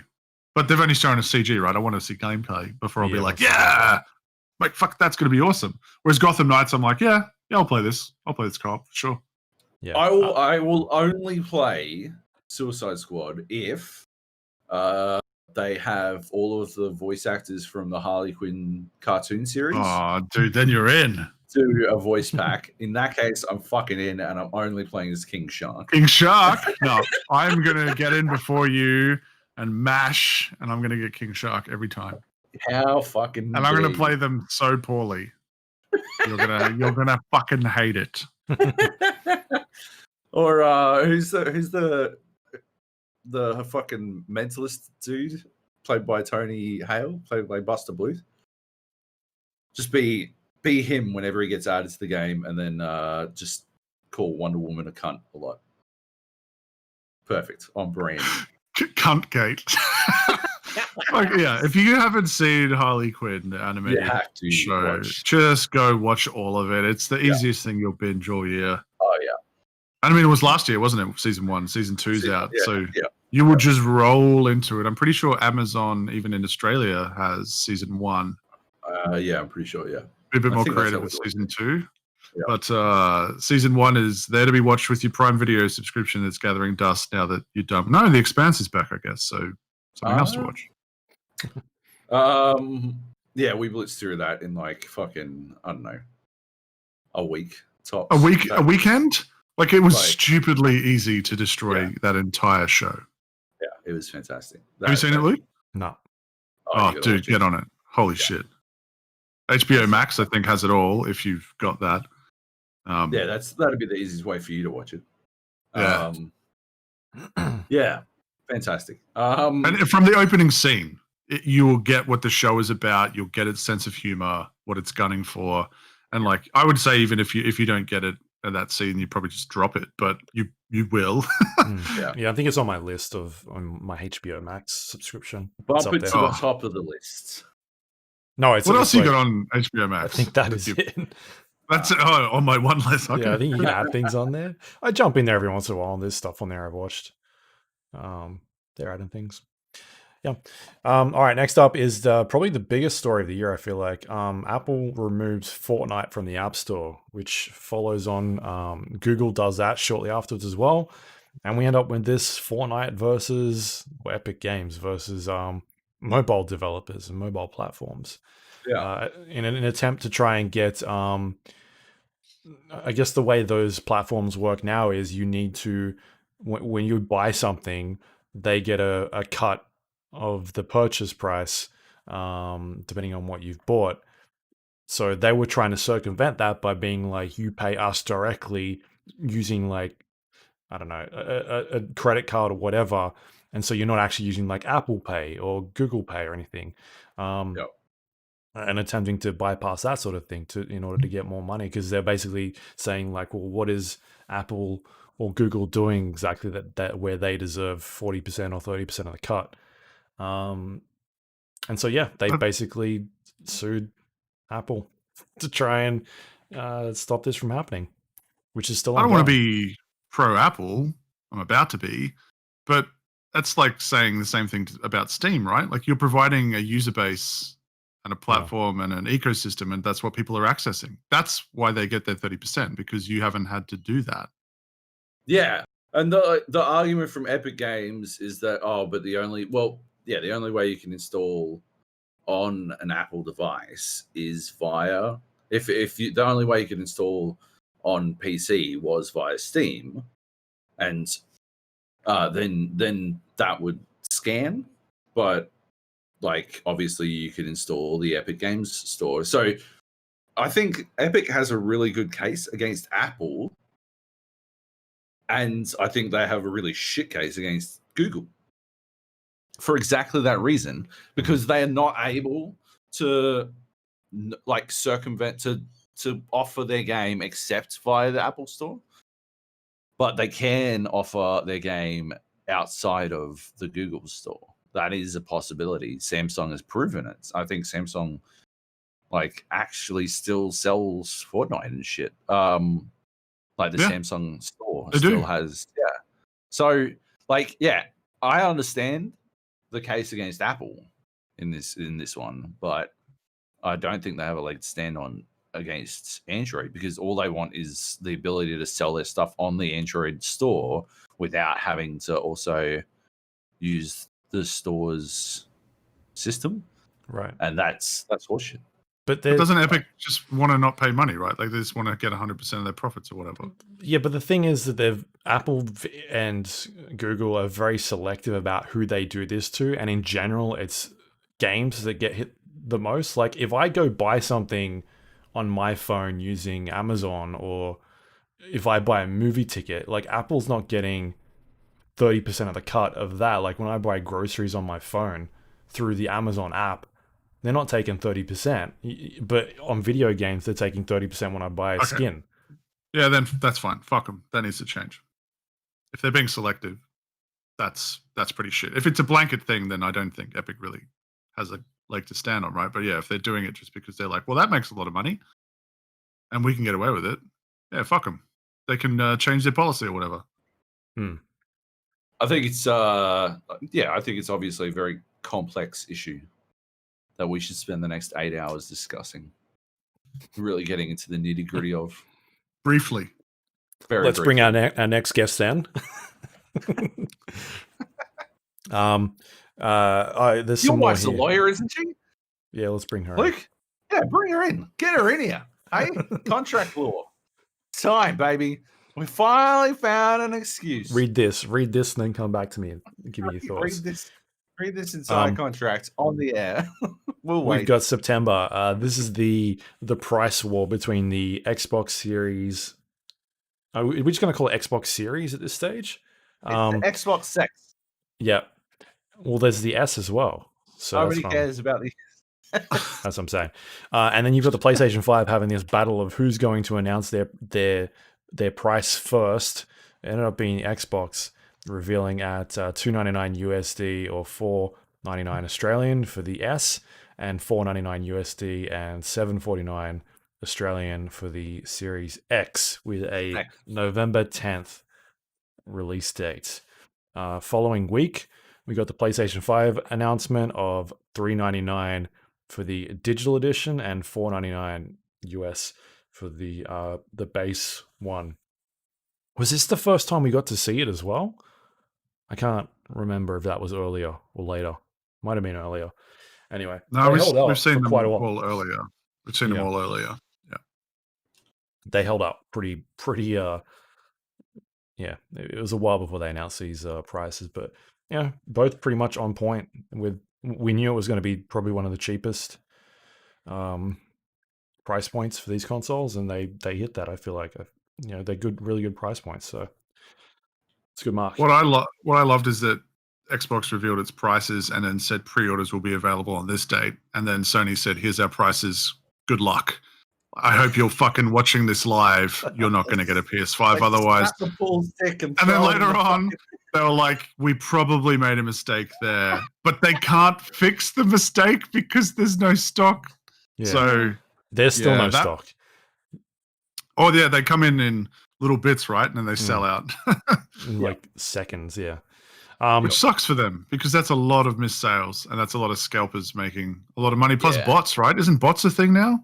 Yeah. Bots automatically buying up all stock and then people just go flip them. Scary. Yeah. It's crazy.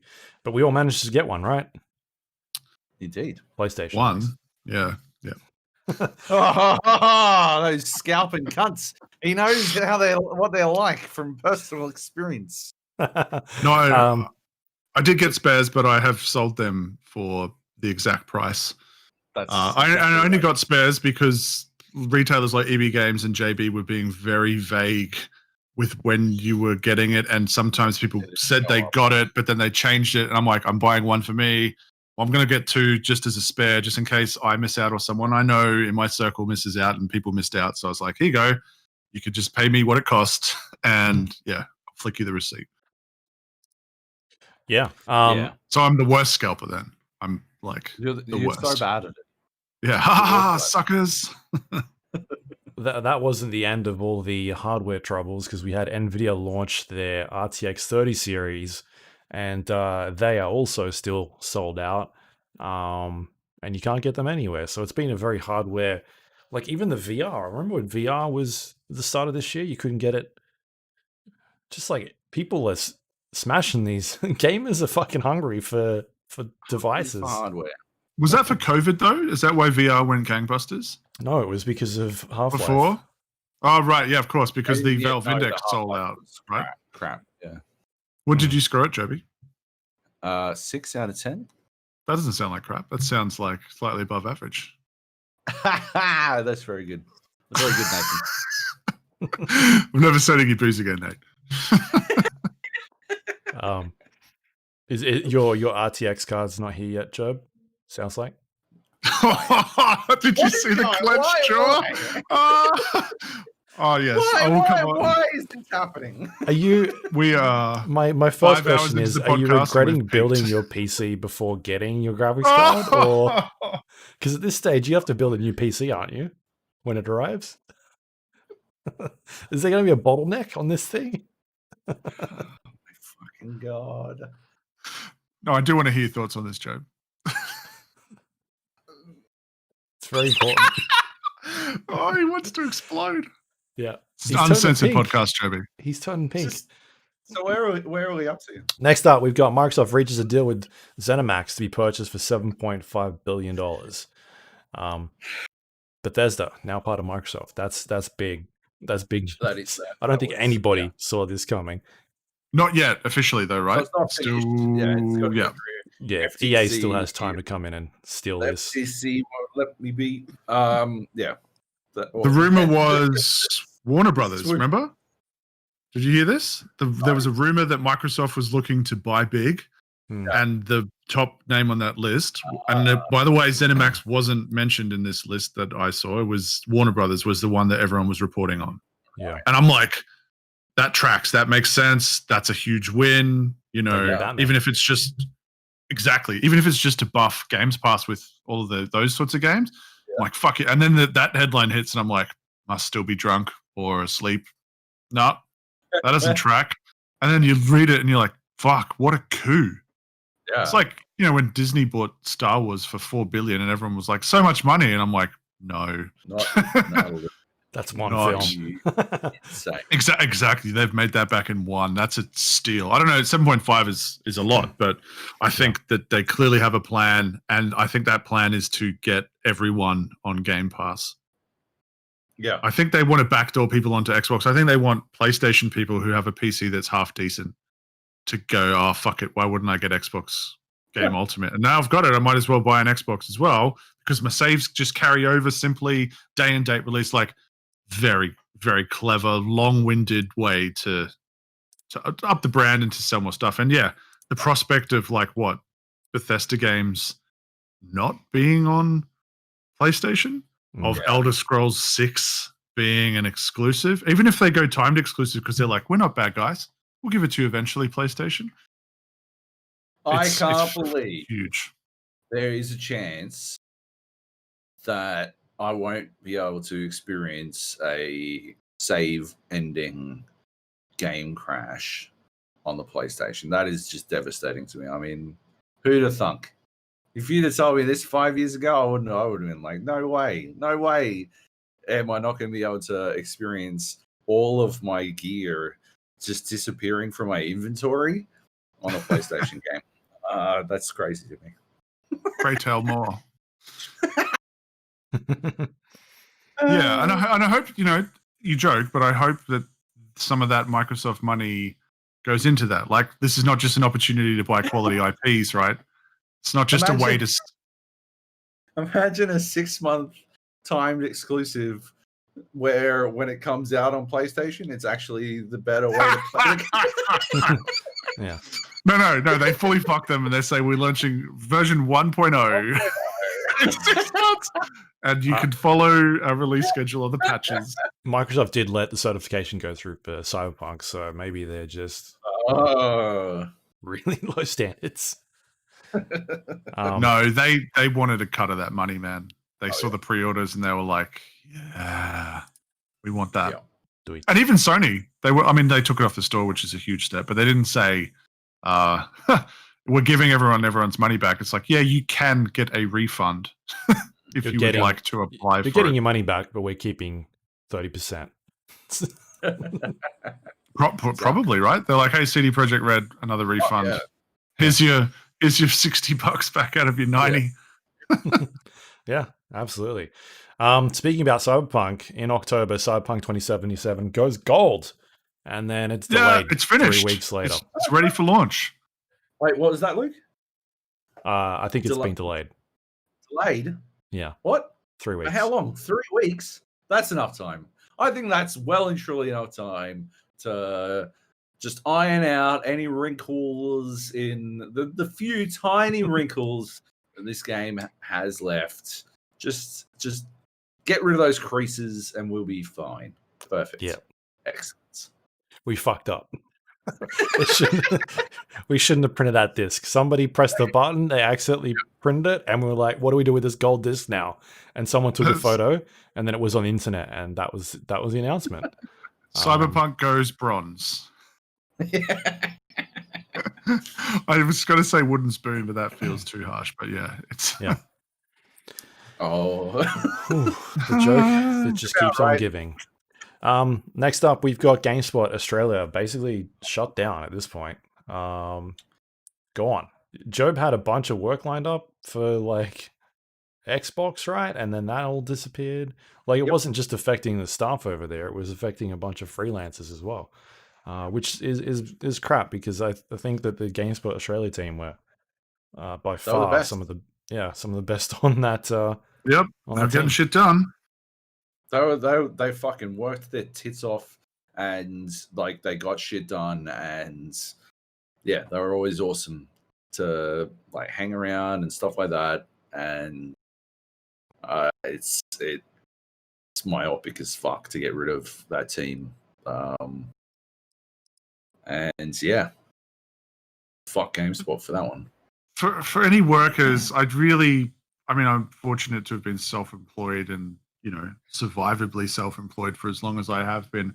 But I always feel sorry for any sort of worker who gets into this mindset that I think is encouraged by management that harder work equals job security.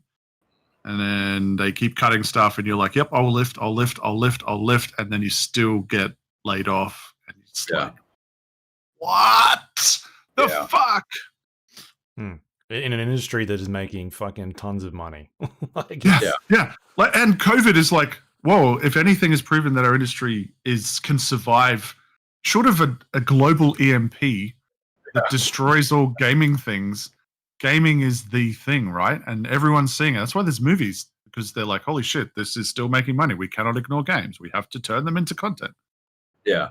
And then they go, yep, which means they must be making hand over fist money as well. Right? If they're doing stuff right. And then they're like, yep, and everyone's fine. Yeah. Okay. Pack your bags. On you go. But they got bean counted, right? Didn't GameSpot get absorbed by someone? Somebody. Something media, yeah. So they got XL fired, is my, I don't have inside knowledge, but the pay packets in Australia guaranteed to be higher than the pay packets in other countries, and so and we're we have like a decent standard of living here, but it's more expensive in general. So we have a high minimum wage and all that kind of shit, and so they probably just fucking yeeted them because fuck them. They were bought out by Red Ventures, who are a marketing agency. And that's exactly it. Marketing and editorial, they go together like this, right? Like they fucking speak each other's language.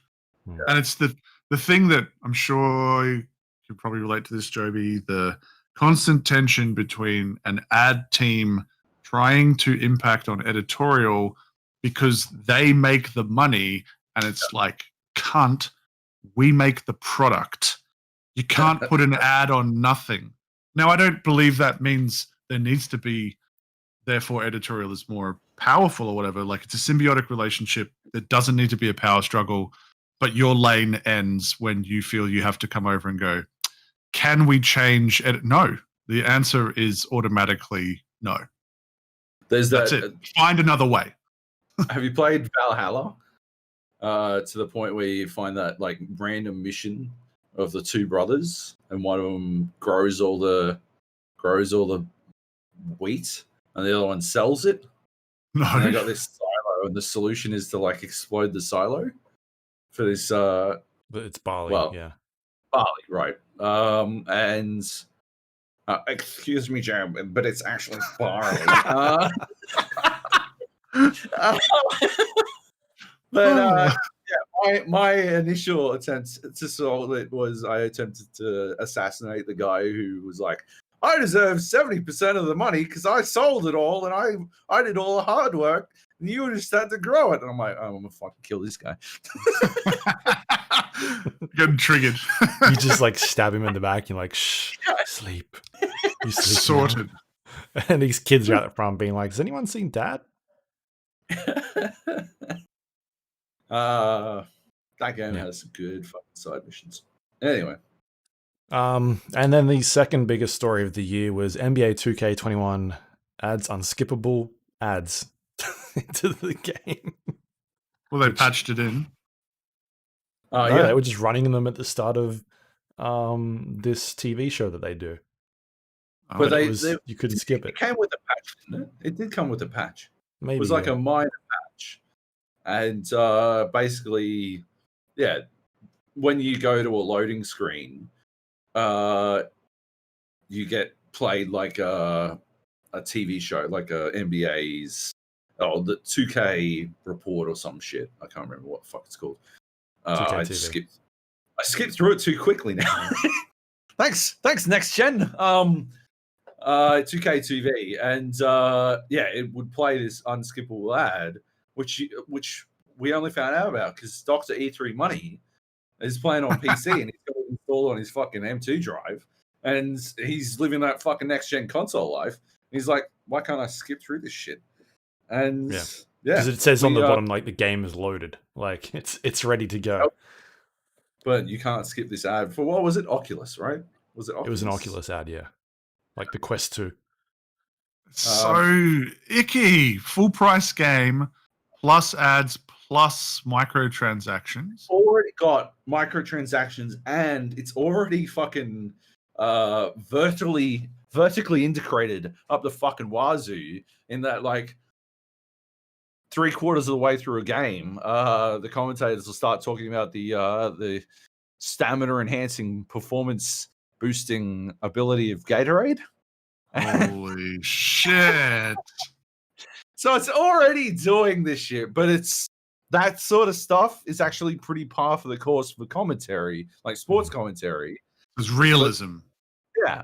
Like you can actually get away with it, but this fucking Oculus shit, no way. Fuck that shit. Anyway, what was real good is that via the tip from Drew, Luke basically broke the story worldwide, and then a whole bunch of cunts fucking stole the story without properly attributing it to him. And that shit's fucked. Well, no, one guy posted it on his social media page and like cropped out. So Steve Wright actually went on his because I think he was using an Xbox. I'm not sure which one it was. He was using Xbox, so basically recorded it happening on his device. I recorded it happening on mine, which is like the PlayStation. And then he put in like the title card, the Survivor title card in there, and put it online, posted the story, blah blah blah. And then some dude on the internet just put it on like his Twitter account and like cut out the Survivor title card. And I saw it on like Reset Era or something like that, like the post that this guy had made, and then it had blown up on Reset Era. And then I was watching this video, I'm like, this is exactly the same as Steve's one. I'm like, it has to be. And then I noticed that he forgot to cut out at the very start, like it shows you the player's name, and it was Steve's account. It said like Survivor. And I'm like, it's the same fucking account. Anyway, the good news is that like Reset Era and a bunch of the Reddit threads took down his video and then posted to the actual article. So, and he ended up deleting his Twitter post as well, this guy, after he got badgered about it. His account, hopefully, piece of shit. Yeah. Like it's the difference between non-attribution, which is bad. It is bad, especially, I don't know what this person's line of work is, but in our line of work, it's fucking bad. But then when you deliberately try to obfuscate it, that's fucked. That's theft. Super fucked. Yeah. Plagiarism. Yeah. Yeah.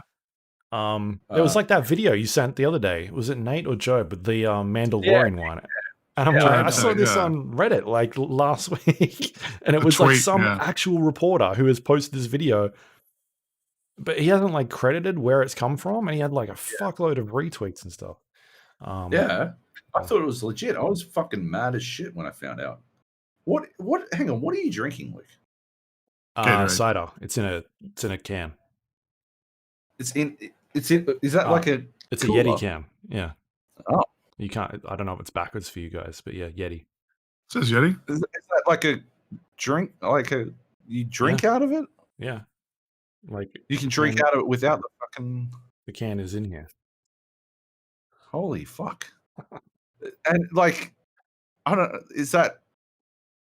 Can you drink out of it without the can in it, or? No. It's got like it comes apart and stuff. There's like bits you can screw in there for different sizes. It's a cooler. It's a cooler, right? It's just a cooler. It's not like a. Yeah, it's cool. All right, that's fucking sick. That is awesome. Well, mine like 3 of them. Mine has a cape. So where's your fucking cape? And the Batman. Burnt Horizon. Yeah. Anyway, so that was good work on Drew for breaking that story. Thank you, Drew. 3 money. I hope 2K gave you a cut. They definitely. That's how it works, right? I'm sure they love him for something. Did they ban his account? Let's get this fucking guy. Luckily, the good people at 2K are, in Australia at least, are very nice, and I did not get like blacklisted or anything like that. They're still very, very good about it. Far Cry 6 and Tom Clancy's Rainbow Six Siege Quarantine, or probably just Rainbow Six Quarantine, are delayed. This is kind of disappointing. I was looking forward to Far Cry 6 with Giancarlo Esposito as the villain, and obviously Rainbow Six Quarantine we don't know anything about, but I am keen to play that because we love some Rainbow Six. Left 4 Dead Quarantine, which I think is what it's going to be. Any thoughts on these games? Like, I've kind of burnt out on the last couple of Far Cry games, but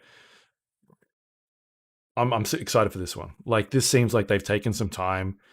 I feel like enough time has passed that this one doesn't immediately feel like they're like fucking snapping them out. Yeah. I feel like I'm ready for another one, but for me, it's literally going to hinge on precisely the same problem I had with Far Cry 5, which was if I play in co-op, is all of my progress going to disappear? Yeah. In which case, I will never play it again if the person I was playing co-op with, Nate, plays on without me, because I'm just not interested, right? Like, that's not Nate's fault, right? No. That's not Nate's fault at all. But like, I have no fucking desire to continue a story that, like, continue playing with Nate when I've missed chunks, or to replay the first 8 hours of the fucking game I've already played. Yeah. Like, it's just dumb shit. And they've got it. They've fixed it, right? Because they do it in the Division.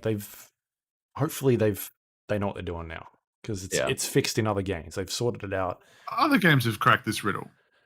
Yeah, it's not massively multiplayer. It's not super complicated. It's a fucking save state. Have you finished this mission? Have you not finished that mission?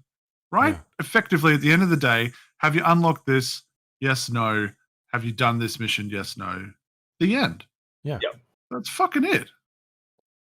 Yeah. I don't get it. Because it's so much fun in co-op. Holy shit. Yeah. Holy fuck. We had a lot of fun. Yeah, but it just ruins it, because like you feel like an asshole if you're hosting, but you also don't want to be the asshole who's joining. It's tricky. And not ours to solve, right? It's not like we did anything wrong. No, but we just solved it here. Like, we just did. We just did it. We just did it. Yeah, bring on. What's the next challenge? COVID? Done. Done. Yeah. We fix that here as well. Netflix has announced they're developing an Assassin's Creed series.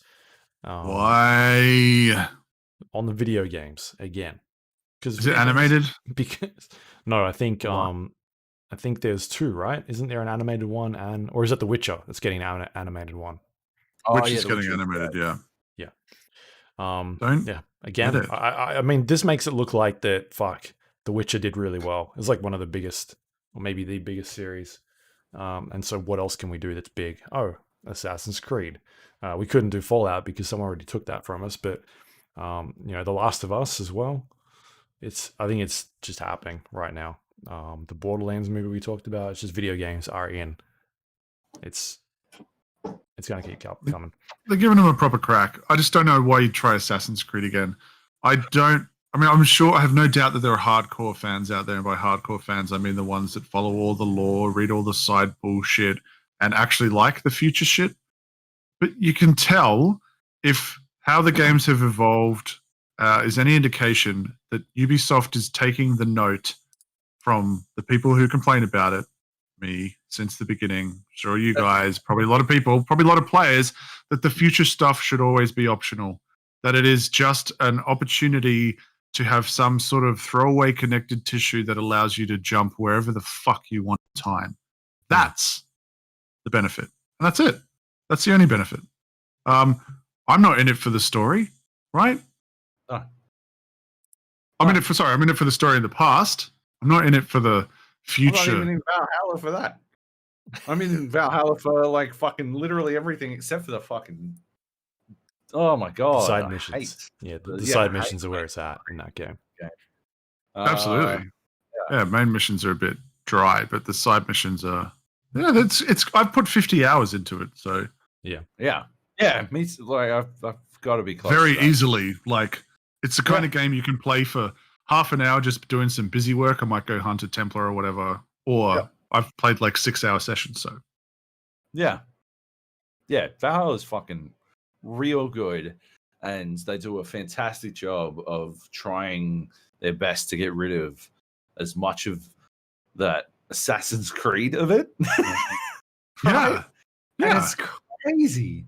Well, yeah, like I think Dr. E3 like asked a question a couple of weeks ago of when are they going to fucking like just fully abandon that? And I think I said I don't think they ever do. But fuck, I wish they would. And the idea of a TV series? Oh, no. But every season could be a different, like we're in Japan now, or we're in ancient Greece. And yeah, that's cool as shit. How much of every episode has to be dedicated to outside of the Animus? None of it. First 2 minutes. That's what you say. What's that guy that you're the TV show? That you're talking about? Person of interest? Yeah, it's him. He shows up at the start of every episode and he's like explaining the Animus. It's like you gotta hop in the Animus, and Jim Carrey is like, what? Why? Why would I? It's just him getting in. Go back in the past, and you can relive the memories of your ancient ancestors. And you're like, please stop explaining this.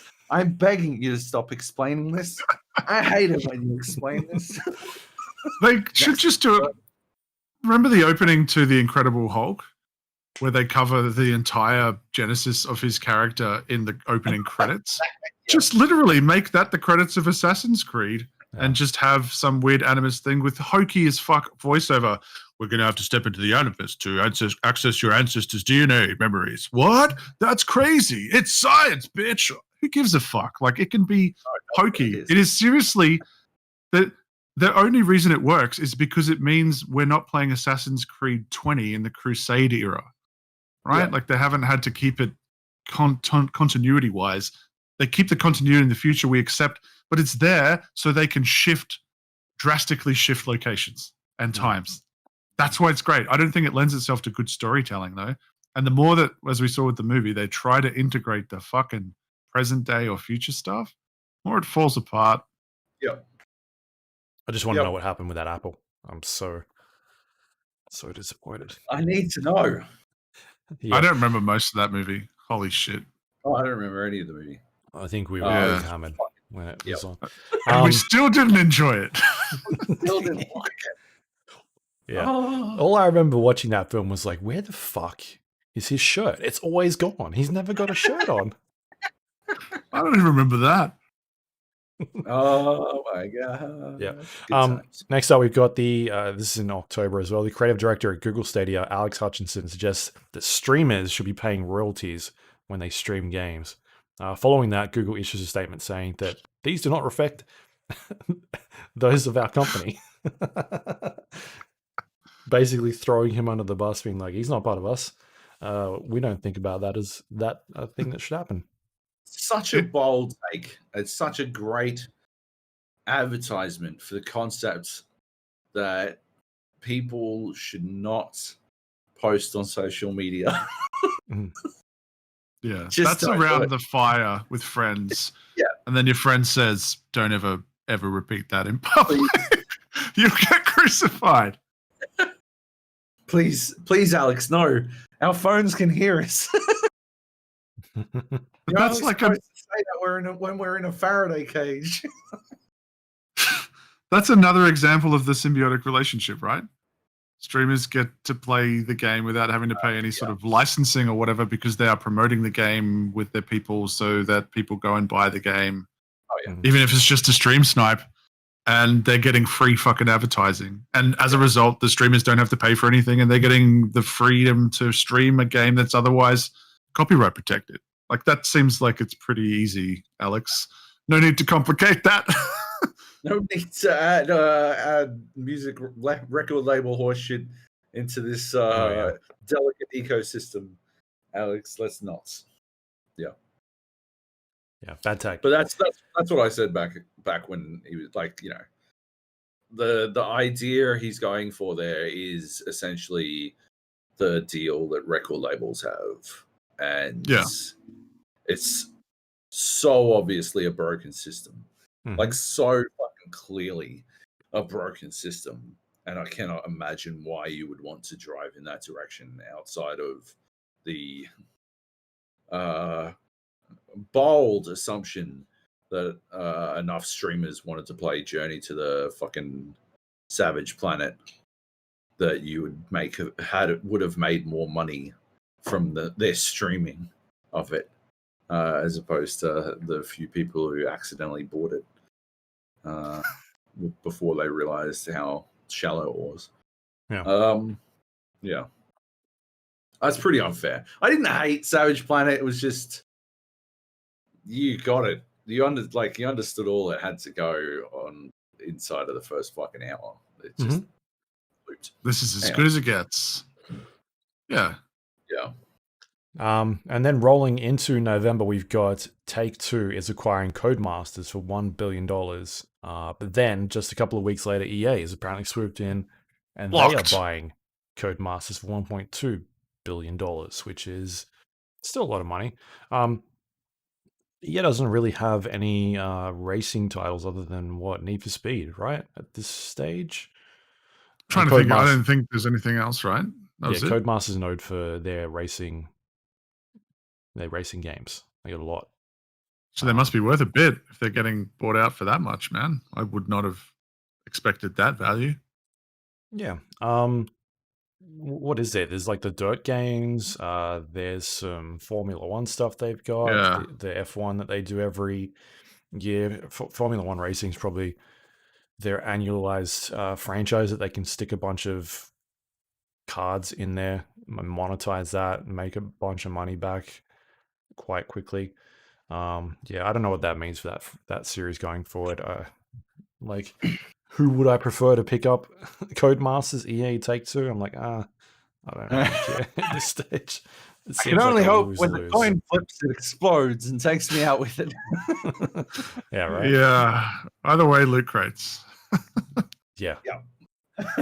Or bonnets, right? You open the back of the car and like a bunch of money flies out and. Don't give them ideas. Yeah.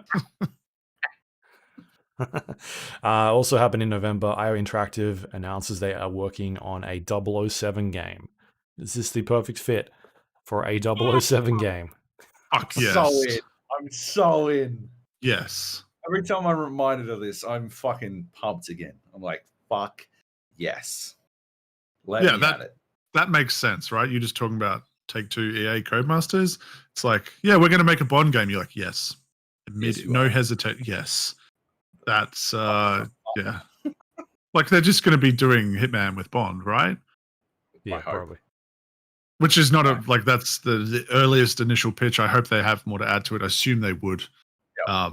But fuck yeah. And if they can throw in some set piece stuff around that as well, like action set pieces plus the infiltration idea. Mhm. Awesome. Or just ultimate player freedom, right? Play it stealthy or to go loud, whatever. Yeah. I'm excited. So that won't be out for 3 years. No, It's probably going to be a while because Hitman 3 is what, very soon. So they'll probably start working on that. Feb? Yeah. yeah. Um, Which cool. I mean, I'm pumped for that. I'm fucking. Are you excited excited, for that. Luke? Are you pumped for 007? I mean, it's a good fitting. Oh, he's not marrying pumped. the two. He's pumped two for the properties. breaks. But Do they make their own Bond, or do they base it off like Daniel Craig or Idris Elba or Idris Elba. I was going to Idris say. Elba? I mean, the thing is, they haven't called it Bond. They've called it 007. It's a 007 project, so technically it could be anything, right? It doesn't have to be a film tie-in. It could be something complete. It could be a female Bond, or female 007. Aren't they doing that in the next film? I don't know. I haven't seen trailers or anything. Allegedly, that's one of the rumors. Wasn't there a female one in one of the films a while back? I can't Roger remember. Moore? No. That's easy. Sean That's a man, Connery. baby. One of the films. 15 of the fucking films. Yeah. Holy shit. Did that guy fucking have nude pictures of the producers or whatever, right? Like, how did he get hired? How did he get rehired that many times? May he rest in peace. Yeah. December. This is the last month. These are some of the ones I chucked in because Joab wasn't here, but we got Oscar Isaac cast as Solid Snake in the Metal Gear Solid film. Oh yes. Thoughts, Joe? What do you think? You're a big Metal Oscar Gear Isaac's fanboy. rad. I don't know how they turn this. I assume Metal Gear Solid 1. I don't know how they make it into a film, but It's we haven't talked about that yet. It's actually like a 6-part film series that goes for 8 hours each one. that makes more sense to me. No, And then the opening credits roll. Yeah. No. Who plays Liquid Snake if Oscar Isaac is Kurt Russell. Solid Snake? Holy fuck! My dick can only get so erect. Can only get so liquid. Holy shit, that'd be fucking amazing. It wouldn't happen, but no, they should have him like in it though. They should have him in a role to note the connection, right? Because didn't fucking Kleb say that they already made or he already played Solid Snake or some shit? But he was talking about Snake Plissken and fucking Escape from New York and Escape from LA. And they're different fucking characters. I was driving back down from fucking Queensland listening to the podcast, fucking yelling at the fucking radio. Like, there wasn't fucking Solid Snake! Correct him, Luke! Do something! Stop this! And he didn't do it. And I'm like, God damn it. I leave for fucking 1 week! Anyway. Solid I knew Snake how angry you Plissken.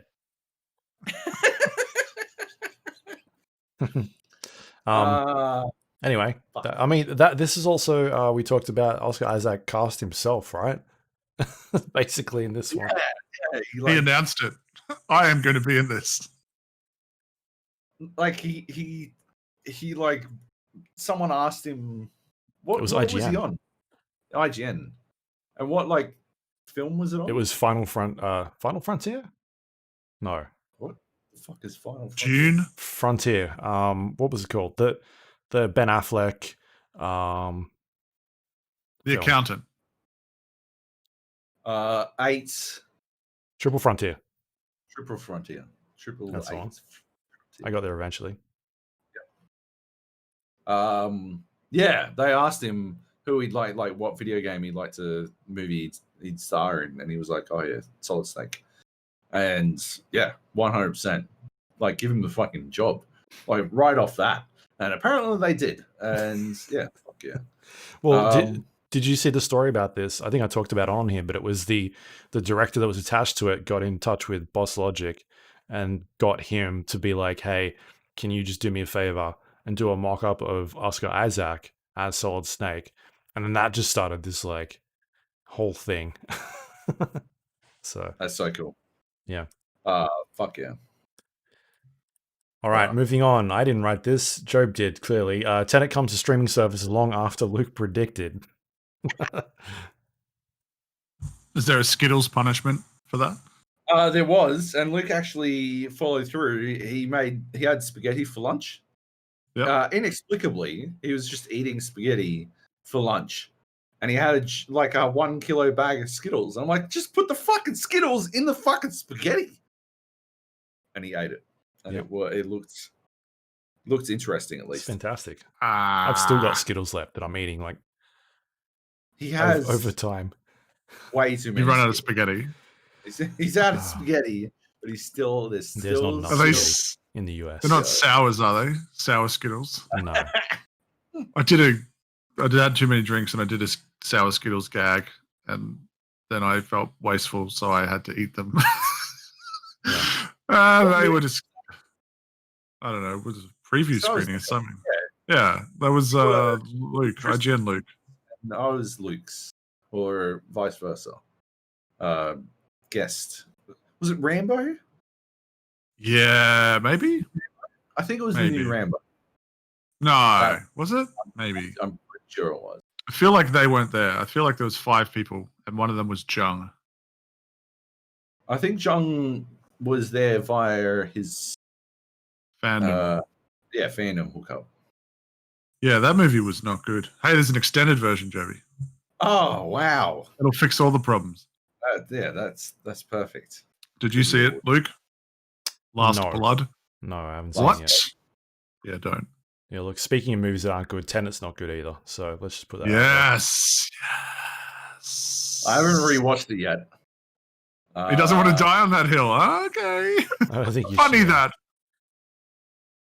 Look, I walked out saying I didn't hate it. And you were like, that was fucking garbage. I'm like, I fucking hated it.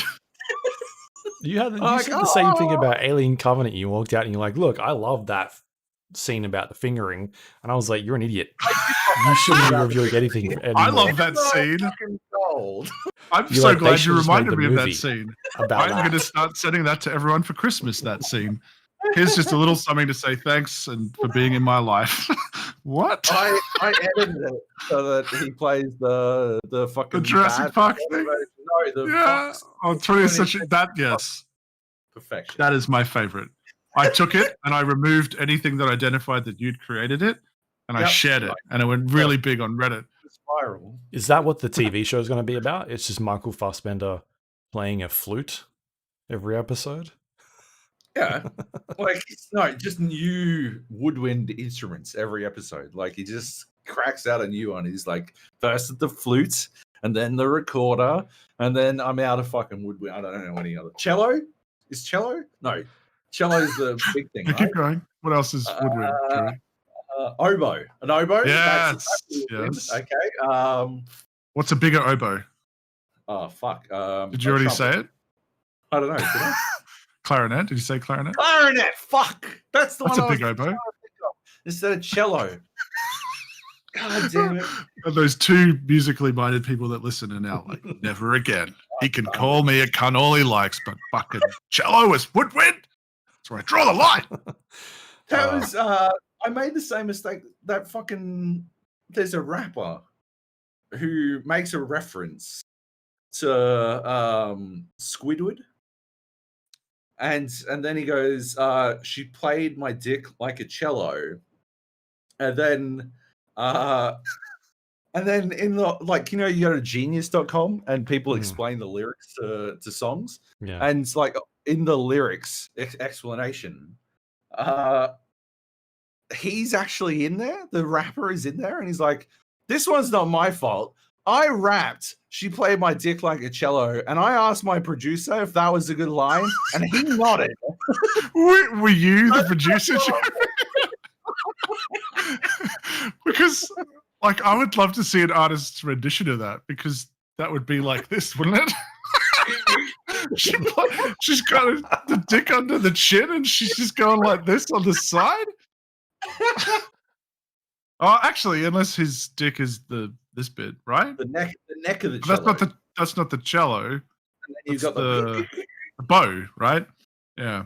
And his like torso's under her neck, and she's okay. I still want to see Yeah. an artist rendition of it. Yeah. Majority of people cannot see what you guys are doing on video, but it is.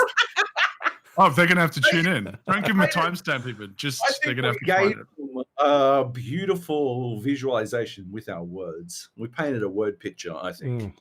We did. It was, it was good.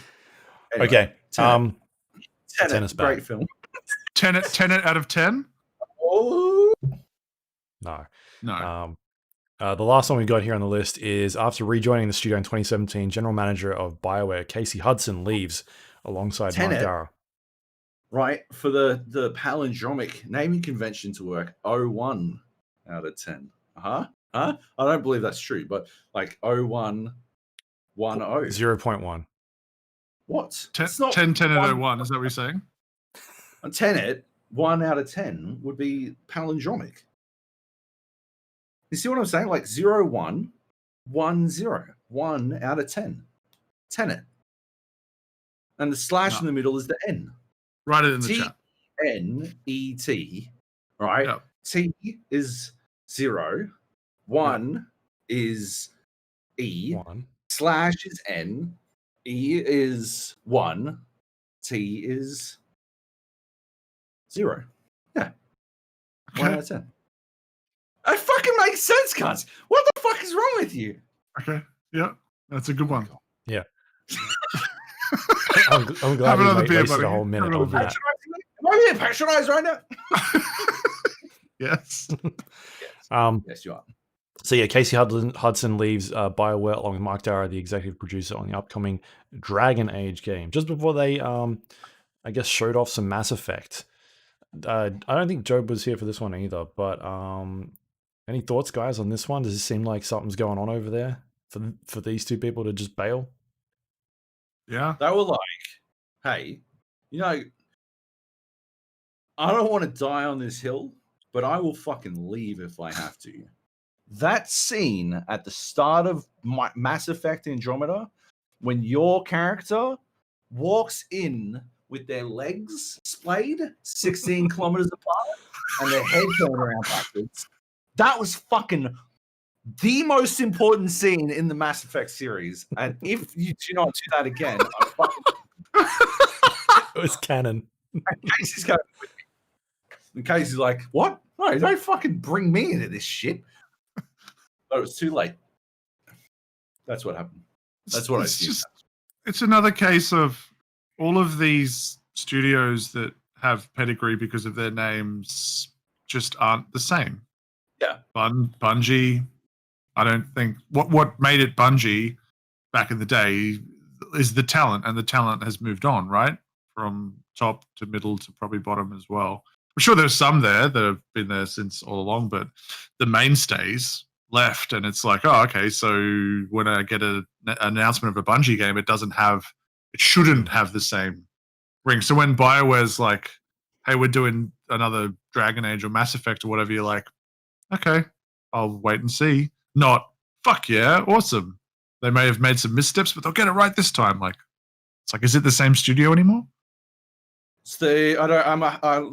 Look, I don't want to keep bringing this back to Immortals with Henry Cavill, but it's the literal like ship of Theseus paradox, right? If you replace every single part of a ship, is it still the same ship in the end? And it's a question as old as fucking time, you know. Like, I don't like it. More often than not, it's not. Yeah. Well, you can. You just would have to hire accordingly, right? Like, you would keep the same creative people. If they moved on, you would hire replacements that are still going to like push things forward and evolve, but are still going to get what makes that magical. Yeah. Like the replacing wood with wood in a ship, it gets more challenging when, you know, it's not just wood, it's people. It's like the creativity and the thoughts and feelings and everything, the essence behind that team disappears. It's not necessarily the same team anymore. And replacing that like for like is a lot more challenging than simply replacing the pieces themselves, I guess. Yeah, when a director leaves a movie project, it's concerning because that's the top vision. It was supposed to be the top vision. And, you know, if actors or people behind the camera and what move on, like it feels almost like you could still work around it as long as the vision is consistent. That's what I think. What makes the studio is its vision as executed by its people at the top, and whether that's paid forward or not. And obviously people aren't going to stay somewhere forever, but you could still hire good fit replacements. Yeah. If you want to maintain that pedigree. Yeah. Yeah. And I think it's pretty critical that you do. Like that pedigree is everything these days.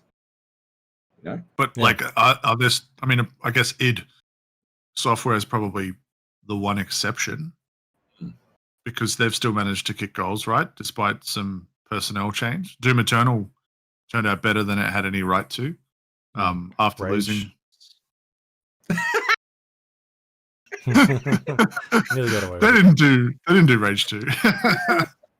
I liked Rage 2, but yeah. Rage, original Rage. Oh yeah, no, but it was like it hadn't had that run of perfection because fuck Doom 3, right? Yeah. Like fuck it. Yeah. And people try to defend it and you don't understand and whatever. Like I get what they were going for. They didn't execute it well and they put tech above everything else, which is a problem.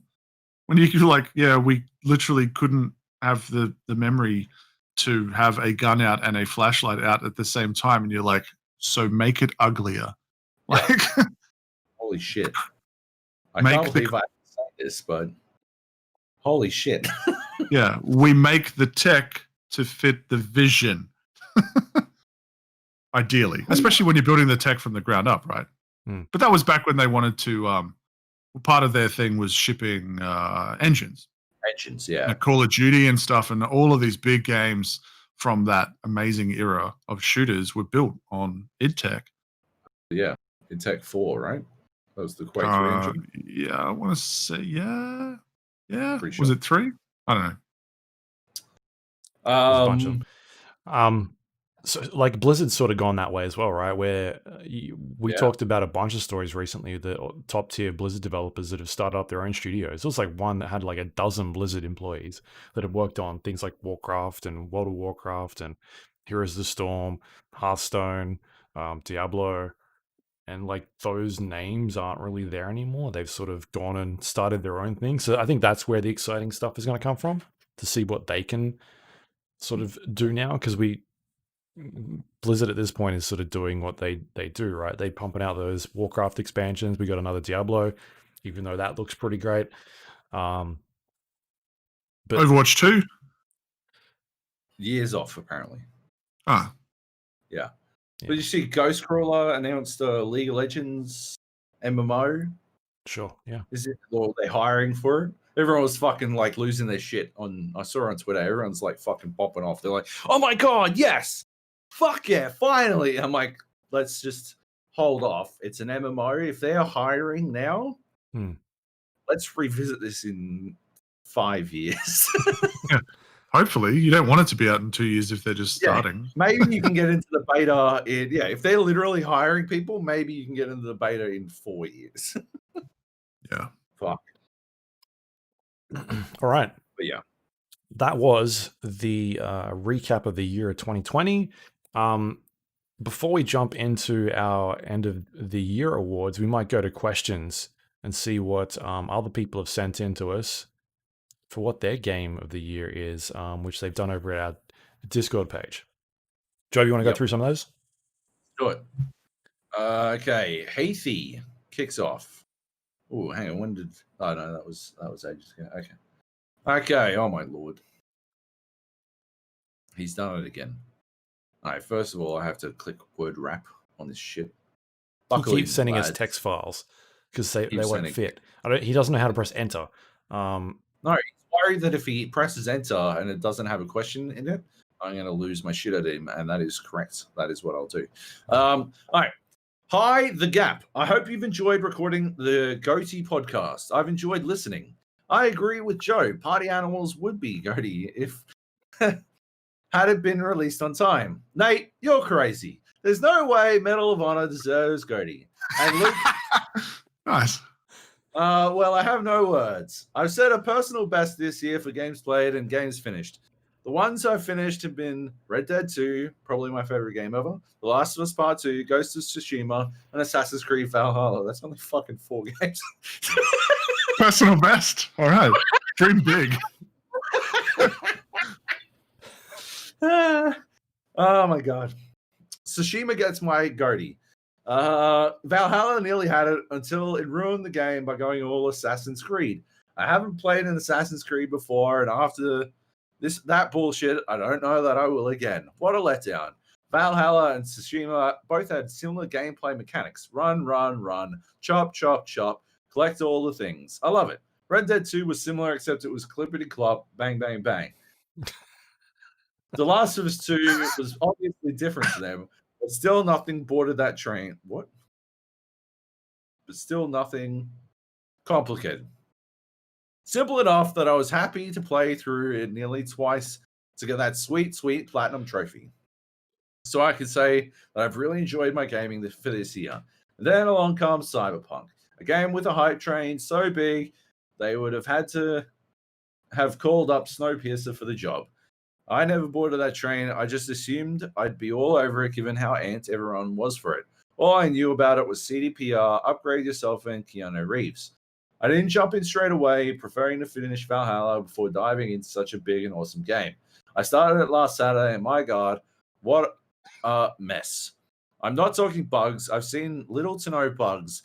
I'm talking gameplay. I'm 4 hours in. I spent 30 minutes creating my dude, and I feel overwhelmed with gameplay mechanics, hacking the environment, upgrading my body, upgrading my weapons, brain dances, and my phone never stops ringing. A civilian had to die to my random button presses before I figured out how to get into my inventory. I feel like either this is CDPR doing CDPR things and giving a shit tutorial, or they need to introduce a special person mode that clearly spells out how to do things, because I fucking lost. Oh no, that's me too. I was doing one of those fucking Delamain game missions, or maybe it was I don't know. I was doing a mission and it said honk your horn. It was doing the fucking one with the grenade nose dude. Oh yeah. And it was like honk your horn to call him out. I'm like, what the fuck? What's the fucking horn button? I like pressed everything. No, it was left control. Yeah, no, H seems like it's the probably one in the car, right? You should press horn for it. That's what I pressed, and I pressed E and Q and R and F, and I'm like, no, none of this shit. None of it's working. Anyway, how dare CDPR release this time a game at the end of the year we've all had? I have 100%ed 3 of the biggest games this year, played a good chunk of many, many others, and now I'm supposed to figure this shit out. I'm exhausted. I don't have the mental capacity at the end of 2020 for this. I guess if all you do is play a game to the end of the story, you might have some gaming stamina left, but it's a big effort to finish a game as it's designed, side missions and all. Anyway, my question is, what do you guys do when you find a huntsman, or in Luke's case, I don't know, a homeless person in your house? Do you leave it be and hope it doesn't surprise you while you're having a wank on the couch, or do you annihilate it as a warning to the other spiders? The real estate said, I have to stop nailing spider corpses to the front door, so I'm looking for alternative ideas. Season's greetings, Heath. Thoughts? Luke, what do you do? First of all, how big is your monitor? It looks like you're playing a game of tennis, or you're watching a game of tennis while you're reading that thing. Look, I may not have. It's big. He put it across 3 screens. I spread it out. He didn't word wrap it, so what am I supposed to do? I mean, yeah.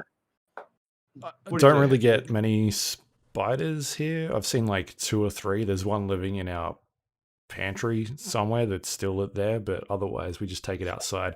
I've had a lot of bees in the house, which what? How are bees getting in? I don't know. I think there's a hole somewhere.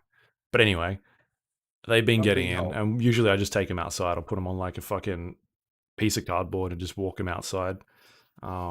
they're bumblebees, so they're pretty friendly. So that's about as close as I come to that. Weird. Luke, Nate, what do you do when you find a spider? Move house. Move house. Yeah. Yeah, right. Tupperware, piece of paper, the end.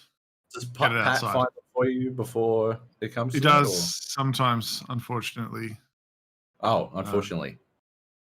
Or he Is it gets always sick if he eats them. Oh. But we haven't had them in a while. Yeah,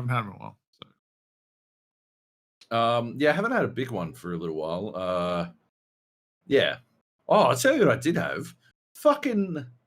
This is no fucking lie. Woke up this morning, came out to the fucking kitchen, and there were like Fia's making coffee. And she's like, "Oh, I think there's fucking some ants got in this. Oh my god, there's hundreds of them." And I come out, and they're not ants. They are tiny, tiny cockroaches. What has happened is we got a Coles order yesterday, and this fucking pineapple had fucking cockroach eggs on it, like those egg Ugh. sacs, and they've hatched. And so, like, beneath the fucking pineapple are these opened egg sacs surrounded by literally fucking thousands of tiny baby cockroaches, and we're just fucking murdering them. It's revolting. You got to put that stuff on social media. Like you'll be famous on news.com. Well, I wasn't quick enough to record anything. I was too busy attempting to genocide them, but I did tweet it out. Still, holy shit, man. That shit was fucked up. I've killed so many. I feel like Charlie when he kills all those rats. He's like, oh, I've just thousands of those things have died by my hand. I've killed thousands of cockroaches. Yeah. If they ever band together, I'm fucked. Anyway. Yeah. I haven't seen a spider in a little while. A spider would have been helpful with the cockroaches. Would have eaten his fill. Or her Would have been a fill. giant spider afterwards, right? Shelob sized. Yeah. Yeah. Joab's like, you can have the house. I'm out. Yeah, I'm going to move out. Just let me know if the 3080 ever shows up. Maybe eat the fucking courier. Yeah. Anyway, good question, Heath. Frisco writes, it's called a cat.txt. It's another TXT file. I feel like we got to stop taking TXT files. Honestly, this fills me with such dread opening random TXT files. It's a virus. Yay. It says cat, and it's an ASCII photo of 3 cats sitting on a fence. Mm-hmm. It's a good question, Frisco. Frisco writes, Hades is my goatee. I don't normally play roguelikes, but I really enjoyed how this game lets you manage the RNG while still requiring some adaptability. Adaptability. Whoa. Oh, maybe I've had enough.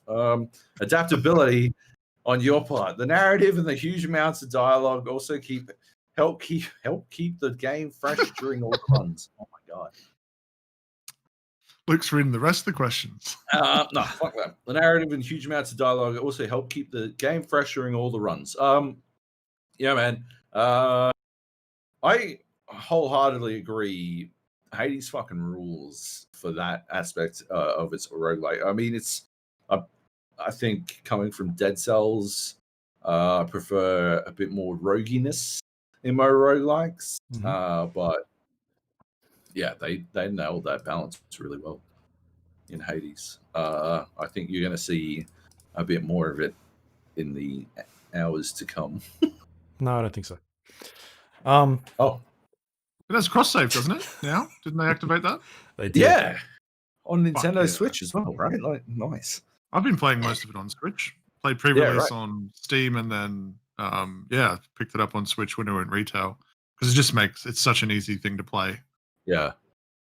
How's it run on Switch? Really well. Yeah, Oh, that's all they nice, aim for right? 60. Yeah. A couple of times it's dropped, but not like Dead Cells at launch. That was pretty framey in a bad way, you know, during fights. So you'd miss frames. Bad, but they fixed that eventually. Because that's also, if you want to have a 2-hour shit, you take Dead Cells into the toilet. I'll just finish off this room. It'll be fine. What do you Are think you alive Cyberpunk in looks there? like on a Switch? Streamed or run natively? No, just natively, 4K. It couldn't look much worse than it being run on a PlayStation 4, right? Only because that's about as worse as I can imagine a video game looking. Huh? Yeah, maybe. Maybe. I saw Hades had one of those IGN speed runs, and I haven't watched it yet, but I'm very keen to watch it. You guys watch those fucking speed runs? Yeah, They're they're so With the devs commenting? they're so fucking good. Watch the They're Ghost best. Runner one. It's fantastic. Oh, really? Okay. Yeah. Excellent. 25 minutes is apparently to run through Hades. That's pretty fucking impressive. Game is easy. Easy, baby. Baz writes, Merry Christmas. I don't have a goatee. Some great games I've played this year, though, are Deep Rock Galactic, Warzone, Risk of Rain 2, Immortals Phoenix Rising, and Doom Eternal. Nice. Yeah, that's a good list. Immortals is a new one. What do you mean? I think we were recommending it. It's only just come out recently. Yeah, it's quite recent. Yeah. Risk of Rain 2. I feel like you guys didn't play it as much as I would have liked, but I've played it a fuck ton. I think it's one of those games where our skill level disparity resulted in dramatically different experiences for like the two groups. Like me having already played fucking hours of it, and you guys being relatively new, meant that I was sort of playing sort of a different game to you guys, and I feel like that may have negatively impacted your experience with it, which I don't know how I would solve it, but it was disappointing to me. I fucking love that game. It is such a like mindless game where you just do shit. It's killer. Okay, Klebo writes, Klebomedy. My goatee is easily Ghost of Tsushima.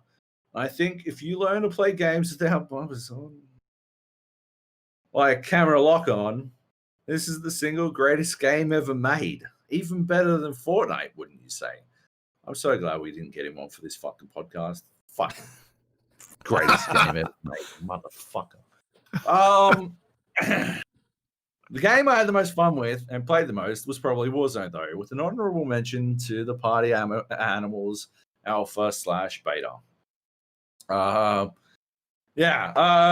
think we'll probably talk about Tsushima a bunch more as well. And do we have a category that Warzone can slot into? Because, I mean, hours played.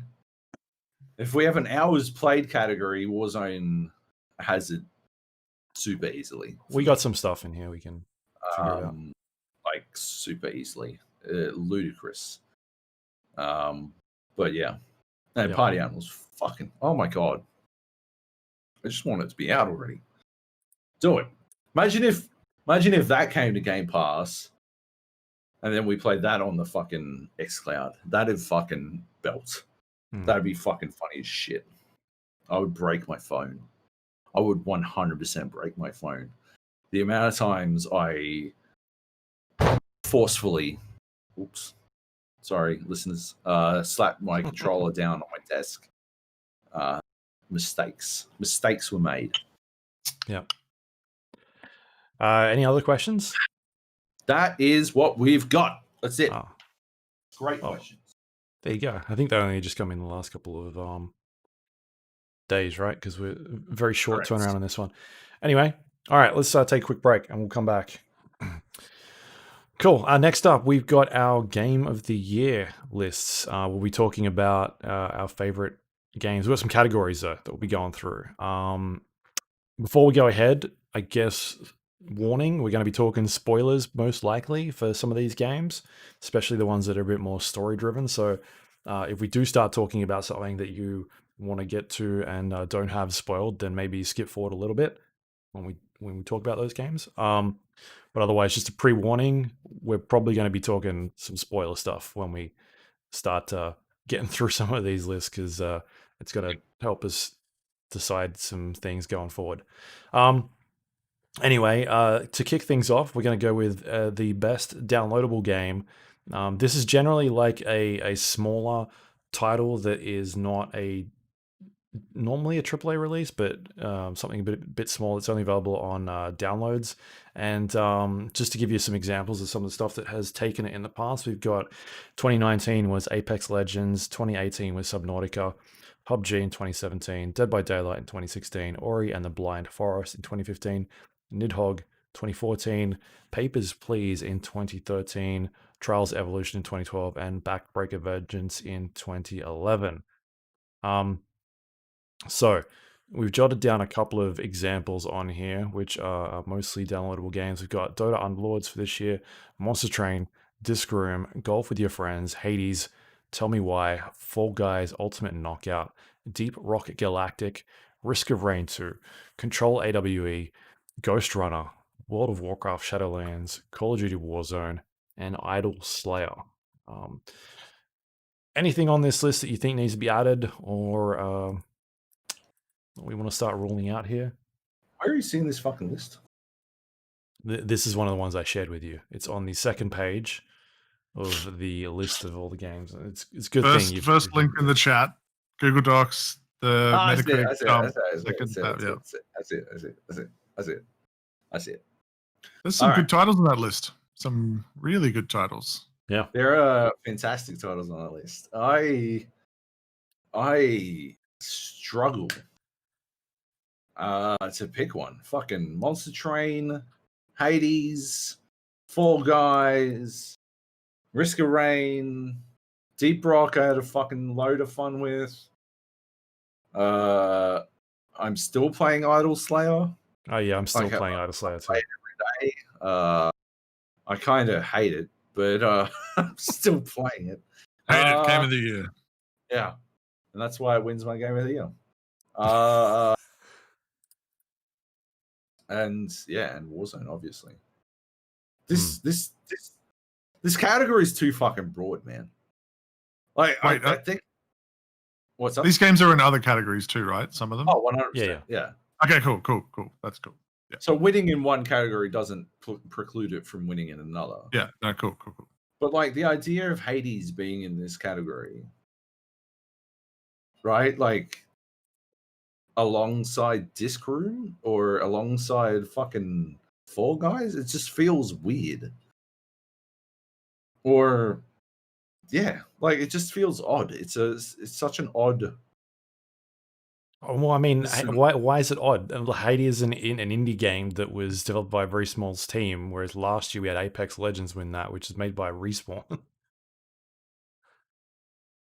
I get Disc it. Room is an indie game as well. And generally, these are indie games in this category because mostly they're digital games. Look, I don't remember last year's argument, but I assume I had the same issue last year. Like, I don't know. I just feel like this Play is it back. Roll it back for me, Luke. No, like, Hour number 7. Yeah, I just feel like this is such a broad category because I haven't gotten a single game on disc this year. I don't think I have had a single game come in on disc this year, which means every game I've played has been downloaded. No, but I'm not talking about you downloaded a game and this is it. These are purely digital titles. You can't get them at retail for the most part. They've been released. I know. I'm just saying that there is a distinction here that I think is, being missed. Perhaps it's an attempt to try and separate the AAA blockbusters from some of the stuff that's a little bit smaller and low key. That's why Call of Duty is in the list. Well, Shadowlands. Tell me which game made the most money this year on this list and the second most money, and how come both of them are owned by Lizard Vision King Lizard Vision? Yeah, I don't know, man. Like, it's just a tricky fucking category. I don't know how I'm supposed to pick one from this list. Monster Train for me. Yeah. I'm now reminded that I want to play my Monster Train. I literally just Googled whether it's on Android yet. I don't know if that's coming. Has it? I fucking want it to be coming. Like that will, whenever it's released, you got to assume they're doing it. It's Mobile on. version. It's on Xbox Game Pass Ultimate, which Yeah, means now. xCloud, baby. Fuck yeah, true. And As long because as it's got xCloud has, control. yes, I think- xCloud has those. No, I think it's only in certain games. I don't know if Monster Train has it. That'd be the Fuck. deal breaker. Yeah. Yes, that would be the deal breaker because that game is perfect for like a mobile game, 100%. right? Yeah. I remember the developer of Slay the Spire getting shirty at me for saying that they need better touchscreen controls in Slay the Spire like 3 years ago, and eventually they ported it and fixed up the touchscreen controls. I'm like, it just makes sense. Why wasn't it like this in the fucking first place? Yeah. It's a card game. Like there's some stuff on here I'd take out. Like tell me why I do not think was very good. I didn't like that at all. Yeah, like golf with friends, I played a little bit of. Didn't really do much for me. It was a fun game. Disc Room, I also enjoyed, but like there's some games on this list that, as a downloadable game, you kind of want them to be sustaining. Like you want them to be something you can always go back to and play like a couple of hours at a time, like an hour, and then duck away and then come back, or like play it on a Android device or iPhone or whatever. Like that's kind of how I see this category going down, as something that's a bit more run and gun, I guess. So I think the stuff like the Monster Train, Underlords, Carrion? What about Carrion? I mean, it deserves a mention at the very least. I really enjoyed what I played of it. Starcom Nexus is a game that I had on my list that I played the absolute fuck out of. I don't know if you guys played it. It was that sort of top-down spacefaring, like almost an action RPG, but also a shoot 'em up, top-down shoot 'em up. That took forever. But like I played forever, played fucking loads of hours of Wildfire by Dan Hines. I think it might be getting a retail release before the end of the year, but otherwise it certainly deserves a nod. I don't think it would win my pick. right. I think that's all I've got in here. Astro's Playroom didn't have a disc. Yeah, correct. Yeah. Yep. Yeah. So where are we sort of leaning here? Are we going something like Call of Duty, Monster Train, Hades, anything else that's sort of standing out? Fall Guys is way up there for me. Fall Guys, I fucking loved what I played of that. The only reason Fall Guys didn't take over the fucking world is because instead of doing what we said they needed to do when we first played it, which was release a new level every week to 2 weeks, they decided to go for the season-long thing, and it was a mistake. If they'd done every 1 to 2 weeks there was a brand new level, people would absolutely have continued playing that game. They just got stale, I think. That was the only thing holding Fall Guys back. But outside of that, I loved it. I think they fucking killed it. I played it some more last week. Yeah. And it's got new levels, and it's a whole new like take on the same sort of chaos, and it's still fucking hilarious. Yeah. They killed it with that game. I mean, like, Fall Guys is still... It's basically dropped out of the... It's at the top, so it's 8 p.m. over here in the US, which is pretty peak. It's sitting at 46 on the Steam chart at the moment. You compare that to... I don't know, what's on the front page here? Dead by Daylight, because that's a game I play a lot of. It's 17th. Yeah, like, no question. Fall Guys could have been so much more than it was, but that doesn't take away from what it was. No. You know. Yeah. I would probably rank out of these. I would probably rank Hades number 1, Warzone number 2, and Monster Train number 3. But this is interesting. I like this concept. This is the fucking closest nonsense I've like.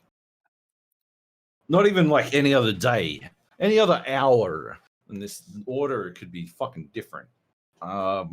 If we hadn't had a fucking garbage game filled with hacker cunts to finish off our run last night, it might very, very well be a different fucking ordering.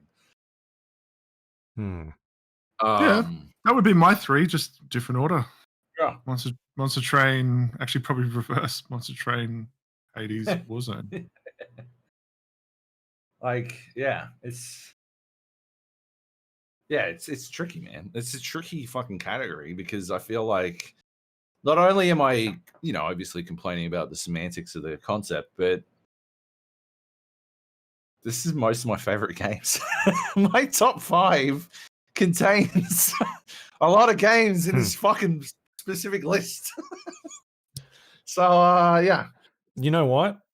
I'm sort of leaning towards Monster Train on this one. Yeah. Now that I'm looking at it. Purely because of the thing that I was talking about before. The like pick up and play nature of it and being a game where you could sort of go back to it every once in a while, and it purely being what was originally a downloadable game. I would have thought this a lot more, except for you getting me to play it again the other week, Luke, and seeing how much they've improved it, and they've grown this game so much. And it was already a really good game, and they've just made it way better since then. So I won't fight Monster Train winning this category. My only criticism about Hades, and we'll probably talk about this more later, is that as much as I enjoyed that game, once you got to the end game, and I feel like that's the core part of the roguelike games, is that it really fell off. I don't think it handled that end game very well. I think it was trying. It was trying to do something different, right? But we will talk about it later. We're going to talk about this later. So I would go head to head. I'd go Monster Train and Hades, and then I'd let Call of Duty go as much as I love that game, just because to me, it's still a big AAA. Like if I bought Call of Duty on a disc, I still kind of get it, but I put it there because Call of Duty Warzone is a free-to-play game that you can just download. But I don't know. What do you think, Nate? Where are you leaning? What do you think? I would definitely not include. Yeah, Warzone would be 3 for me for those reasons. I think the free-to-play version. I mean, I haven't played the free-to-play version, but conceptually is different to the retail, and that there's a very subtle pay-to-win idea of if you want the best meta guns, your best bet is to go and pay for the game to grind, or to just play plunder, right? Which is again not the premier. It's called fucking Warzone. It's not called Plunder Zone or something like that. So yeah, I think for me, I obviously love Warzone, and I have a feeling it's going to come up in other categories. But for these ones, if I'm thinking about it as a free-to-play experience, I don't think it holds a candle to Monster Train or Hades in terms of what they give you for what you pay. Yeah, what little you pay. Altered my list, and I've dropped Warzone based on that specific account. The free to play version, the downloadable game version of Warzone, is a pale comparison to the concepts that I've played. So I've ditched it and I've gone for Risk of Rain 2, which I know won't be on either of you guys' list, but and I've shifted Monster Train obviously up to 2. Monster Train can win this 100%. But so it's a tricky. I'm cool with that. If you are, Luke, really tricky category. I'm okay with that. Let's go with that. So Monster Train gets the best downloadable game of 2020. Woo! Nice. And here to accept the award. Yeah, we should have had him on the podcast. Had we known. Then. All All right, let's move on to the next one we got here. Best, we've sort of combined this one. This is best sports / racing / fighting game. Basically anything that's got some movement in it. Let's go down this list. We've got Trials Rising in 2019, Forza Horizon 4 in 2018, Project Cars 2 in 2017, Forza Horizon 3 in 2016, Rocket League in 2015, Pro Evo Soccer 2014, and then NBA won a bunch of years. We also combined that the fighters with best fighting game. In 2017, it was Gang Beasts. it says Gang Beats. Sorry? You wrote Gang Beats. Yeah, I know. But I said Gang Beats just then. Nothing in 2016 because it's probably a year when not much happened. Mortal Kombat 10 in 2015, Nidhogg in 2014, Injustice Gods Among Us in 2013. You wrote Among Us. Yeah. That's what I do. PlayStation All-Stars 2012 and the Mortal Kombat 2011. This category is basically what does NetherRealms have coming out this year? If anything, do they have something? They win. This is what would white dudes on a podcast really like from a fighting game? NetherRealm games. Pretty Yeah. So we've combined them. Let's go through this. I'll tell you what, if Party Animals is coming out this year, winner. Let's go through some of these games here. We've got Golf with Your Friends, EA Sports UFC 4, Microsoft Flight Simulator, PGA Tour 2K21, Madden NFL 21, NBA 2K21, Tony Hawk's Pro Skater 1+2, FIFA 21, NHL 21, Mario Kart Live Home Circuit, and Dirt 5. Anything on here you feel like we need to add that I've maybe missed, fighting game wise? Party Animals demo. No? Okay. No. That's fair. We don't have to add that. Just checking my list of lists. No. Yeah, I'm checking my list. Unsurprisingly, I do not have any fucks to give for this category. Yeah. I think there's 3 games on here. My biggest issue with like Microsoft Flight Simulator was that it just ran so badly at launch, and then had a lot of problems with, it's going to support all these flight sticks and controllers and things, and it's just not doing that properly. It was kind of pretty disappointing for me, and so I ended up going. Actually, this is probably very, very much what Joab just wrote. The 3 I was going to say was PGA Tour, NBA 2K21, and Tony Hawk's Pro Skater 1+2. My only thing about Tony Hawk's Pro Skater 1+2 is that it's a remaster, and they did a phenomenal job at it, and so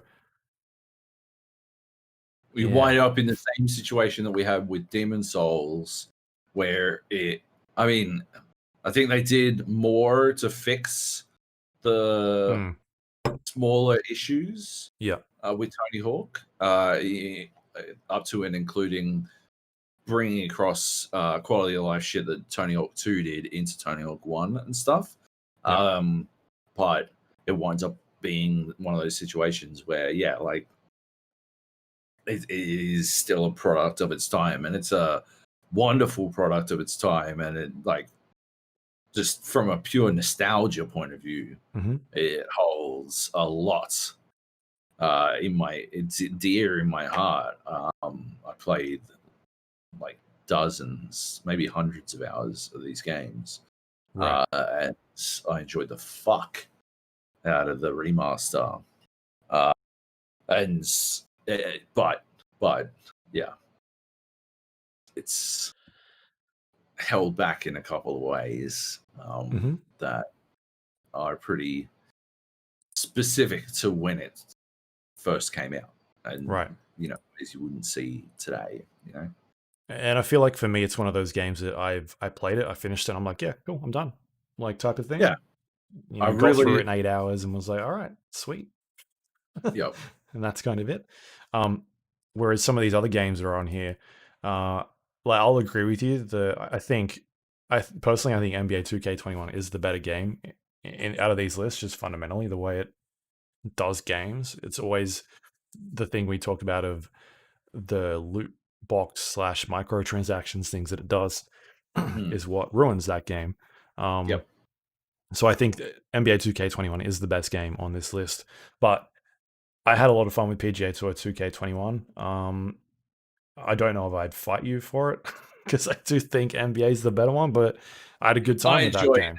I enjoy PGA Tour so much more than I enjoyed NBA this year, mostly because I found myself like lost transitioning from the old gen NBA to the new gen NBA. I found myself just like they changed so much about how you create a player, and I feel like I'm playing the same game I played 2 months ago, and now I'm out of my depth, and I don't understand how the fuck they because it's a new allow game. that to happen.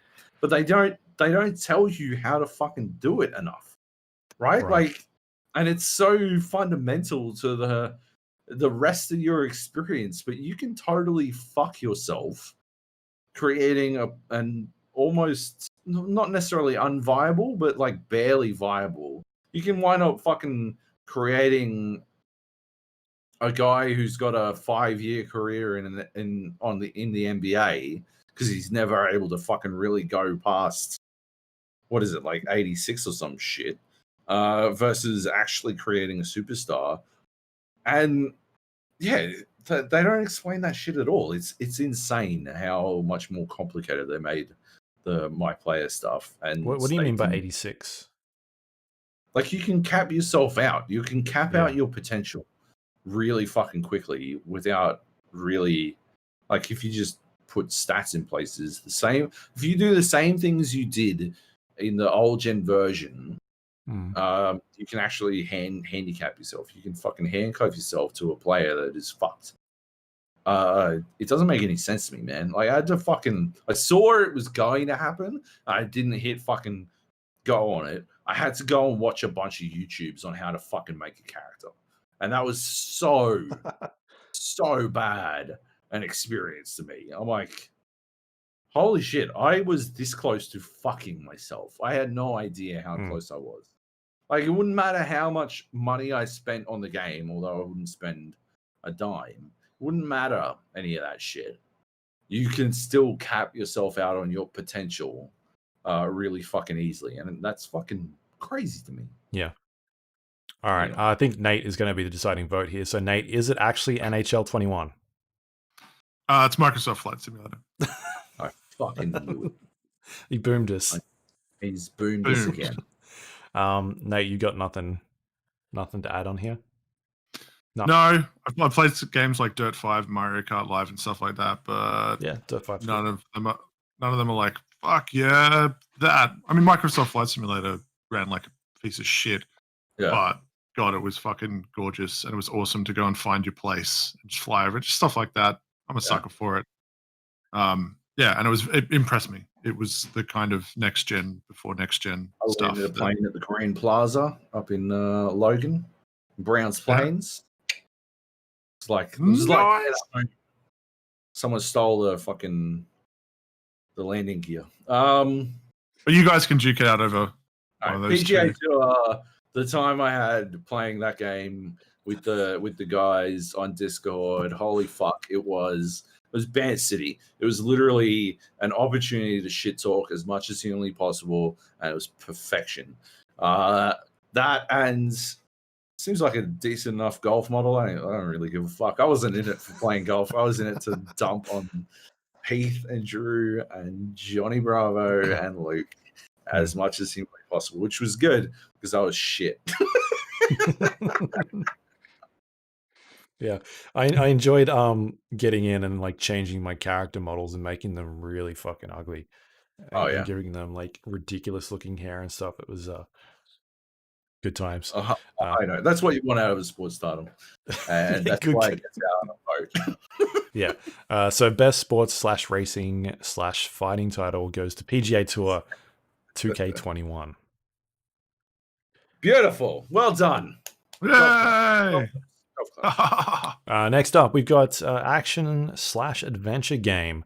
Last year was Control, which ended up taking our collective Game of the Year nominations. To give you some examples of what's taken it in the past as well has been Red Dead Redemption 2 in 2018, The Legend of Zelda Breath of the Wild in 2017, Gears of War 4 in 2016, Just Cause 3 in 2015, Middle-earth Shadow of Mordor in 2014, Grand Theft Auto 5 in 2013, Max Payne in 2012, and Batman Arkham City in 2011. Yeah. Oh, All right, City. We got some games on here. Darksiders Genesis, Resident Evil 3, Mafia Definitive Genesis Edition. come out this year. yeah. No fucking way. It's been a crazy year, man. That is been a while. bananas. It feels like it came out in 2018 or some shit. That is crazy. The Last of Us Part 2, Ghost of Tsushima, Mortal Shell, Tell Me Why. I don't know why I put that on there. Marvel's... Tell me why you put it on there. I guess because it's an adventure game. I'm Marvel's kidding. Avengers... Sorry, Luke, are you saying Ghost of Tsushima or are you saying Ghosts of Tsushima? Ghost of Tsushima? Ghost of Tsushima? I don't remember what I said. Ghost of Tsushima. I don't think Joe remembers what he's saying as he's saying it. It's mid-sentence. What else is here? Hades, Control AWE, Assassin's Creed Valhalla, Maneater, Spider-Man Miles Morales, and Immortals Phoenix Rising. Not the Henry Cavill film. Yes. It's another big list this year. This one I feel like action adventure is always the tough one. Yeah. Because they've always got the big story-driven, heavy games that do quite well. Oh, that's tough. Jedi. Last year. Was that last year? Oh, it was the end of last year. Yeah. Yeah. Wait, did that not win last year? What won last year? Control. Oh, okay. No, that tracks. Yeah. Oh my god. Fuck this category, eh? I think I wrote that in my own. Fuck this category. Yeah, I did. I wrote for downloadable game. Fuck this category. So some stuff here that I think won't win, but notable mentions. Immortals Phoenix Rising was excellent for what it was.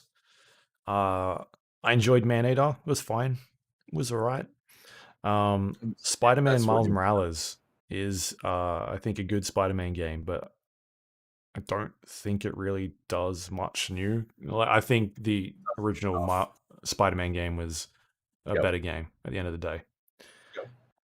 I really like Miles Morales, and I'm not a big Spider-Man fan, so yeah. I mean, but I really like the original one too. Yeah. Again, not a Spider-Man fan. I'm like, this is cool. This is like, it gave me the Arkham fix, which I need that itch scratched. Sure. Yeah. How has there not been another Arkham game? Oh my fucking god. Did you play some Mafia, Nate? I think you did, right? Yeah. Yeah, it was good. They've done a very, very good job with that one. If you missed Mafia, or like me, like I haven't finished it yet, so that's one of my potentials of a list of about 30 games on my break. I really like that game, man. And having a game that's remastered with such love in a way that, because obviously your memory has rose-tinted glasses, and so you look back on it and you're like, this game looked amazing, and then you look at it and you're like, it did look amazing. Obviously, it's not the same game, but it just matches the memory. There's no like disclaimer required. It's great. They put, it's really good. Oh, we didn't mention Highly Among recommend Us, the downloadable games. Well, that doesn't really count, does it? Doesn't it? Been on PC for ages. Was it just mobile that it hit? I want to say earlier this year where it blew up. Yeah, we should have mentioned it in 2018 though. We should have. We knew about it. Whoops. We didn't mention Noita or Phasmophobia either, but what? Yeah, stop the podcast. Phasmophobia is still in very early access. Go back, rewind. No, anyway. We do, in this actually, I just wanted to point out we didn't mention Watch Dogs Legion. It didn't turn out to be everything I had hoped, but I think it's still a notable example of the genre. Sure. For this, I'm gonna put Hades in my first place position, and I'm gonna put Immortals Phoenix Rising in second place. with The Last of Us Part 2 in third, in a position where I'm like, fuck, maybe Valhalla could have been here if it hadn't made me do that one thing where I had to fucking crawl over some fucking Invisible cyber blocks. boxes. Yeah. Right. Fuck, I hated that shit. Um, That's my pitch. Is because I fucking love Immortals Phoenix Rising. I fucking love it. Mafia Definitive Edition is. I feel like we maybe there is next year, if we run into this thing, the same problem, I'm going to pitch we add in a category that is remasters to give them a fucking chance, because my fucking gut feeling is Final Fantasy. no. My gut feeling is that these remasters don't have a real look in my opinion, because we are, we've played so many fucking games that we can directly trace our path back to the original. Yeah. The category is called Best New Old Game. Best New Old Game. Perfect. Yeah. Yeah. Maybe next year we introduce that shit, because I think Mafia could have a run in, except like Tony Hawk's, it's too like fucking Demon Souls. It's too faithful, and I wind up. So you want to do like a Final Fantasy VII remake then? That's what you want to win that list. I do not want that. All I'm saying is it feels too much like a product of its time, and I wind up in this situation where I can't give it to that because it feels too much like an old game. And yeah, that's probably the closest. I mean, yeah, Assassin's Creed, it could get it if I didn't hate all the fucking Animus horse shit. And I fucking hate that shit. Oh my god. Oh my lord, I hate it. But I really like rolling around taking fights Heath style 100 levels above my fucking current power level and seeing what I can get away with. It's good fun. Yeah. So my ordering is Hades, Mortals, Last of Us Part 2. That's what I've got. Whatever you guys want. Nate, any thoughts in this category? Any stuff that you've checked out? These crackers are delicious. You love crackers. I would go with Ghost of Tsushima. All right, yeah. Number one, Mortals Phoenix Rising, probably 2. Yeah. To be honest, only about 5 hours in, but I'm about it. I'm like, yes. I really like the sense of humor. Can you guys get into that? Yeah. I think Costa was dissing it on his OzGamers review. Oh, really? And I was like, okay, maybe it's a bit lame.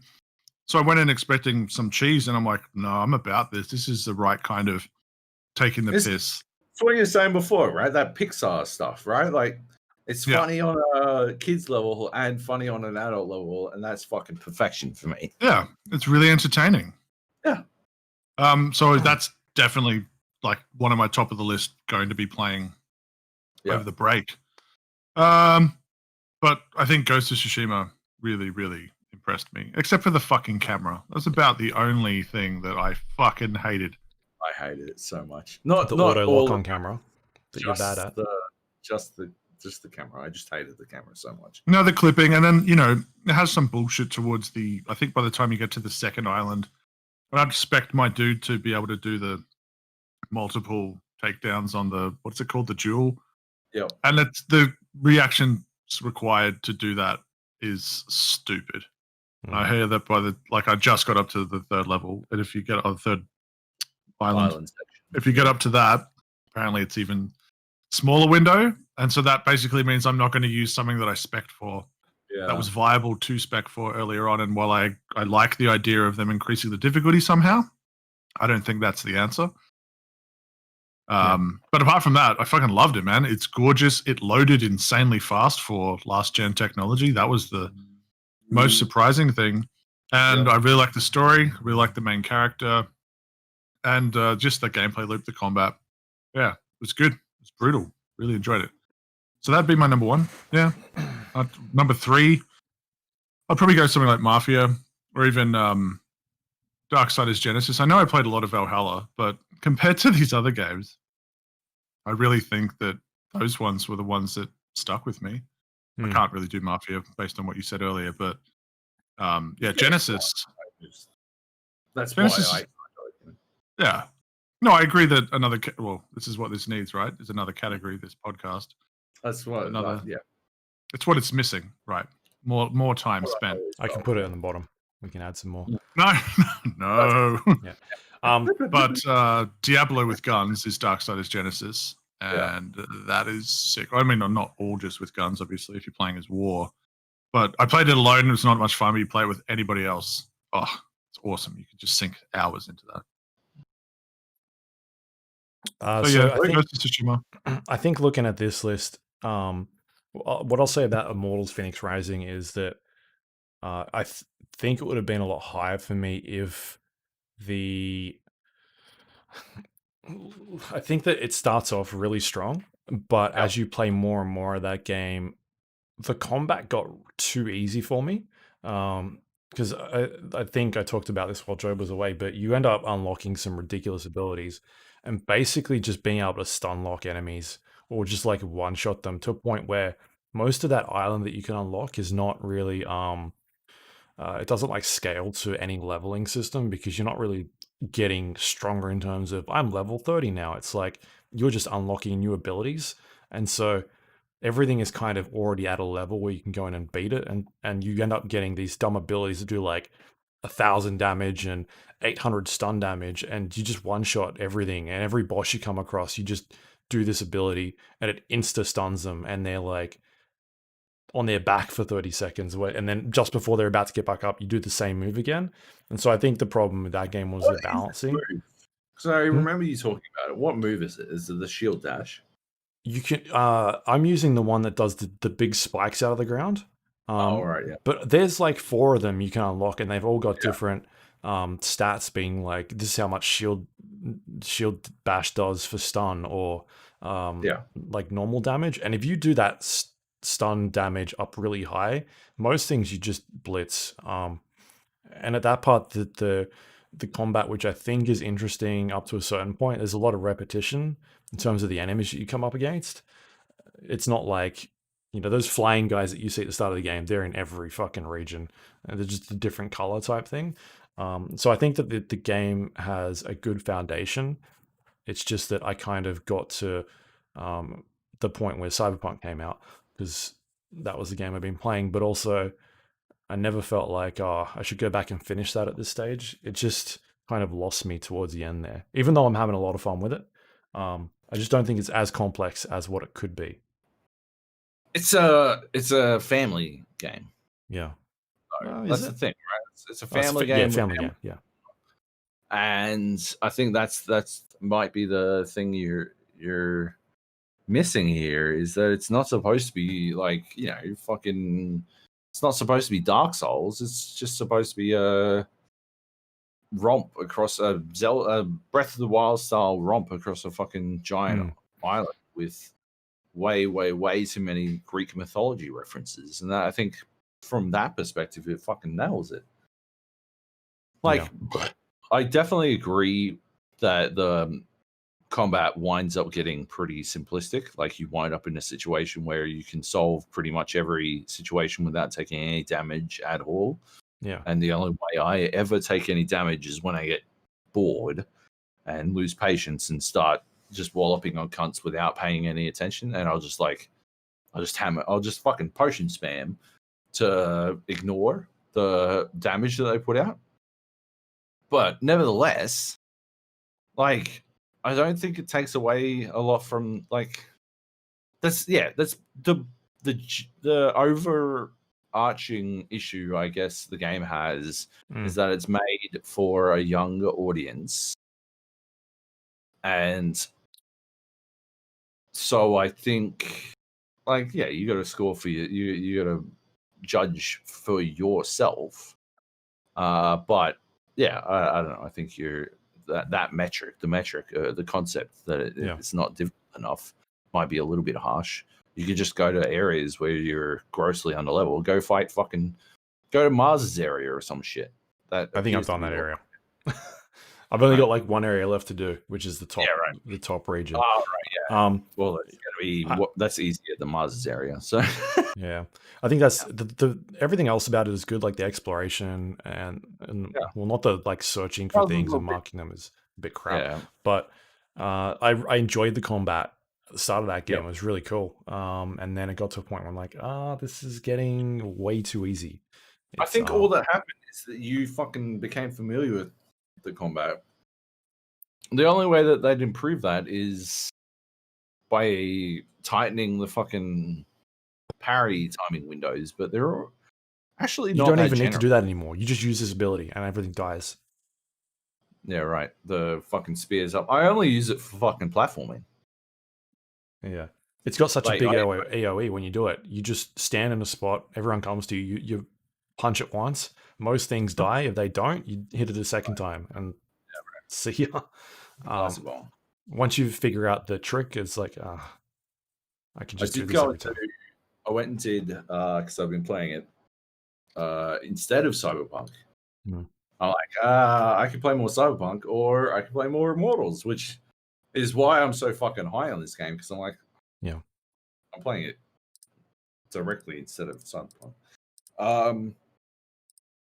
And I went and did like there's like a boss, harpy. I think she's a harpy. Yeah. Like there's like a tornado down like southwest. Went and fought her. That was a pretty good boss fight. That took a while. It was a while because I didn't do a lot of damage. That's one where she leaves and then you have to chase her up the mountain, right? Yeah, that was a good fight, but yeah, nothing else has come close. No, and there's also harpy people. There's a couple of them, like those types of bosses, just in different areas.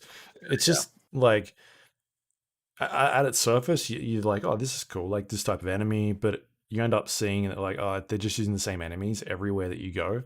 Yeah, and it becomes like colored to indicate how complex they are.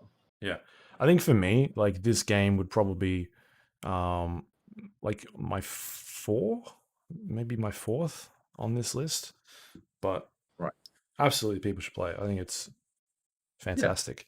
My number 2 would probably be, I think, Control AWE.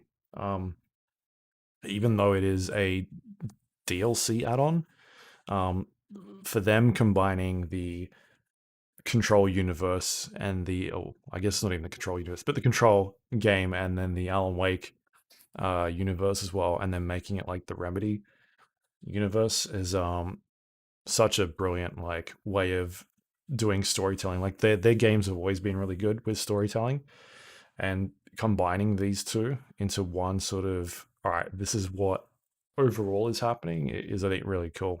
Did you ever end up getting a chance to check any of this out, Nate? No, that's another one that's on my list because I finished Control, but I haven't touched any of the DLC, and I'm very excited as a big Alan Wake fan. Yeah, I'd recommend AWE. Yeah. Not the one before. There was the DLC before, right? Yeah. It's okay. It's fine, but if you want something that is sort of going to bridge those two games, I'd recommend AWE because the Foundation is very much it tells some interesting stories, and you kind of learn more about the Bureau and I guess the foundation of what the building is set on top of. Like it's got these funny like it's playing with words basically. And so if you want to learn more about the world of Control, then the Foundation is the one that you want to play.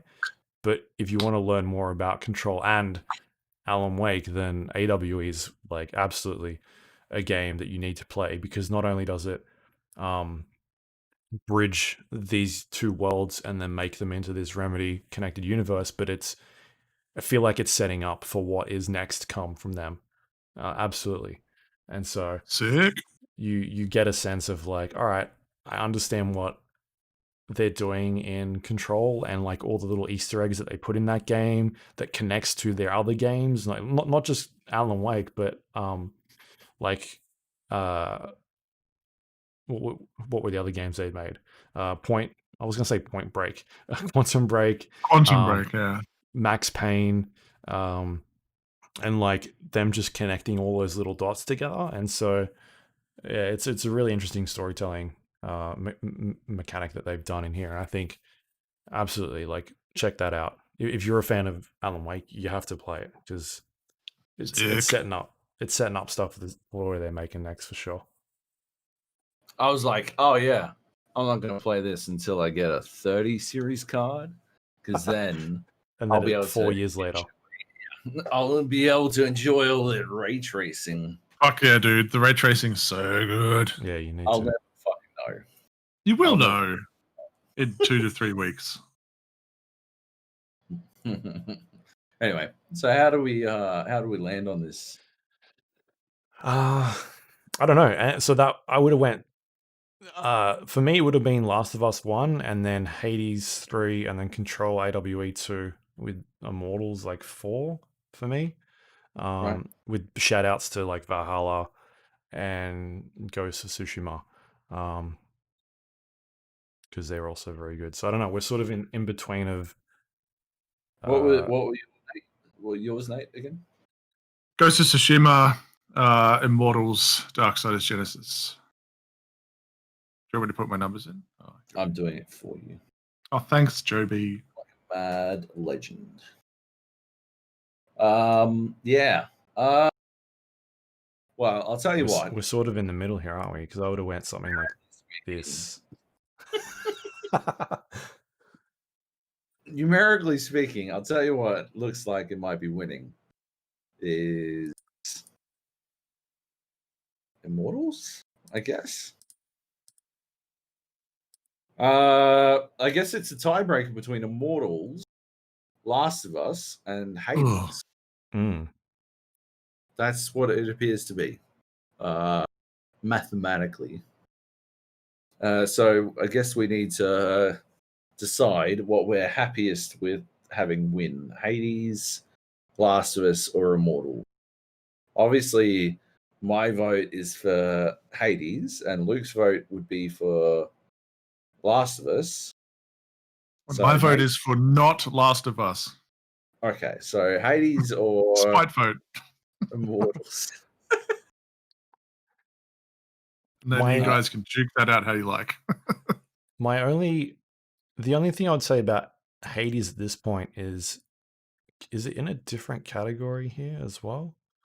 Are you about to screw me? I was wondering if it was in the wrong category. Yeah, because I'm thinking action adventure. I usually think about like third person action, like shooters or not platformers, but has Dead Cells won this before? No. Where is Dead Cells 1? Surely Dead Cells is in platforming game.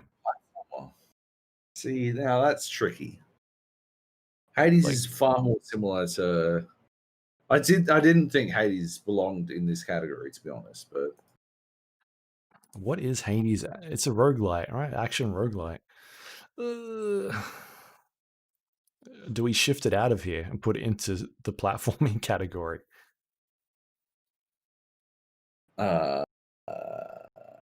Another new category. No, I mean it's in the next one. Genius. Best roguelike. What about the games with clear Greek mythology influences? Category. So Maneater, Spider-Man. Obviously. Yep. We could start a new one. There's 3 of them in this one. Right. Or we could just do mythologies, right? And easy. Ghost of Tsushima in there as well.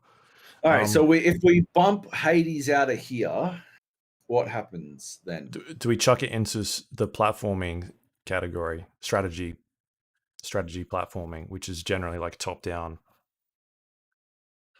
but it's still sort of an action game? I don't know. When I think action adventure, I usually like third person shooters. I think action's fine. It's got fucking shitloads of action.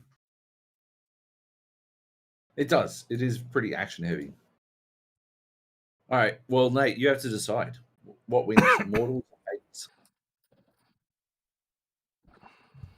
He's getting food. Who's getting? What do It's I have just to do? Non-stop buffet for old Nate. What's my tiebreaker? Immortals or Hades? Oh, I choose no. That's hard. It's pretty hard. It's pretty hard. Did you not play Hades, Nate? I did. No, Hades is. I really liked Hades. I really like Immortals. I didn't put it on my list, so I guess by default it has to be Immortals. Like it's not my 3, is it? That's true. Ooh, rough. That's been Sorry, Hades. Are we gonna go with that then? Immortals? Yep, Immortals Out gets of it. nowhere. Jump, Pat. Jump. Out of nowhere. Well done, Immortals. All right, Immortals Phoenix Rising, best action adventure game of 2020. Yahoo! That's what Joby wanted all along. Nobody wins. Except for Aliens vs Predator. Next up, we got best strategy puzzle platforming game.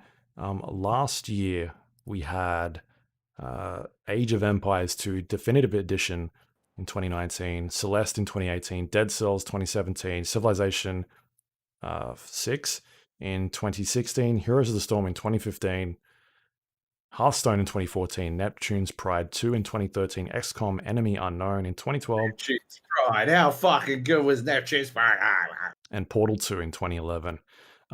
Here's some example games for this year. We've got Warcraft 3 Reforged. That could have went into our remaster category, I guess. We got Dreams, Ori and the Will of the Wisps, Command & Conquer Remastered Collection, Desperados 3, Fall Guys Ultimate Knockout, Spelunky 2, Crash Bandicoot It's About Time, Age of Empires 3 Definitive Edition, Ghost Runner, Wildfire, Monster Train, Disc Room, The Solitaire Conspiracy, Carry On, The Room VR, A Dark Matter. See, this category is fucking insane. First of all, Ghost Runner and Crash Bandicoot should almost definitely be in the action adventure category. Like, but that's the thing, right? Like, what the fuck? Ghost Runner, I feel like, is more of a platforming game, though. I suppose. Like, you've got a sword. If you agree that, like, platforming is not an adventure action game, like, I would say Ghost Runner is more of a puzzle platforming game.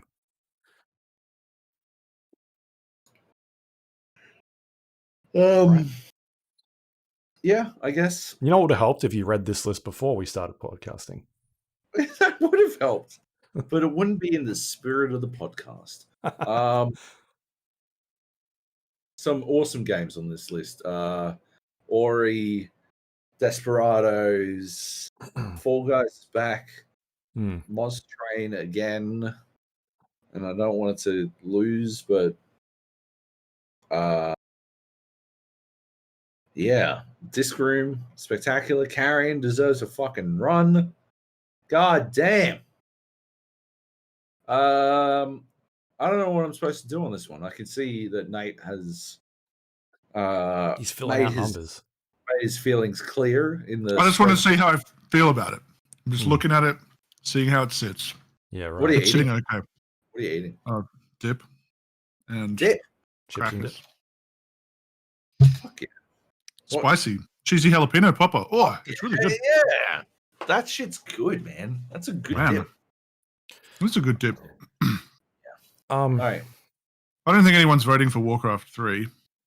No, it could have been on the list if we had our separate category for remastered games, only as a fantastic example of what not to do.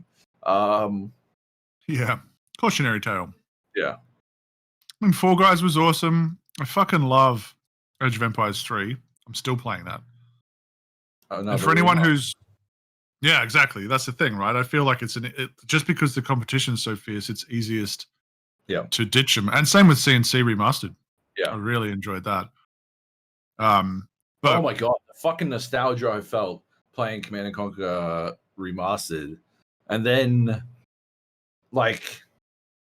Yeah, I'm it's so gutting Like they again, it's Tony Hawk's all over again. You have this situation where they did so much to rectify so many of the problems, but the design of the game, which they stayed doggedly faithful to, is stuck in this old world mentality, and I can't get past it.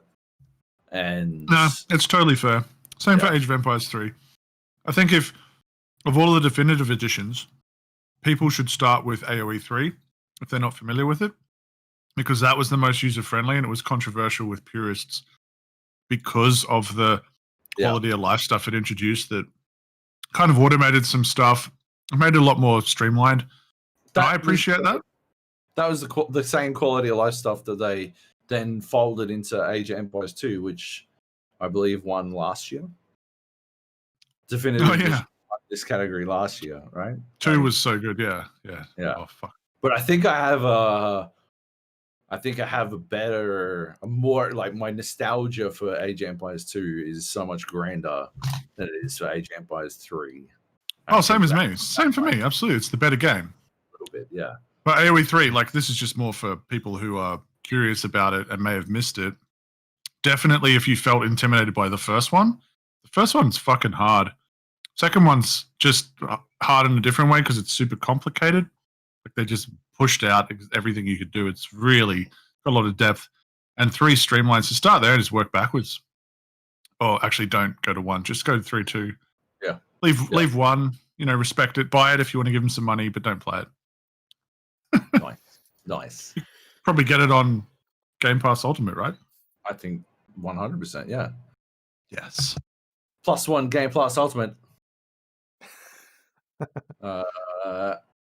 Luke, how are you feeling? Let's look at this list. There's some games on here people should play. Carry On, The Room, VR, Dark Matter. Ghost Runner is excellent. Dreams, I feel like is going to get missed. Dreams is brilliant. Like, just go and check out some of the stupid things people are making on the internet. It looks insane. Yeah. It's dumb. So yeah, I think the 3 maybe that I would go with, Ori, despite that being pretty broken when we were playing it for review. Yeah. Still an excellent game. Desperados 3 I really enjoyed. And yeah, I guess Monster Train and Ghost Runner. Well, probably Monster Train at this point. For sure. In that order? Or the reverse order? I would probably go Ori 2, Desperados 3. Because I actually finished Ori and did not finish Desperados, but maybe I'll get back to it at some stage. Yeah. Something like that. Like, I enjoyed what that game did. I just wonder if it came out at a stage where it shouldn't have come out. It was too busy, maybe. Right. Which isn't a fault of the game. No, this is a fault of me having to play many, many games. Yeah. Every month. Yeah. Desperados 3 is sick. It's so good. I haven't finished it. I haven't finished it. But I played, I think, the alpha, the beta, and then retail. And it's one of those games that I will keep installed to make me feel guilty that I haven't finished it. Probably forever. Unless I finish it, of course. And it's a game you can just drop back into at any point. What Desperados 3 does is remind me of why I used to love stealth games. Yeah. Right? Because I used to play stealth games like stealth games where you just hide all the time. And these days, if I get found in a stealth game, I just go fucking loud. I'm not like fucking, I'm not quick loading. I'm not fucking doing any of that shit. I just fucking go loud and I fight my way out. And I actually really appreciate games allowing me to get away with that. But Desperados has like, it's almost like the reason I don't. It's like Hitman, but in the top down.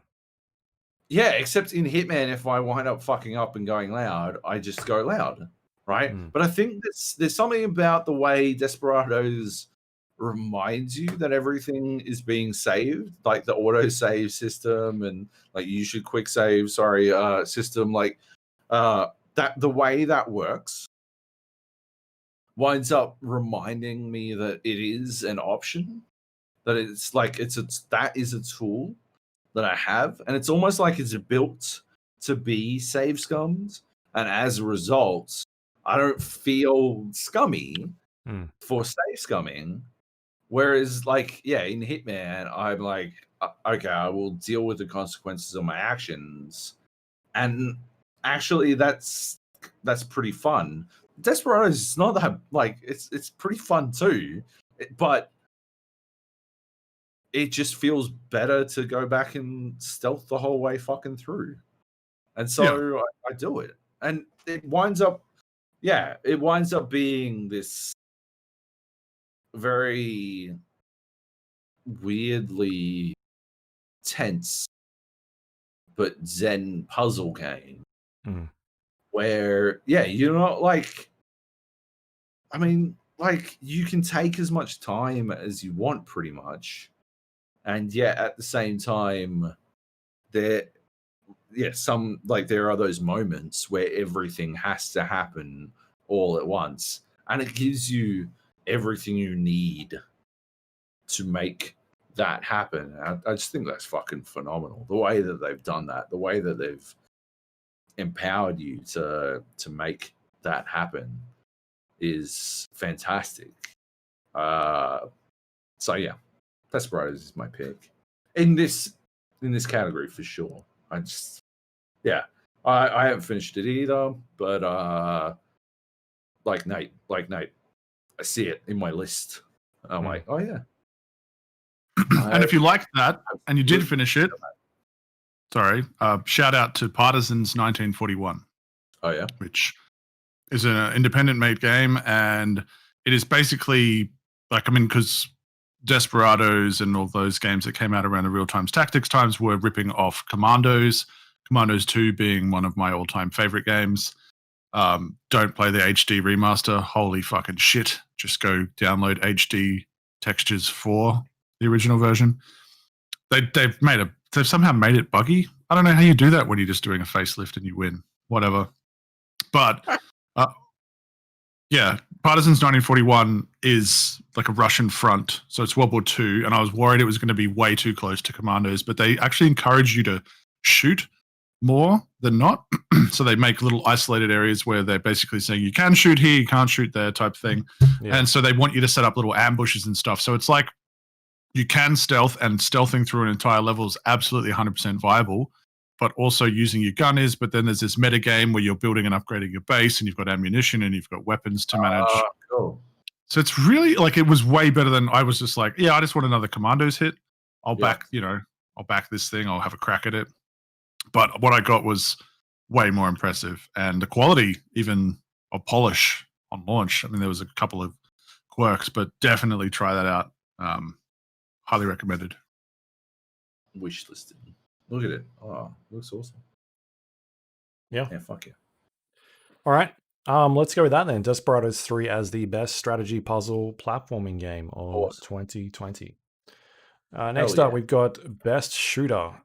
We can look at some of the games and lists from the past.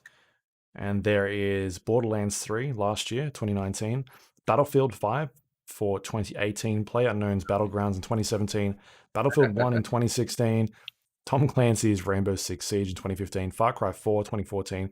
Bioshock Infinite in 2013. Borderlands 2 in 2012. And Battlefield 3 in 2011. Some good games there. So this is like I feel like our category here. Which year did Battlefield 4 not make the cut? What the fuck? For what?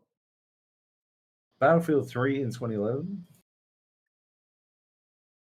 So Battlefield 4 must not have made the cut? Yeah. That had a buggy launch, didn't it? When the servers fucked at launch?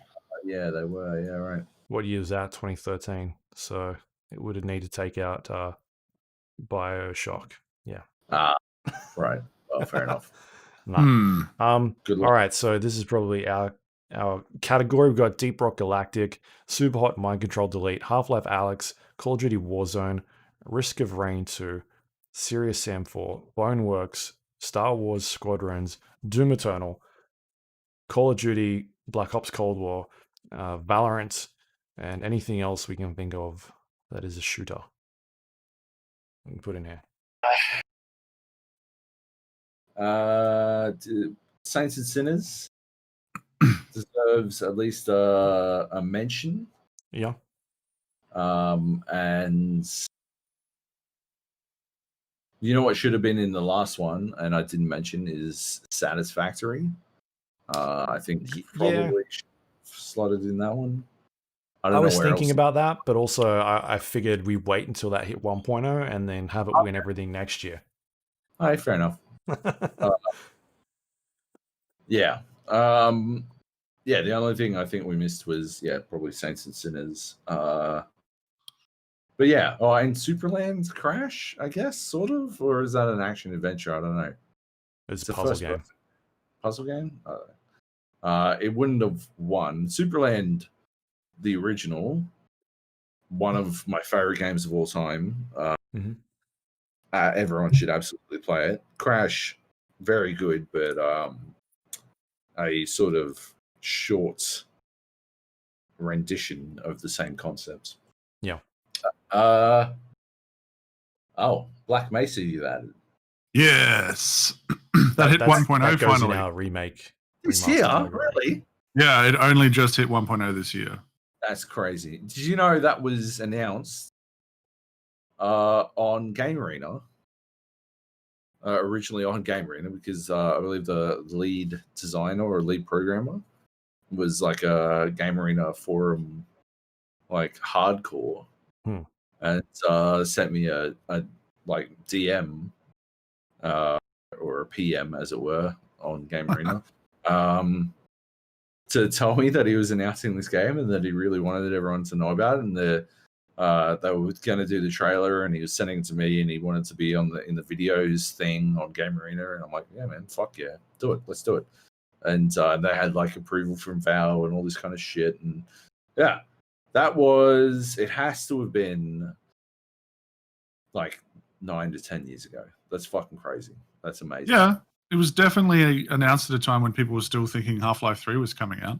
Yeah. So yeah, it was. I could have sworn it would have died. It would have become vaporware or something. But they released the first half, I think, a couple of years ago, which is before you get to the stupid fucking Zen planet. And so, in fairness, I have not gone back for Zen, but I have replayed the first half or whatever it is, and it's fucking sick. It is really, really good. Highly recommended. All right, I'm Nice. doing it. I am sad. But like, it's not going to be the 1 or 2 or 3 thingy for me. Like, it's not in my top 3, but it's definitely If you heard about it anywhere up to 9 years ago, and you were wondering what happened, it's definitely worth a look. And my understanding is they made Zen better anyway, which wouldn't be too hard. But not that big stretch. Just delete it. Almost. But yeah, well, that would be definitely pretty much. I literally used to replay Half-Life up until you get to Zen, and then I'd stop playing.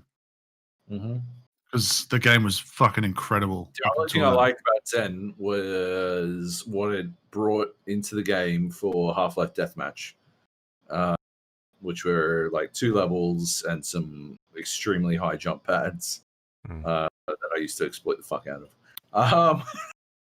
Half-Life Deathmatch was sick. Oh my god, it was so fucking good. I played so fucking much of it. I mean, yeah, I used to bounce from fucking LAN cafe to LAN cafe to wreck cunts at that game. All right, shooters this year. Luke has pre-picked, it would appear, and he doesn't want to debate on this one. He does not want a fucking argument on this one. I feel like he's about to get one because this is such a tricky year. Holy shit. Oh, you meant you thought it was going to be Call of Duty Black Ops Cold War. Is that what you wanted? My bad. I can't believe you didn't pick Cold War. I am torn. If Star Wars Squadrons had not come out and specifically said That's the whole fucking game, idiots. You're fucking done with it. You've got 4 levels and one entire open skybox with the dumbest spawn points of all my time. God. What the fuck? Worst spawn points in any video game ever. If they hadn't done that as a fucking apparently a marketing move, I suppose. I don't fucking know. If that hadn't been their entire marketing ploy, we would have a big fight on our hands. Or if Doom Eternal. All right, Satan. If Doom Eternal had its invasion mechanic from the fucking outset, we would have another big fight on our hands. Is it good? Well, the one time I've had it happen, I think, I don't know. I'm not 100% sure, but it was pretty cool. I thought it was pretty cool. Nice. It was a good idea. But yeah. I do want to say that Black Ops Cold War is surprisingly the best campaign in a COD game I've played in what feels like a really long time. It's not amazing, it's not must play, but it's pretty much solid across the board. Luke hated it, and he was dissing it on the podcast. The ending of that game. Did you end up finishing it, Joab? Yeah. What? No. I can't finish a level without the game crashing, so I've stopped attempting. Maybe you should go back. Yeah, I figured I'd wait until I had a new graphics card. Oh, I think it's very. I've looped to the other side of this where it's now intensely funny.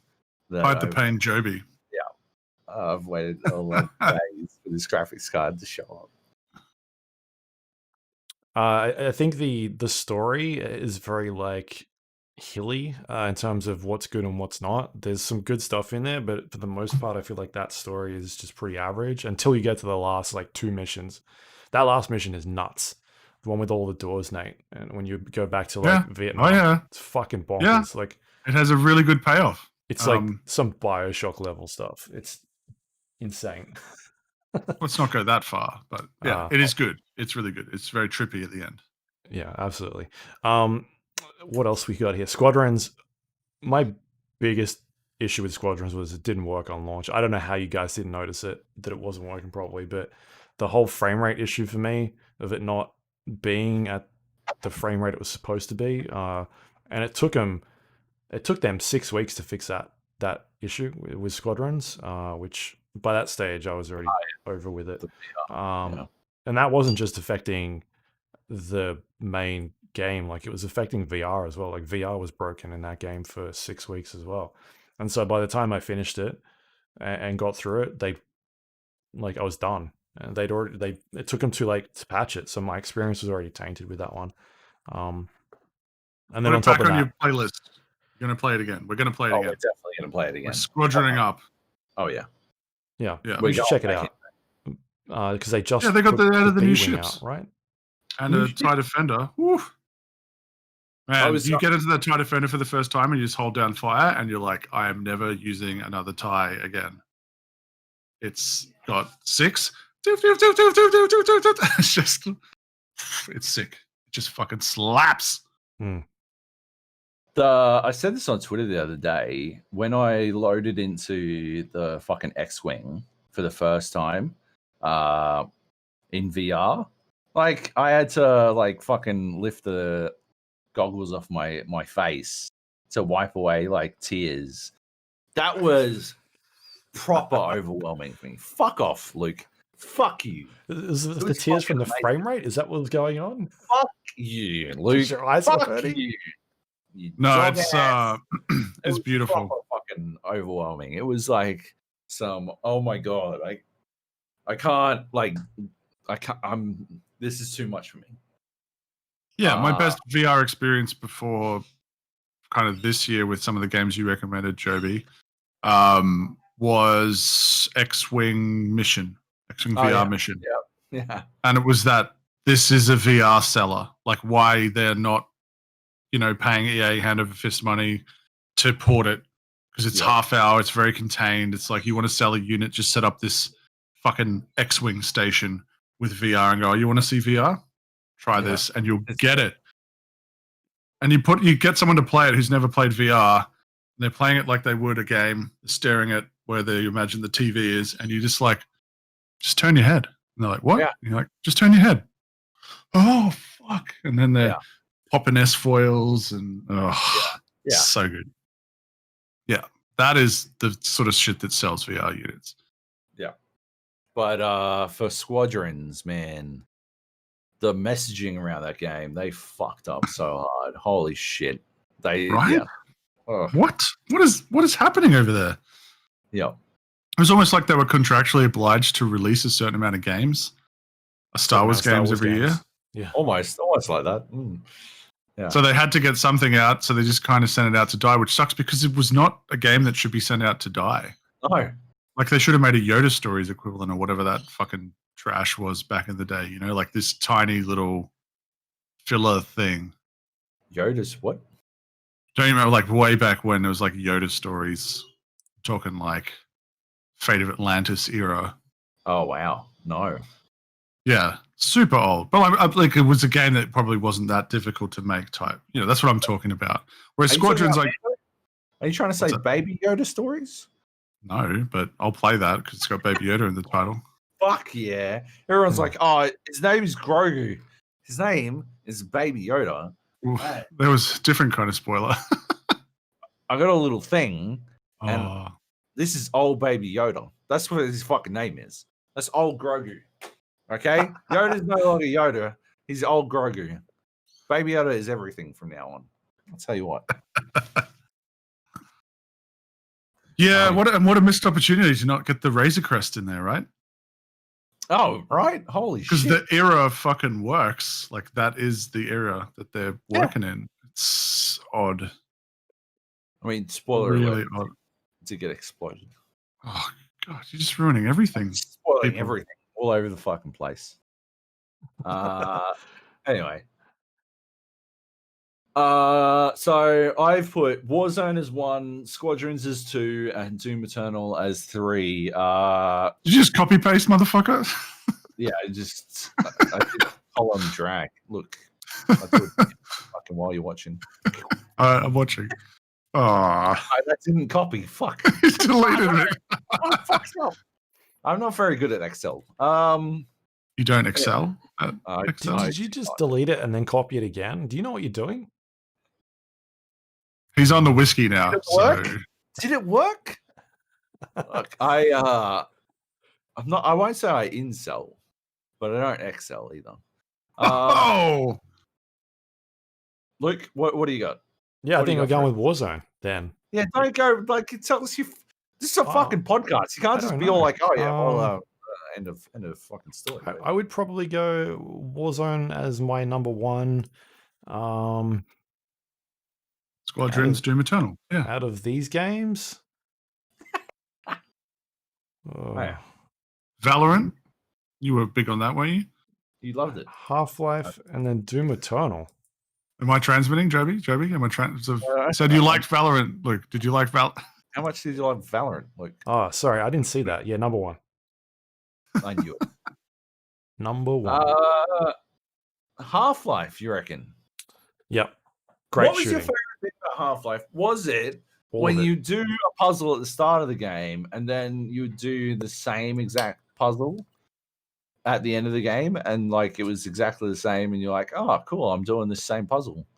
7 hours later, work. like, this is it. It's just the one puzzle. They only have the one puzzle.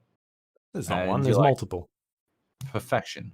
Or was it when you finally noticed that they could only have 3 enemies on the screen at once, and you were like, shit. I only have to deal with 3 people as long as I keep them all alive, so I'll just like sort of chip them down. That's pretty good. That's not bad. Oh, this is good game design. I like how they come in groups of 3. Like, forget the massive waves of Serious Sam 4. I want the massive waves of Half-Life Alyx, yeah, where they come in 3s. That's the sort of AI I'm thinking of. And speaking of AI, they were dumber than a sack of bricks. That was really cool. Like you just watch them. They weren't like Cyberpunk dumb, where they would like run into a wall, but they were still like really dumb. It was just a high quality game, I thought. High quality VR. But you just gave Star Wars Squadrons a number 2, one that was broken at launch, where we Allegedly. for whatever reason you couldn't see the frame rate issues. Everybody on PC. Didn't make me sick. Didn't make me sick. Go on. Because your eyes are clearly fucking terrible. Keep going. So it was broken on launch, and then it was very average. So Yeah. it was, That's it. Changing my number 1 out of protest. I know. me too.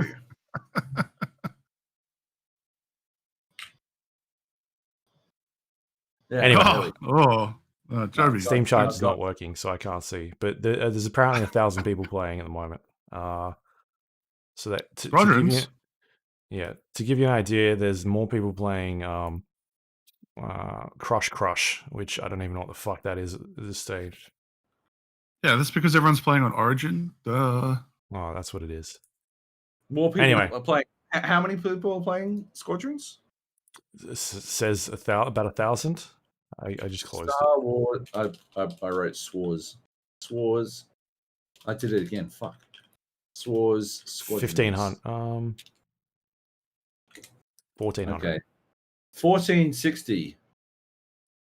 552 people are playing Alex. Half-Life Alex. So not even a third. Yeah, but how many people have VR headsets? Not Joab? even a third of the players. Oh, Interesting. good argument. All right, so let's go with best shooter goes to Call of Duty Warzone this year. Well earned. Which we didn't talk about at all in our discussion of the best shooters. Yeah, it doesn't need. Everyone knows. We've talked about it for about 8,000 hours this year. So yeah. Next up, we got best RPG. Last year, this one went to. Where's my list? Find it. The Outer Worlds in 2019, Pillars of Eternity, Deadfire in 2018, Nier Automata in 2017, Dark Souls 3 in 2016, The Witcher 3 split with Bloodborne in 2015. The Witcher 3 from Luke and Joab split with Bloodborne from Jung and Nate in 2015, which I feel like Nate did just to fuck with us. I love Bloodborne. Everyone knows that. First thing that comes up in conversation. But he's like, hey, can I tell you how much I love Bloodborne? And tell me. People are like, please stop telling us how much you love Bloodborne. Yeah, you get it. It's getting to be too much. Who is the Bloodborne, Nate? Who is it? What does it take to be Bloodborne? We'd need to dedicate an 8-hour podcast to answering that question. Let's go. We got time. Dark Souls 2 in 2014, Pokemon in 2013, Mass Effect 3 2012, and Skyrim in 2011. So in this list here, we've got Final Fantasy 7 Remake, Wasteland 3, Genshin Impact, Torchlight 3. I don't know what that should be there. Anyway, World of Warcraft, Shadowlands, Cyberpunk 2077, and Demon Souls. Anything else we can think of to chuck in here? Fucking bleak list. Paper Mario. Guy, fuck yeah. Paper Mario, fuck yeah. Which one was it? Paper Mario something? Origami King or something? Origami. Yeah, that's the new one. Yeah. That game was sick. Yep. And I'm very jaded when it comes to... In general. You don't have to clarify. In general, no, but specifically more so maybe when it comes to just the Nintendo sort of idea of like it's a slight sequel or a partial sequel or maybe a full sequel, and it's like, are they really doing anything new? Okay, and then I play their games. I'm like, yeah, all right, fuck you. Okay, fine, I get it. This is awesome. You're pretty great. You fucks. Is Hades an RPG? No. I want to say a dishonorable mention of Godfall. Did you guys play Godfall? I played it for about an hour, and I hated it Oh my Ditto. I've felt like it's kind of like the Too Human of this generation. Yeah, Remember that game? 100%. That is But I That's liked perfect. Too Human, but that game was pretty broken. Like, I'm not going to be like, do you not love Too Human? Like, that game is flawed. But this felt like, I'm like, it's got that kind of immediate out of the gate control responsiveness jank that will immediately get in the way of any enjoyment that you could get out of gameplay. Yeah. And look pretty as fuck, but you could tell that they cheated. You know how, like, there's no jump or whatever, so you press A or X or whatever the fuck it is to do your little teleport across an area that would otherwise be a jump when you're some sort of god-like being, because they're clearly streaming or loading the next bit of the level so they can maintain that high eye candy. For what, though? It was, like, I like the idea of a looter slasher, but I was just like, man, I do not see myself. I don't know if they can fix it. The combat doesn't feel good. And I wasn't the biggest fan of Demon Souls, but like going between those two games, I was like, God, yeah. oh no. Give me Demon Souls, please. I want to go back to Demon Souls. Yeah. 100%. Yeah. Dishonorable mention to fuck that game. Crikey. Wasteland 3 is my fucking pick for this one. It's the most RPG game in here, other than Genshin Impact.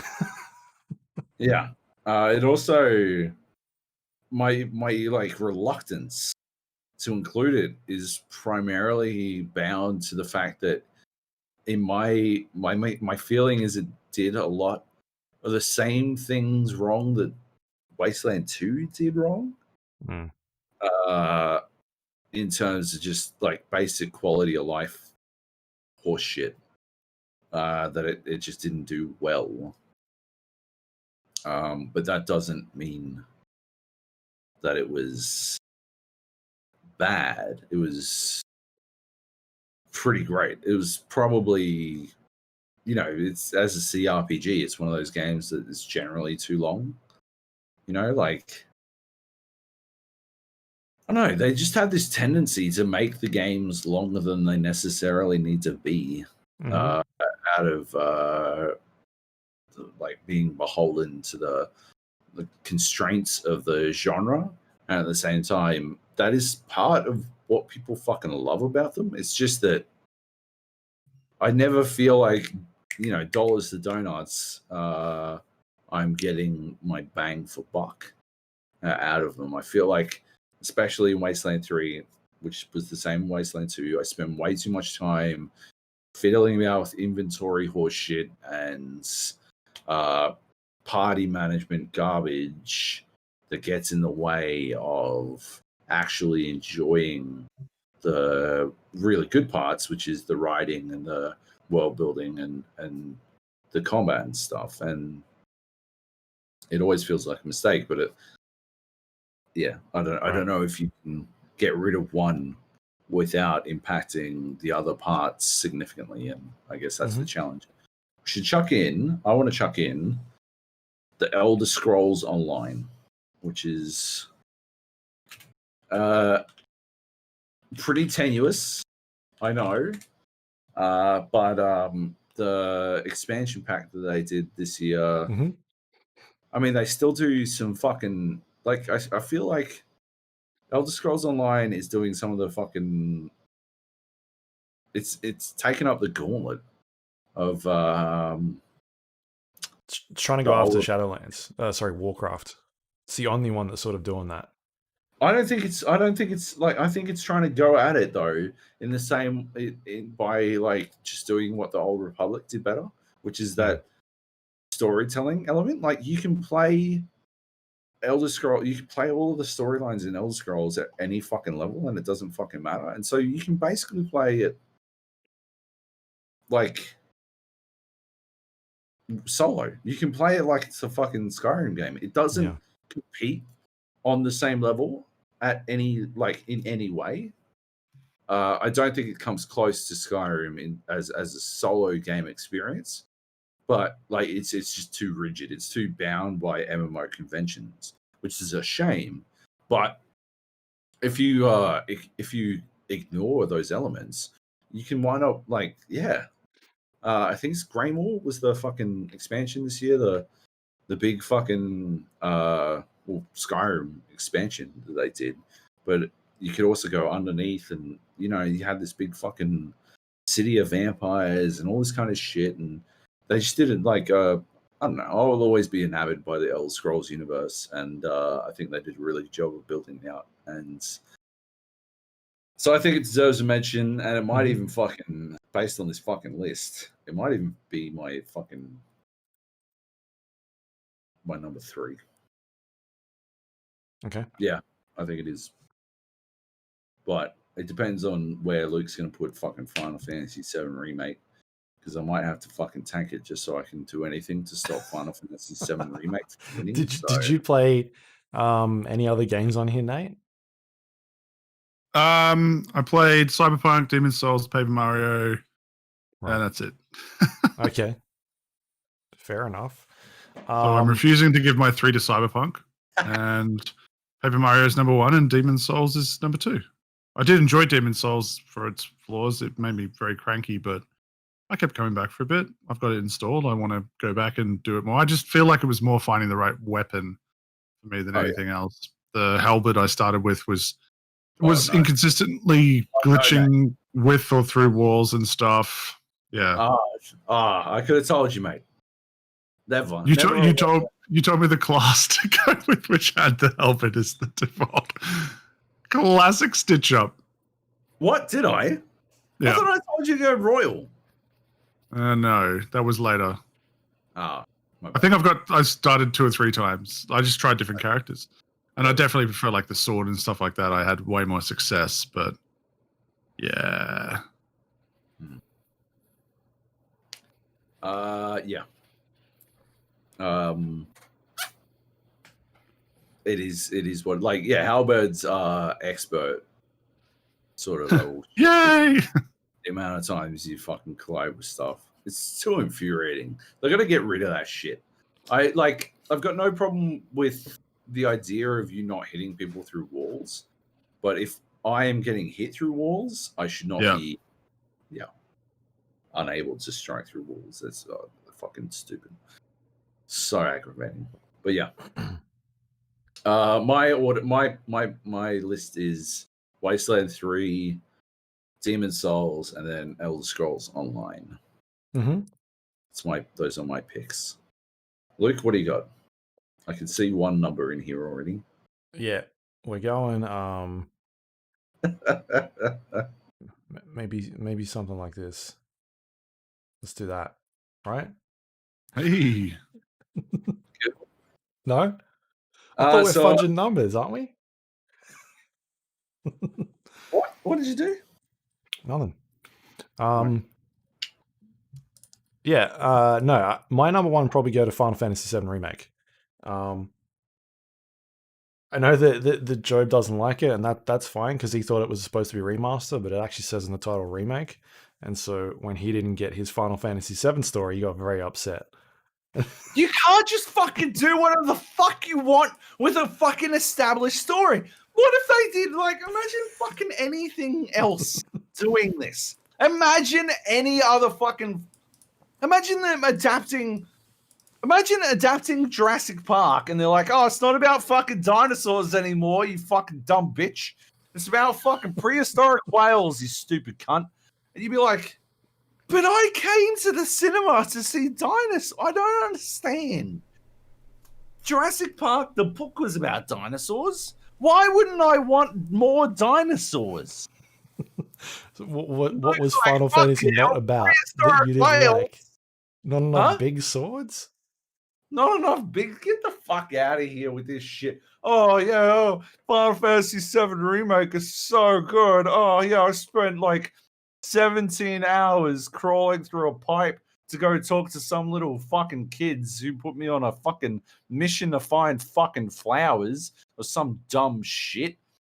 Get fucked. Fuck that game. All right. So we're going with Paper Mario then? Explain your reasoning for Final Fantasy VII, Luke. I did. I've explained it before. I have Explain zero it to attachment. Nate hasn't been here Right. and he doesn't understand We are. how you enjoy trash. We're going to spoil the ending of Final Fantasy VII Remake of people at home that aren't listening. So, Nate, I've got zero attachment to Final Fantasy VII at all. Final Fantasy VII Remake is not a remastered version of Final Fantasy VII. They M. Night Shyamalan that game so that you think you're playing a remastered version of it, and they do little bits and pieces as you're playing it. It starts off like the original game, and then they start throwing in little things in between. And by the end of it, it turns out you're not playing Final Fantasy VII Remake. It's like a parallel universe that is a different game. And so you're not going to, like, Joab's problem with the game was that he bought it thinking he was getting a remastered version of Final Fantasy VII, and he wanted all that weeb shit in there with the big swords and things. And you get to the end, and it's not that. It's not weeb shit. It ends with a 14-minute long fucking fight between two sword fighters on motorbikes, and you're like, oh yeah, they got rid of all the weeb shit. Get the Then why fuck didn't you out. love it? Why didn't you love it? So much more weeb shit. Too much weeb shit, in my opinion.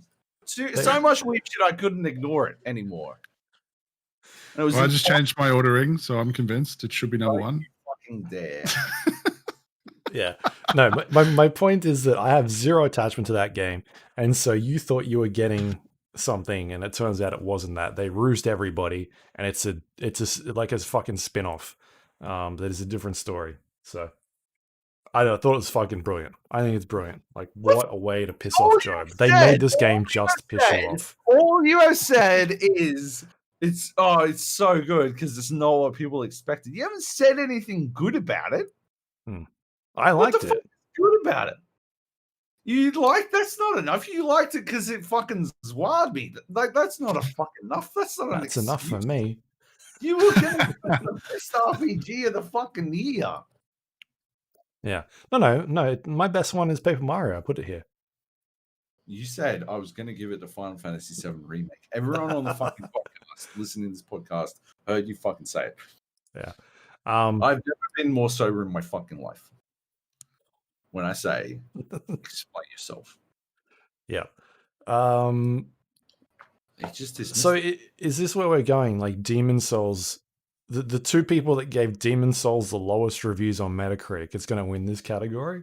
Is that where we're going? What happened to Paper Mario? It was a joke one. Joab, how much have you had to drink? I was like all in. I'm like, yeah, Paper Mario can win it. I'm about that shit. That's good. My wife loved Paper Mario Origami King. She fucking loved it. So I'll be like, yeah, it's sick. Go Paper Mario. But I didn't play it myself, so I can't fucking put it in my list. So what am I to do here? I guess I have to do Cyberpunk by default, right? Ah, For 3, I mean, not for 1. what a fucking yeah. Okay. Oh, wait, no, it'd be that, then that. Right. Yeah. Wow. Right. All right. I mean, you have played a lot of hours of Cyberpunk. I have played a lot of hours. Shadowlands doesn't outdo Cyberpunk? Sorry, which one? World of Warcraft? You don't like World of Warcraft? No, I'm still playing that. There's too much talking in that game. There's so much talking. It's ridiculous. You fobbed off playing games with me and Nate on Monday so that you could play more World of Warcraft. Yeah, because it's the weekend. I have to spend time with my wife. And you hate World of Warcraft? That's whack, man. That is whack. So Cyberpunk actually picked up some points. Shit. Holy shit. Yep, that's the two lowest scores for Demon Souls on Metacritic. I've decided that's the best RPG of the year. Shit. I guess Final Fantasy VII Remake then, right? Fuck that. I will literally... What about Wasteland 3? What if we look at Metacritic and then pick the highest score out of Wasteland and Final Fantasy then? Why would we do that? Why would we do that? I've already changed my score to Demon Souls. All right. He's so cranky. With that one deleting that. This one is now number 1. And that one is This would number be 2. so much better if we were capping this screen. Yeah. Now Cyberpunk's winning. But, Nate, change yours to a 2. Okay. Don't do it. No. Nate, if you change Cyberpunk to a 2, I'll give you one of the other categories. We'll go back and rewrite them. Here we go. Here we go. It always comes to Ooh. this. You No, can I have wasn't- Star Wars. You can have Star Wars Squadrons for best shooter. I don't want it for best shooter. All right. Let's do this. I'm making a executive decision. We're going Demon Souls for best RPG as voted by the 2 lowest Metacritic scores. There's some awesome irony in that, guys. Come on. And Nate. And It's a year for bad RPGs, apparently, or ones that we can collectively agree on. Did you delete all our scores? What happened to our scores? I don't think any of them were real anyway, right? Whatever's happened to them. Next up, we've got best new IP or best debut, I guess we could also call this. But last year we had Control 2019, Subnautica in 2018. Have we read this list before? No. PUBG in 2017, Dead by Daylight 2016, Bloodborne 2015, The Evil Within in 2014, The Last of Us in 2013, Dishonored in 2012, LA Noire 2011, and Control last year. I think I said that. But we've got some games here that I jotted down. Feel free to add any more or anything else you can think of. I put Ghost Runner, Hades, Dreams, Ghost of Tsushima, Cyberpunk 2077, Maneater, Deep Rock Galactic, Immortals, Phoenix Rising, Monster Train, Valorant, and anything else that may fit that list. I mean, I want to give a shout out to Moving Out. I Okay. don't necessarily think it's going to start a series, but as far as Overcooked minus the stress goes, Moving Out was fucking awesome and locally made by the chaps that did Death Squared, I want to say. Yep. So, yeah, Moving Out was heaps of fun and really easy to pick up and play and lots of laughs. Yeah, I've chucked Fall Guys Ultimate Knockout on that list as well. Nice. Carrion as well, I guess, by the same extension. Yeah. Oh yeah. Another interesting list because I think it's been a pretty strong year for this category. Better than the problem we had in the last category. Very true. Very true. Yeah. I mean,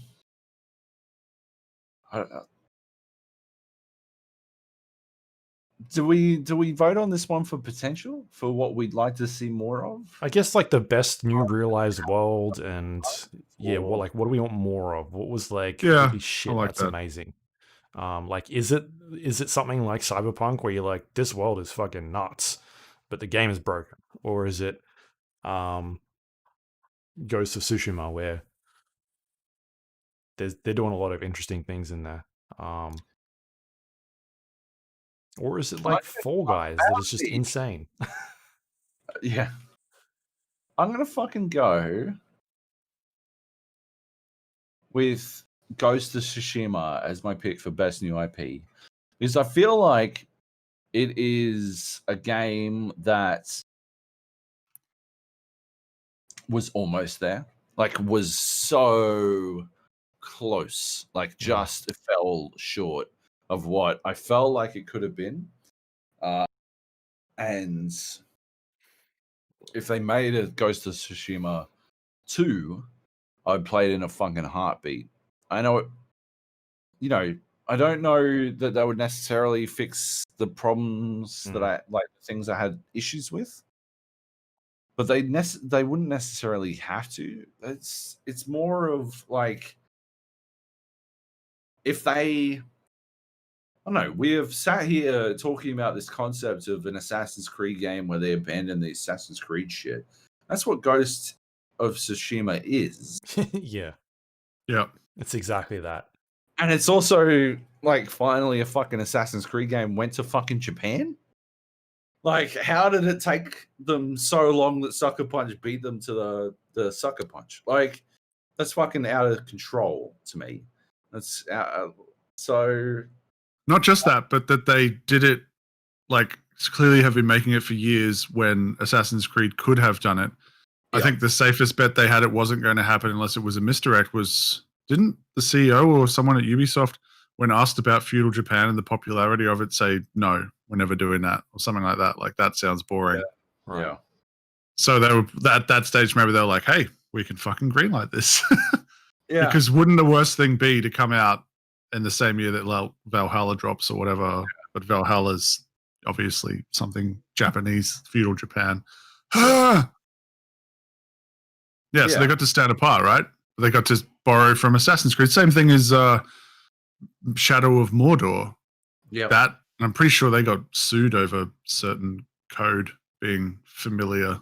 But that borrowed some of the better stuff about Assassin's Creed, right? Yeah. And Arkham fighting as well, in terms of like the combo system and stunning and shit, and it just works.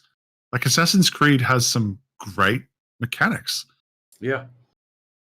Yeah, like it is a formula that fucking kicks ass. And yeah, apart like outside of a few tiny quibbles, I think Ghost of Tsushima it nails it. It's mostly due to the fact that there are so many games that are so fucking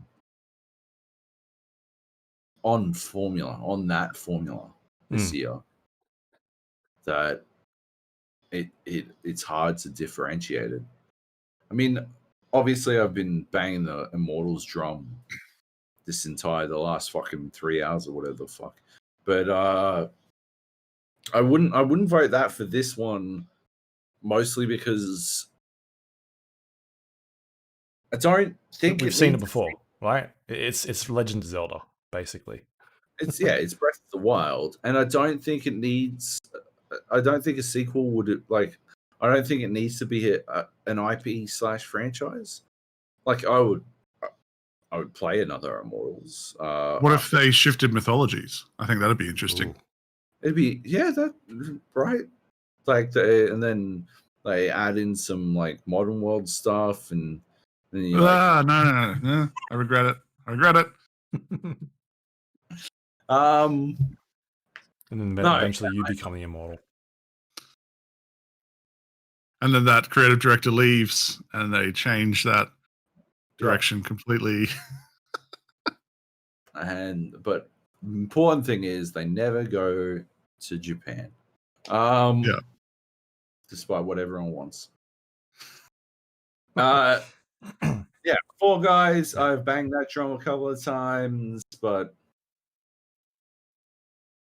I don't see that being a franchise necessarily either. There's a lot of things that I think Fall Guys could do better. Spectator options and stuff like that. A lot of things that they could have done differently, that I think could be improved in a Fall Guys 2, but I don't see it coming soon. And if they're working on it, I don't think they should be. This category is tricky. The Ghost of Tsushima is the only game where I'm like, I would love to play Ghost of Tsushima 2 next year. Obviously, not accounting for development time or anything like that. Sure. Haze, I don't think it should be franchised. Cyberpunk can fuck itself. 2078, not into it. No. 2076, a prequel. Yeah, Fallout 76. MMO now somehow. Yeah, like some fantastic games on this list, but yeah, to me it's got to be Ghost Tsushima. Yep. Yeah, I'm I will agree with that. There's some stuff on here, like I like Hades a lot. Monster Train. I've enjoyed Cyberpunk. I really enjoyed Carry On. Ghost Runner is great if people haven't played that. But yeah, Ghost of Tsushima is an interesting, like, if they were to go back to that, I would not be upset to try and sort out some of the things that I didn't like about it. And I hopefully will be able to go back and keep playing that. Like they've been updating it pretty well. I want to check out how it runs on PS5. Like the co-op mode as well, right? Yeah. Yeah, we got to try that. Very. But I don't think they haven't done any like have they done any updates so that it runs on PS5 at like faster frame rate or anything? Do you I think know? it was 4K 60 is I believe the so, stat. yeah. I tested it the other day and it worked, but then it downloaded an update and then the update failed. So I don't know, man. I'm not having much luck with PS4 games on the hard drive of the PS4. Yeah, I have to shift them around a bunch. It's dumb.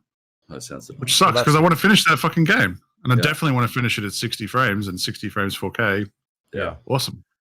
Yeah, so that was one of the games on the list that I was like, I want to jump in and play that when I get some downtime over the Christmas break. The other one was Last of Us, but they haven't rolled out the like a boost mode for that or a new patch. So all it's going to do is load a little bit quicker, I guess. Like I want to see that game running at 60 frames per second or something like that. So yeah, I'm happy to go with Ghost of Tsushima here for best new IP. I think it's a good pick. Absolutely. Yes. Convinced me, Joby. Plus they also set it on like the smaller island, right? So they literally can just shift it. Yeah, exactly. Yeah. So it's set up as well. It's not like, oh, where would they go next? What would they do next? Yeah. Yep.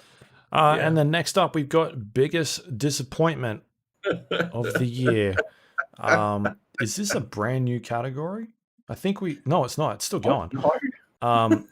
Death Stranding in 2019, Sea of Thieves in 2018, Mass Effect Andromeda in 2017, Mafia 3 2016, Batman Arkham Knight 2015, Destiny in 2014, SimCity 2013, Diablo 3 in 2012, and that was a three-way tie 2011, Spider-Man Edge of Time, Madden 12, and Rage.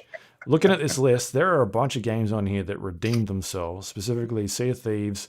Batman Arkham Knight, they eventually fixed that. Diablo 3 is obviously the other big one on here. And Destiny, a lot of people still they made a sequel. Yeah. So there you go. Any is this the there was a category last year called Shit the Bed Award, and then that went to PUBG. Is the Shit the Bed Award the Cyberpunk of the year? No. Or is it still PUBG? It's always PUBG. It'll always be PUBG wins every year. They somehow fix it. Yeah. Okay. So there's some games on the list. What was that new game they announced? That's in the PUBG universe. It's a horror game. That looks fucking. What a weird flex! What a weird flex. Looks great. That game looks like something I want to play, but I'm like Protocol. Was that what you said? Protocol. Yeah, I think it was. Yeah, something like that. That game was fucking tight. So biggest disappointment, we've got some games here: Predator Hunting Grounds, Minecraft Dungeons, Rocket Arena, Watch Dogs Legion, Cyberpunk 2077, Star Wars Squadrons, and anything else that we've been playing that you can think of. Yeah. First of all, Squadrons shouldn't be on there. Yes, correct. Get rid of it. Absolutely and should second be on of all, I'm gonna add this. Nate has added Luke Lawrie to the list for his edition of Star Wars Squadrons. I don't think Predator Hunting Grounds deserves a place on this list, because if you expected anything from Predator Hunting Grounds, that's entirely on you. Okay, that one is your fault. Rocket Arena's the same, because you shouldn't have expected anything at all. Yeah, Rocket Arena is largely the same. Dungeons, you can sort of see that one coming. Well, like I know, like kids fucking love that game. My nibblings play the shit out of it. They should. Are they idiots? Are they dumb? No, it's Babby's first Diablo, and I think I appreciate it for what that is. I have no interest in playing hours and hours of it, but what I've played, I'm like, I get the appeal. Yeah, that's what it is. Like, it doesn't hold any interest to people who've played Diablo, but if you've never played it, like, it is the entry path to that terrible addiction. Watch Dogs Legion is probably the best contender for this crown. Why? Did you expect something of it? I Oh yeah, absolutely did. Clint Absolutely, I Hawking. did. That looked that first reveal looked fucking insane. And No, I played I'd it. like the idea, I played the but preview for 3 hours, and I'm like, I can sort of see how this could go wrong, but I think this has immense potential. Uh, it did not capitalize on that potential. I thought it would. I genuinely thought it would. My pitch is that Cyberpunk not only wins this award, but we rename this category in honor of Cyberpunk 2077. It has so Cyberpunk eclipsed 2077 presents the biggest disappointment. 100%. From now on, that's how we refer to this fucking category. It has eclipsed my understanding of disappointment in video game. Because I thought I understood disappointment. I've been disappointed by games before. Many times have I been disappointed by games, but never on this grander scale. They went so far above and beyond. And I Right. believe that in that sense, they deserve the ultimate recognition. I guess this all started at like that initial reveal when they did like a long time ago, and it's like this is the team that's doing The Witcher, and then you eventually, I guess we saw it a couple years back at E3, and like the game I saw then, definitely looks better now than what it did back then. But even at that stage, I was like, this is not a current gen game. This is a next gen game. But they released it on current gen. And that's when it was like, it ain't gonna work. And then everybody was already hyped for that game, right? And then they come out the next E3 and they're like, fucking Keanu Reeves is a main character. And you're like, what? That is like, I think the problem with the marketing behind this was that they started too early. Like Bethesda's done a really cool thing of, hey, here's our new game, and it's coming out this year.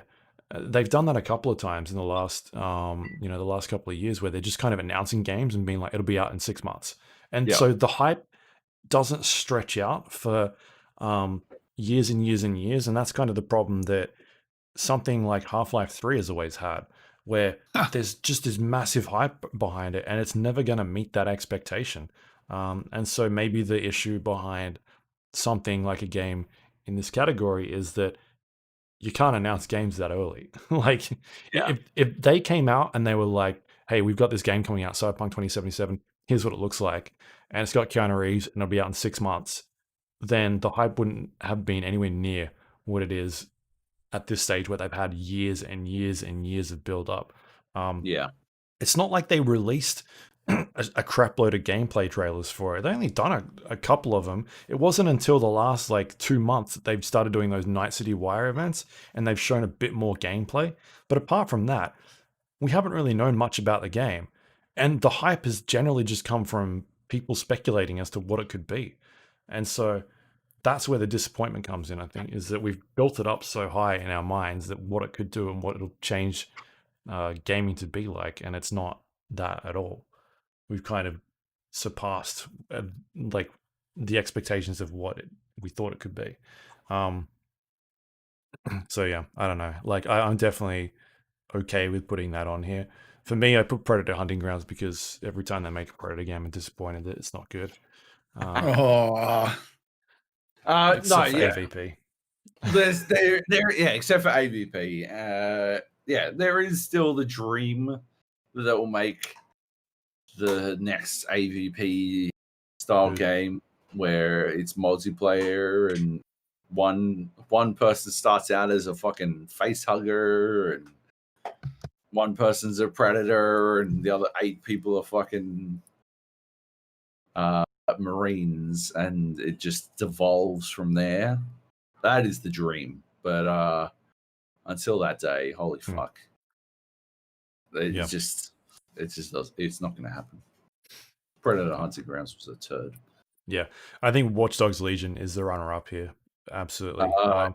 But I think my biggest thing with the Watch Dogs Legion stuff is that they showed us a game, and then they got rid of that stuff. Like, I don't feel like anything that Cyberpunk did that they showed us, like, it's there. It was just very buggy. You know what I mean? Whereas Watch Dogs Legion was like, hey, here's the things you can do, and now we're gonna jack them to the side, and they're gone now. Like, it's a side thingy. And definitely shows some. the thing they removed was the mantis blades on the wall. That was the only thing I remember seeing that they'd gotten rid wall of. climbing. It had like vehicle customization, character customization, all this kind of shit that you just It's got can't character customization. No, it doesn't. What are you talking about? Because you can upgrade your fucking levels. You can't even change your fucking hairstyle once you've locked it in at the start of the game. I mean, you can build your own characters, what they look like. Did they have that sort of stuff in there at some stage? I don't remember seeing it. I'm 99.999 recurring % certain that it had character customization and vehicle customization in it at some point. Okay. I would have to. I specifically recall these things being missing. It's ludicrous that you can't change your fucking hairstyle in a game where it's Don't get me started on the fucking clothing in this fucking game. Holy shit. Or that you can replace your fucking arms with gorilla arms and it never fucking reflects on your character. Like, yeah, it does. Barely. You can see it. Like, yeah, you can see the texturing, and it doesn't reflect in your paper doll. Your paper doll. What do you mean? The paper doll is the character that you see in the inventory screen. Oh, right. Like, yeah, because you got clothes on. But no, you definitely can see it on you because I've had tattoos and the tattoos show up on my arm. Yeah, that's said at the fucking start of the fucking game, mate. That's what I'm saying. You can set stuff at the start of the game, and then after that, that's it. You don't. No, I'm talking about cyberware. There's tattoos for cyberware and things. You put them on, it definitely changes your appearance with your arms, and you're looking at them. Okay. No, that's just your hands. If you change your fucking you just said it doesn't affect your appearance. You can't see your arms. Your arms. Rewind the tape. Rewind the fucking tape. I got tattooed hands for the fucking tiger claw fucking boost, and yeah, that still works. That doesn't fucking count. Hands, yes. On the paper doll, no. You don't have fucking gorilla arms. You don't have fucking fixed fucking legs. You don't have any of that shit. They didn't do any of that shit. Everyone else, one of the dudes is walking around and he's basically Krang as a brain inside a fucking mannequin, and he's critical to the story path, and but you can't fucking do that to yourself, and it's cooked. I just want to be Krang. Anyway, Cyberpunk presents 2020's biggest disappointment. Award goes to Cyberpunk 2077. Well done, Cyberpunk. You really earned that one. I look forward to you winning that award every year from here on out, or at least being named in honor of that award. Yeah. I'm so mad. I did have one on here, but I didn't put anything on that. I don't know what you guys want to talk about. The biggest Craze In Gaming this year. No. Any thoughts? Any ideas as to what this might be? Do you want me to rattle off last year? So we got. Do it. Actually, I don't know what last year was. We didn't do it or we didn't write it down. But Fortnite Battle Royale in 2018, Year of the Loot Box 2017, Pay for Early Access in 2016, the mobification of games in 2015, streaming aka Twitch in 2014, companion/second screen apps in 2013, Kickstarter 2012, and dubstep and everything in 2011. Dubstep. Maybe I can try and find what we put in there last year, but anyway, my pitch for this year is overly restrictive NDAs. That only happened once, right? No, it happened for Last of Us. It happened for a little bit for Spider-Man, and it happened for Cyberpunk. So it's a bit of a trend. 3's a trend, baby. That's enough, I think, to make a trend. Nate, any thoughts? Yeah, I'll pay that. The thing I was thinking of was like Zoom friendly gaming. Yep, that's So actually like Exploding Kittens or Among Us, which means it Even has to be casual. Yeah. And you have to have some sort of video component that adds to it, right? Yep. Yeah, no, that's a good one. That's probably better than my extremely inside baseball. I would probably go COVID fucked everything in this one. That's It was a craze. to define was a 2020. That is a bit of a craze. Yeah. The COVID craze. Yeah, either of your two beats out my one. I feel like Nate's is the positive version of Luke's, and so I want to go for that one. Because I feel like Zoom friendly gaming is a positive outcome. What about of COVID fucked everything? Zoom friendly gaming. The split? No. It's just combined now. Because technically, with one, you don't have the other, right? Okay, yeah, fair enough. Okay, I can pay it. I can dig it. I like. Wait, is it how you spell Zoom? Is it with a? Yeah. Or is it an X? Yeah, no, with his dad. What's an X? Fucking hell. Zoom friendly games, motherfucker. It's not Zen. Just because we're talking about gaming. There you go. Nice. Last year was Untitled Goose Game. That was our Craze In Gaming. We decided not to title it. Yeah. We're geniuses. We're fucking mad geniuses. Fuck, we're smart. We're fucking clever. Who's listening to this at this point? Nate barely is. It's a good point. I'm still here in spirit. I'm here in spirits. Shit. What are you writing, Nate? I could do my top 5, don't I? Oh, he's got a fucking pen and paper. You were supposed to do that before we started recording. That's cool. Do you need some time? Do we need to take a break? No, just buy me time. Get the fuck out of here. Well, that's good because you're going first. Let's see what we've got here. I got to work out my timestamps so that I can write this stuff down. Anyway, all right. So what we'll do now is we'll go through our top 5 games of the year, and then we'll figure out and see if we actually come up with an overall one. Do we have? I don't think I've got a list here of stuff we've done in the past. Our previous tops. Yeah, actually, wait. You know what I can do? I can have a quick squiz. Last year, I guess, was surprising. Control ended up winning last year. I was at least surprised about that one. The year before, it looks like it was Red Dead Redemption 2 in 2018. 2017, it was PUBG. 2015, looks like we're going with Dark Souls 3 on that one. I'm just working this out on the fly. 2015 was looks like The Witcher 3. And 2014 was Dark Souls 2. And one more before that, looks like GTA 5 no, it was BioShock. Wait, I'm very confused. It was either BioShock Infinite or GTA 5 in 2013. One of those two. For some reason, BioShock Infinite is highlighted, but GTA 5 has a lot more votes, so I don't really understand what's happened then on that one. That's maybe why we haven't written this stuff down. Anyway. Or we're too drunk at that time.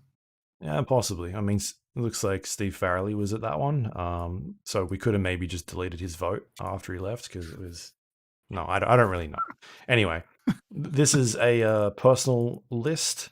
And then if there's something that sort of sticks out, we'll figure it out and choose something for the overall one. But we don't have a running list anywhere, so that's cool. Anyway, all right, we'll kick things off with Nate. Nate, you're number 5. I'm so glad you brought me all that time. My number 5 is Monster Train. Game's sick. Game's rad. I've got other people onto it. I plan on playing it more when they come on. They're going to do a mobile release, right? Yeah. Right? Or xCloud. Yeah, especially because you mentioned that there's been an update.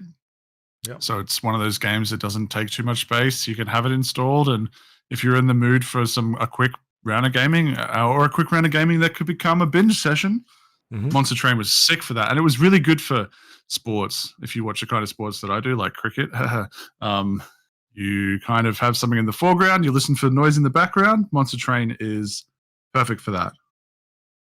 Number 4. Are we all doing number 5 and then? I'll do my number 5 as well. Is also Monster Train while we're talking about it, because I've just had a ton of fun with that game this year. It was my podcast game, or my game that I would sort of fire up and play a couple of rounds at night when I was drinking or something like that. And so it's I really enjoyed it. I think I've put about 90 hours into it so far this year. It sort of took away my time from I was playing a lot of Dota Underlords last year, and really that has sort of been a game I've gone to every once in a while. But Monster Train, has absolutely been the one that I've jumped back into recently and checked out some of the new decks. And I'm slowly going through and trying to do the Covenant ranking system and getting through a bunch of those harder difficulties and sort of seeing like what works, what doesn't work. I think it's an excellent card deck building game that I haven't really explored that genre before with games like Slay the Spire. And even though I've now played Monster Train and then gone back and tried to play, Slay the Spire. Did I say that, or did I say Monster Spire? I can't remember. You said Slay the Spire. Anyway, so I've gone back and tried to play Slay the Spire, and I just do not enjoy it as much as Monster Train. So that is why it is my number 5 for this year. Joab? My number 5 for this year is, I have it on the list here, Fall Guys. I adored this game. I adored the fuck out of it. I think we've already talked about it. It is a game that could have taken over the fucking world if they had had a slightly better rollout schedule, but unfortunately they didn't. And so as a result, it comes in at number 5 for me. But if you haven't played Fall Guys and you are able to get it, it's still worth playing. It doesn't have the same numbers as Luke pointed out earlier. But it was free on PlayStation for a little while. I was gutted. I went to play it with my nibblings when I was up in Queensland a couple of weeks ago, and my brother had failed to get it when it was the free game on PlayStation Plus. No! All you have to do, Alex, is log in and get whatever the fucking free game is, mate. Like, it takes 3 seconds. You can do it through a browser as well. Oh my as God. a PSA for everyone. Yeah. I do that now. Yeah. All right, good choice. Next up, Nate, number 4 for you. Number 4 is Desperados 3. I should have made that number 3. Now I'm upset because of the 3s. That game is sick. We've talked about it earlier, but the reason that I love it the most is that it is part of a resurgence of real-time tactics, which unfortunately went dormant. The company that made Desperados 3 was responsible for the initial resurgence, although they did that independently. It's called Shadow Tactics. If you want more of a Desperados hit, go play Shadow Tactics. It's fucking awesome. It's set in feudal Japan, I'm pretty sure. So, hey, there you go. But yeah, I loved it. I love that I've still got more of it to play, to be honest, because I haven't finished it. I don't feel that guilty about it like I normally would, and I've got time to play it, and it's on my list of... I literally was writing a list of games that I have to play on my break. It's right towards the top of that. Yep. Okay. Awesome pick, Nate. It's a good game. Yeah. Joab, let's go with your number 4. Monster Train. It's What a really dick. hard game.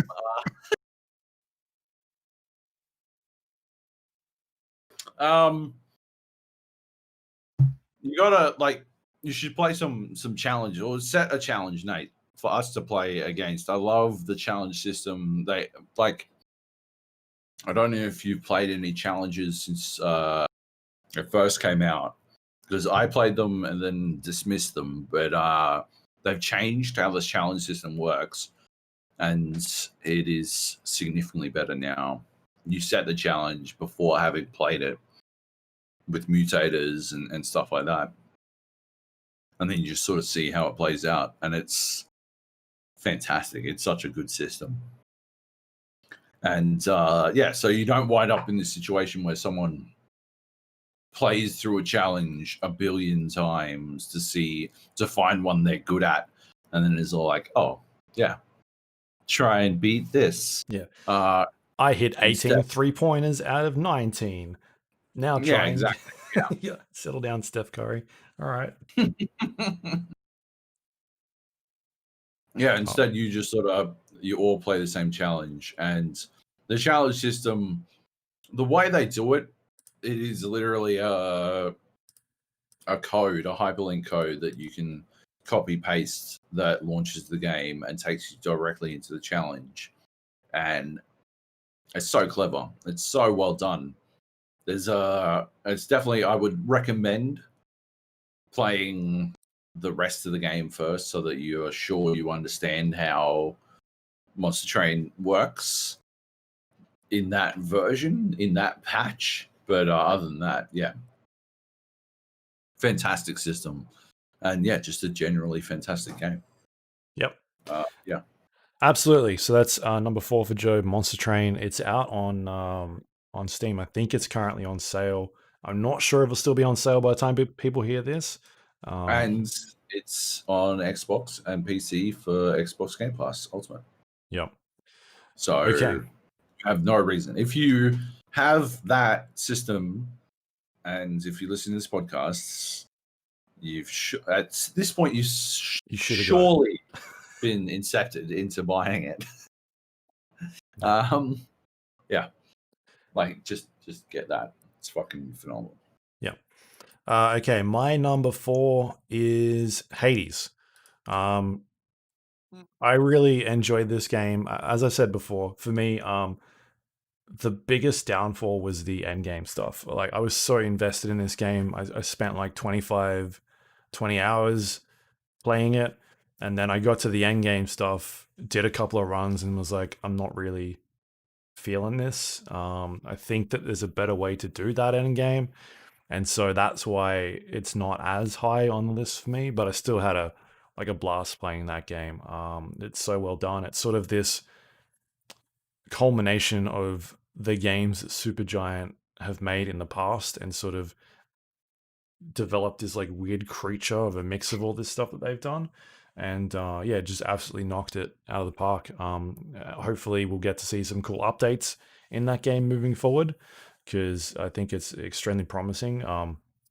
Yeah, I'm just hopeful that I can check it out sometime in the future where they've revamped some of that endgame stuff, because it just didn't quite land for me as much.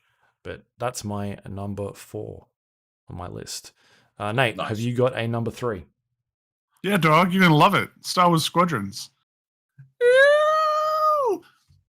Yeah, there's been, EA's reign of Star Wars games, especially at launch, has not been spectacular. I think they started to right the ship with Fallen Order in a big bad way that obviously already started via DICE with Battlefront 2 in fixing broken things. But Squadrons, I was really concerned that they would give into pressure to go and add a third-person perspective and stuff like that. They're like, no, it's going to stay first-person. I'm so glad they kept it that way. I really, really like the campaign. And multiplayer is some of the most fun that I've had in multiplayer. And you really only need to play with one other person to find success. I'm sure it's not like that anymore. I'm sure it's full of sharks, unfortunately. Although I do believe they've added skill-based matchmaking, which I think would benefit this. So if you are worried that you're going to have like a Rainbow Six Siege before they added a newbie pool situation where you drop in and you just get shat on, it's not, or it shouldn't happen. I'm going to be jumping back in and I'm not that great. Well, I'm a bit rusty, I should say. I've got to unlock some more stuff. But yeah, I think in terms of, I haven't even played it VR yet, but I upscaled my shit to 4K and it was like, yep, we're going to run at 4K and it looks gorgeous. It's just the pitch perfect presentation of a Star Wars game. It's not as simmy as some people would like, but I think they found a really good balance between kind of accessibility but also enough depth to reward you when you do want to try out different systems and whatnot. And you can easily play with a controller as you can with keyboard, mouse. That's how I played. Yeah, or a joystick setup, which I haven't even plugged in properly yet, and I'm looking forward to trying with a VR headset with pedals. What? Yeah, they there was a bunch of problems at launch with the HOTAS setups, but I think they ended up fixing that. Had to do with sensitivity because I set up my joystick and throttle and it did not work very well at all. Right. But I believe they've added some settings in there to make that stuff a bit better. At that stage, I was just like, I've been playing this game on controller for hours and hours anyway, so I don't think I need to go back. It works pretty well using that setup. Yeah, 100%. I played it mostly on controller. Hmm. I found that the most easiest. Yeah, it was really intuitive with switching between stuff, even with the deeper controls. Not as fast as having hotkeys and whatnot, but still fast enough to feel competitive. And we were playing against people on, I'm assuming people who are using other equipment. Yeah. And it goes crossplay as well.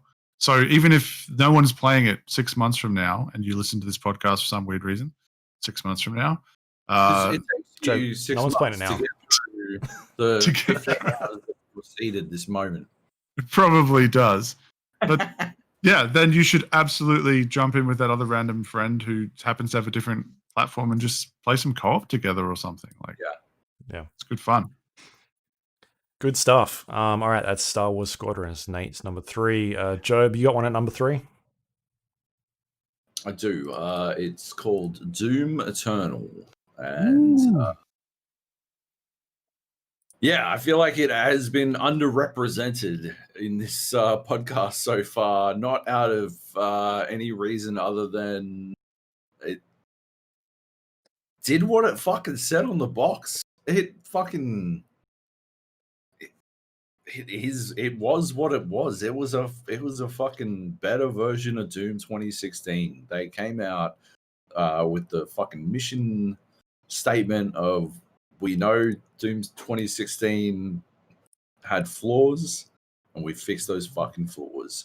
And they fixed those fucking flaws and they fucking nailed it. They fucking nailed it, man. I definitely felt like it was rigid in places where it maybe shouldn't have been, especially in the puzzle platforming, but I will always be a sucker for the ability to puzzle platform in general. And if you chuck I can think of a couple examples of particularly egregious invisible walls that lead to death. But if you chuck a couple in the way to stop me from going the wrong way along the way, it's not that big a deal breaker. And if it leads to an overall tighter and better experience, and I think they did that generally. It's a fantastic game. It's fucking phenomenal. I had so much fucking fun with it. They did everything that I wanted them to do in Doom 2016, and yeah, it might have been higher if, again, we come back to the idea of they didn't deliver everything they were going to from day one, and yeah, that's about it. I mean, I thought the multiplayer was trash, which is the same thing I thought in Doom 2016. Although it was balanced trash, at least this time, unlike Doom 2016 when it was unbalanced, Call of Duty-esque garbage that didn't belong in a Doom game. At least this time it was unique and not particularly good, I guess. I don't know. And yeah, I loved it. I loved every second I played of it. And except for that one particular, there was that one fucking challenge fight against a marauder that all I wanted to do was physically castrate whoever created that challenge, because it was just dog shit. It was such a Mhm. dog shit fucking fight. Anyway, yeah, the Marauders can fuck themselves, but yeah, the rest of it was fucking phenomenal. They were broken pre-release though, weren't they? Didn't they admit to that? I think they did, yes. There was something wrong with it was popping its shield at ranges and stuff that it should not have been popping it at. Exactly. Which made it near impossible to kill from the front. So yeah, you had to cheese it or find that exact perfect window, which wasn't really satisfying, and it was against what they had instructed you to do in the instructions before the fight. Yeah. Yeah. I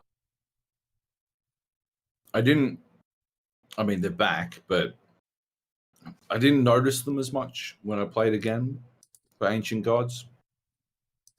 So yeah, maybe I just sort of didn't notice the fixes. That's a good point. That's a real good point.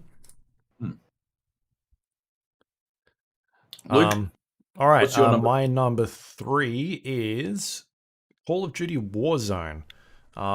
There's always seems to be a battle royale game in my list the last couple of years. PUBG, Call of Duty Blackout, Apex, I think was last year. And yeah, this year, Call of Duty Warzone. I've had an awesome amount of fun with this one. I think that they've sort of taken what worked so well with Blackout and evolved it and made it into its sort of own. And then along with that, really done something with the genre that has pushed that genre forward as well, with things like being able to get people back into the game really quick with the Gulag and speeding up the sort of gameplay of it, because you had those PUBG is a very slow paced game and you can run around for 20 minutes, die, and then all of a sudden it's like, all right, well that's it, I'm pretty much out. Yeah. Whereas they've sort of taken the formula of what Apex was doing and giving you a revive mechanic, but also allowing you as a player to be able to get back into the game quickly. Like, oh, I didn't get fucked because I didn't get a weapon. I now got fucked because the other person shot me with the same gun that I've got. They just outplayed me, or they outlagged me or something. But they give you like a bunch of cool mechanics in there. You got the revive system, the contract system is fantastic.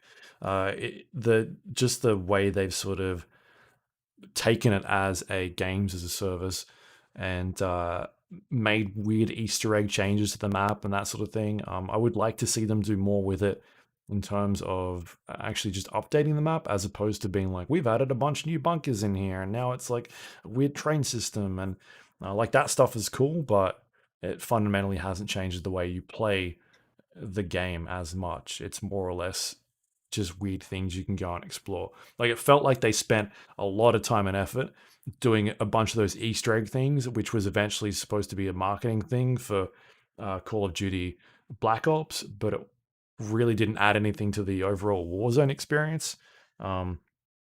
So I wish there was like more of that. And I think that now that they've seen the success of how big Warzone can be, that they'll spend more time focusing on updating it to the same sort of degree that Fortnite and Apex Legends does, and hopefully not as much as whatever PUBG is doing.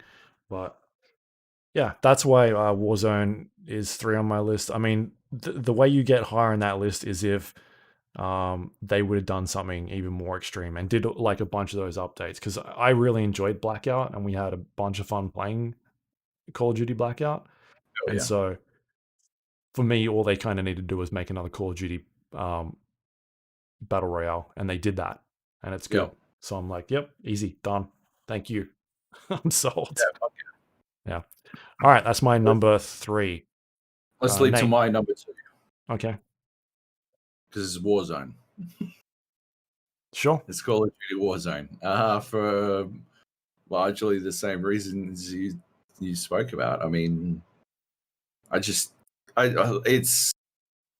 does so many things that drive me absolutely fucking bananas over and over and over again, and yet at the same time, I find myself returning. Like we've taken a bunch of breaks here and there throughout the year, and we've always come back. We were playing literally last night. Call of Duty Warzone's our most talked about game this year. Oh, easy. yeah, I'm not surprised at all. But it's also no, like I don't think there is a game that would have allowed the three of us to play together as much as Warzone has, and I value it for that experience. Fucking fuck me. 7 hours ago, I was talking about the idea of Destiny being this way to socialize with your friends, and how it holds more value as that than it necessarily does as a looter shooter sometimes. But yeah, Warzone fills that fucking space for me 100%. It is an opportunity for me to play with my mates, and at the same time, fucking cap motherfuckers, black cunts. And we do it on the fucking regs, and it allows us to. It is the best rendition of the formula of the Call of Duty formula. It is Call of Duty's sometimes awful shooting model, but rendered in a way that allows it to provide players the opportunity to escape the confines of their definitely generally terrible level design. And yeah, you wind up like, it doesn't matter if they've gone for the 3-lane level design or the honeycomb level design or whatever the fuck.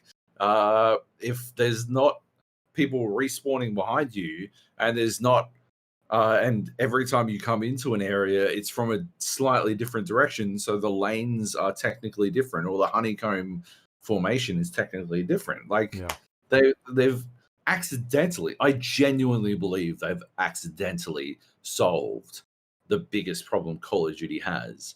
I do not think that they are necessarily aware. They might be aware at this point, this deep into its life cycle, but I do not think at the time they were aware that they had solved Call of Duty's biggest fucking issue, which was the level design and the nature, how the nature of that level design leads to shitty gameplay fucking habits from players. I don't think they did it on purpose, but they did it nonetheless, and it's fucking worked, man. And I'm fucking about it. I love it. I love that game. So that's my number 2. Yep. Okay, Call of Duty Warzone, number 2 for Joab. Nate, have you got a number 2? I do. Ghost of Tsushima. Game is awesome. Again, outside of the camera problems, I fucking love that game. And it's one of those open world games where I go and do every side quest thing except for the fucking haikus. They can go fuck off.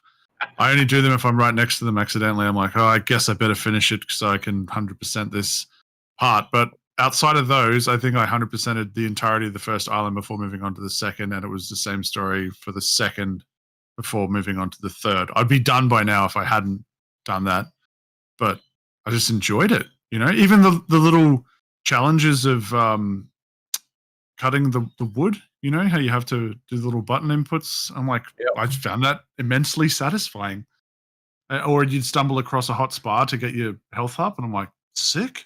Cool. I actually feel like I deserve a break. And yeah, I do want to be naked and reflect on my dead dad. Thank you. That's it's not weird at all. It's not at all weird. I do it all the time.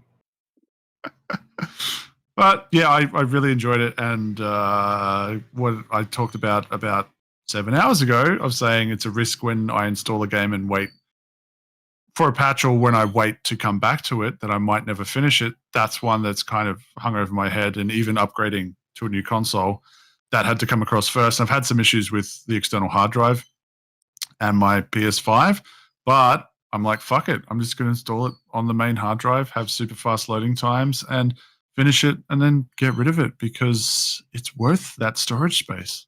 Yeah, I really enjoy it. And I've heard, I don't know how it ends, but I've heard people tease the ending being impactful.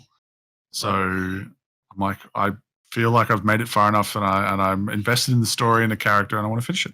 Nate, it's in the fucking title. He is a ghost all along. Oh, It's just Bruce Willis. It's actually Bruce That Willis. dead guy is Bruce Willis. The dead guy, the toupee, that's Bruce Willis the whole time.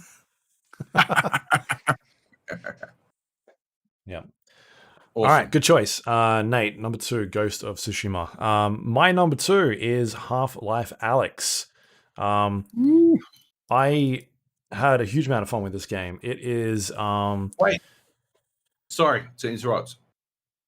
I forgot to add one game to the list of Cyberpunk's biggest disappointments in 2020. That is Half-Lifx. I was so disappointed by this game. Let me just talk about how I was so disappointed about this game. It's I'm because just you're going to bad check at it.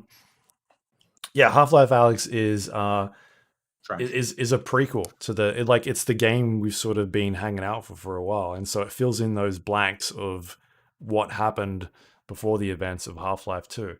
Not only that, but it then goes past that and then starts leading on to what the Half-Life universe has in store going forward.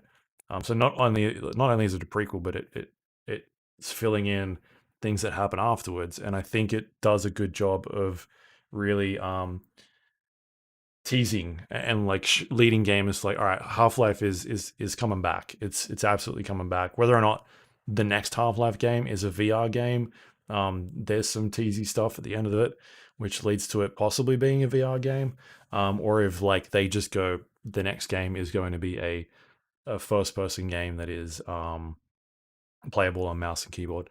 Anyway, it's the best example of a AAA VR game that I've played. I played a bunch since I got my VR kit, and yeah, it's just an outstanding experience. Like, you don't understand how impactful VR is until you actually put it on your head and get to see the things that it can do.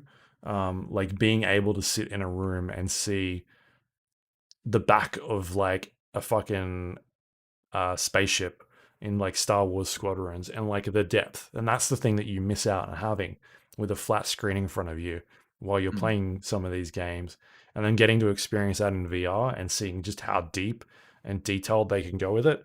Yeah, it kind of just changes your perspective on it. And I've not played a VR game this year that has come close to anything that Half-Life Alyx has replicated. So I 100% agree with the idea that like VR is one of those experiences that cannot be accurately described. We could talk about it a billion times on this podcast, how impactful it is for us, but it never really makes that leap until you actually put the fucking thing on your head. Yeah, I think that's huge. That is so it's like HDR or 144 frames per second, or like those sort of technological advances that you can't see on the screen, 4K. But I think VR is probably maybe the greater exception to these, because you just don't understand until you actually try it. That's it. Yeah. I think the closest that I can think of, the closest analog to the concept that I can think of, is the DualSense controller on the PlayStation 5. Sure. Right? You try to explain to people that, and you can feel the grains of sand in that fucking opening level on Astros, and they're like, sounds cool. Yeah. I'm sure you Crazy can.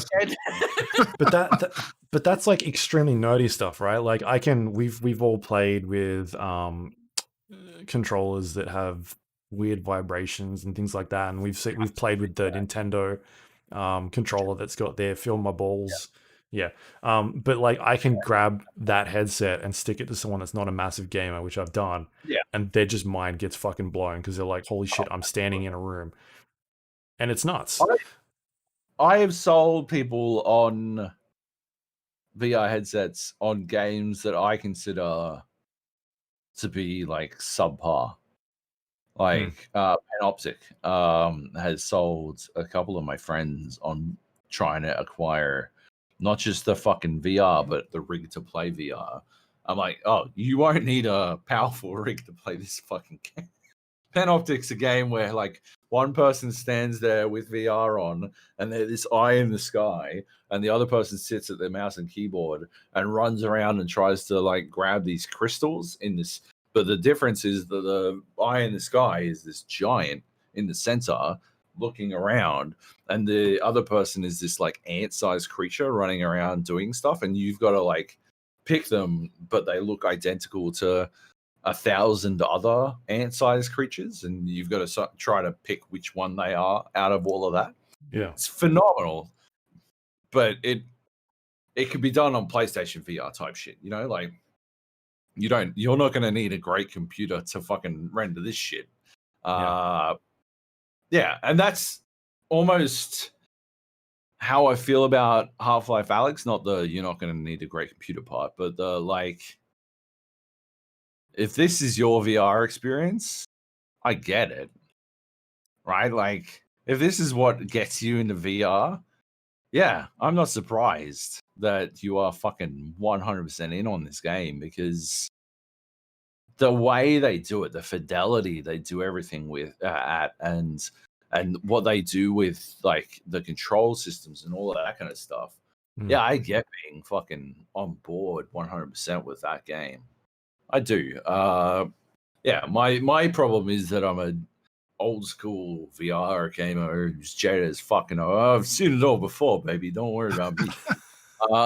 But yeah, like, yeah. If you haven't played VR before and the first game you play is Half-Life Alyx, you're gonna fucking slap someone. You're gonna be like, shit. Yes, you're gonna shit. I think it's the possibilities that it opens as well. Things like the one that I always remember is the only being able to store certain things in your inventory, and I think one of them was like grenades. And so I came to a situation where like there was a bunch of grenades, so I picked up a bucket and put all the grenades in a bucket, and then walked around with my bucket for half the level, throwing grenades at people. Like, that is fucking mind blowing to me. That's awesome. Yeah, like you can't do that in a lot of games unless unless it's like a Legend of Zelda thing or Breath of the Wild where they're putting little weird quirky things how you can solve puzzles. But like, I can pick up a bucket in the environment and just fucking carry this thing around, and it's like another inventory for me. That is just insane. And I think for me as well, the story is just so good. It is a Half-Life story that pays off immensely, I think, and it fills in so many gaps. The characters are awesome. What they do with some of those guys and the new additions are great, and just the way it ends, like the way it wraps up, is just like perfect Half-Life. It's great. So that's why it's my number 2. How many VR games let you draw dicks, Joby? Huh? This is true. That's a good point. Most of them. That is a good point. But with your most of them, like immediately within the first 2 immediately, yeah. It's like the first thing you can do.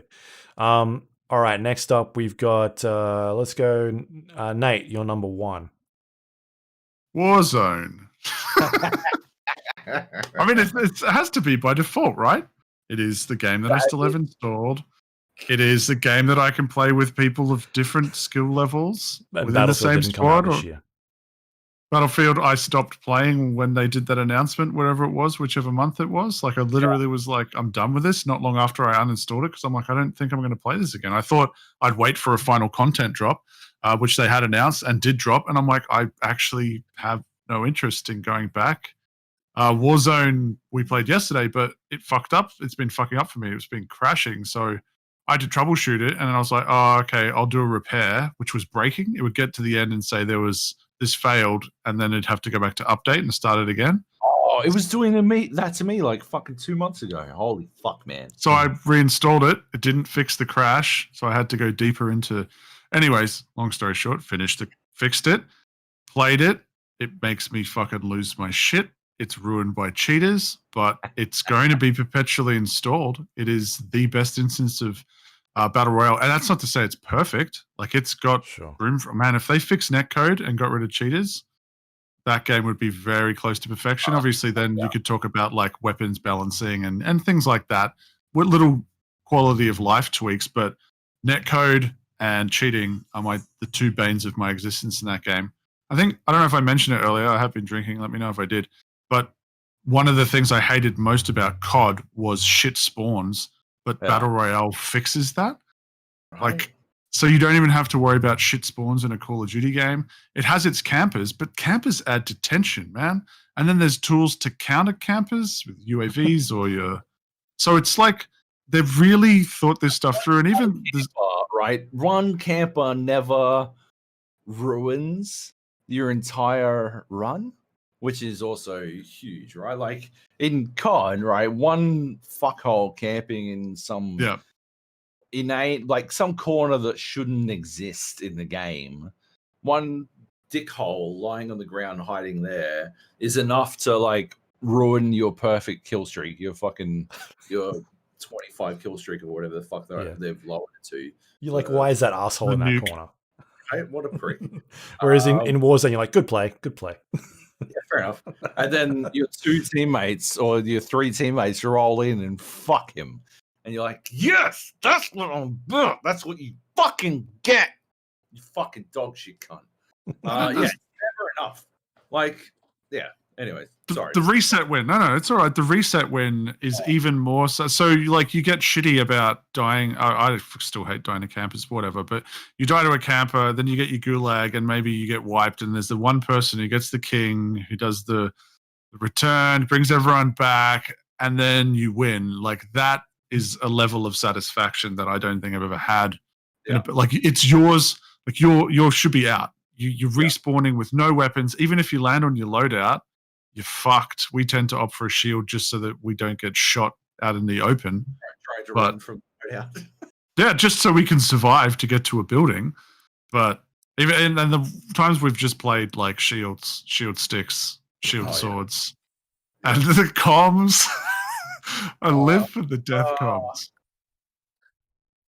Yeah, so it's I have a love-hate relationship with that game, but it's way more love than hate. I had no two thoughts about going, like, I need to troubleshoot this. I have a hankering to play it. It's the first multiplayer game I want to play whenever someone recommends multiplayer. I'm like, Warzone? Yeah. I'll try other things. But, yeah, it's basically this replace Siege for me. Sorry, UB. How much time did we spend yesterday trying to play Hunt Showdown? And I was fucking gung-ho. And then it was like something like it was just fucking aggressively popping up with like, oh, buy this and get this, and oh, you got to go through training and do this, and oh, learn the new, and these are the new modes. I'm like, should we just play Warzone?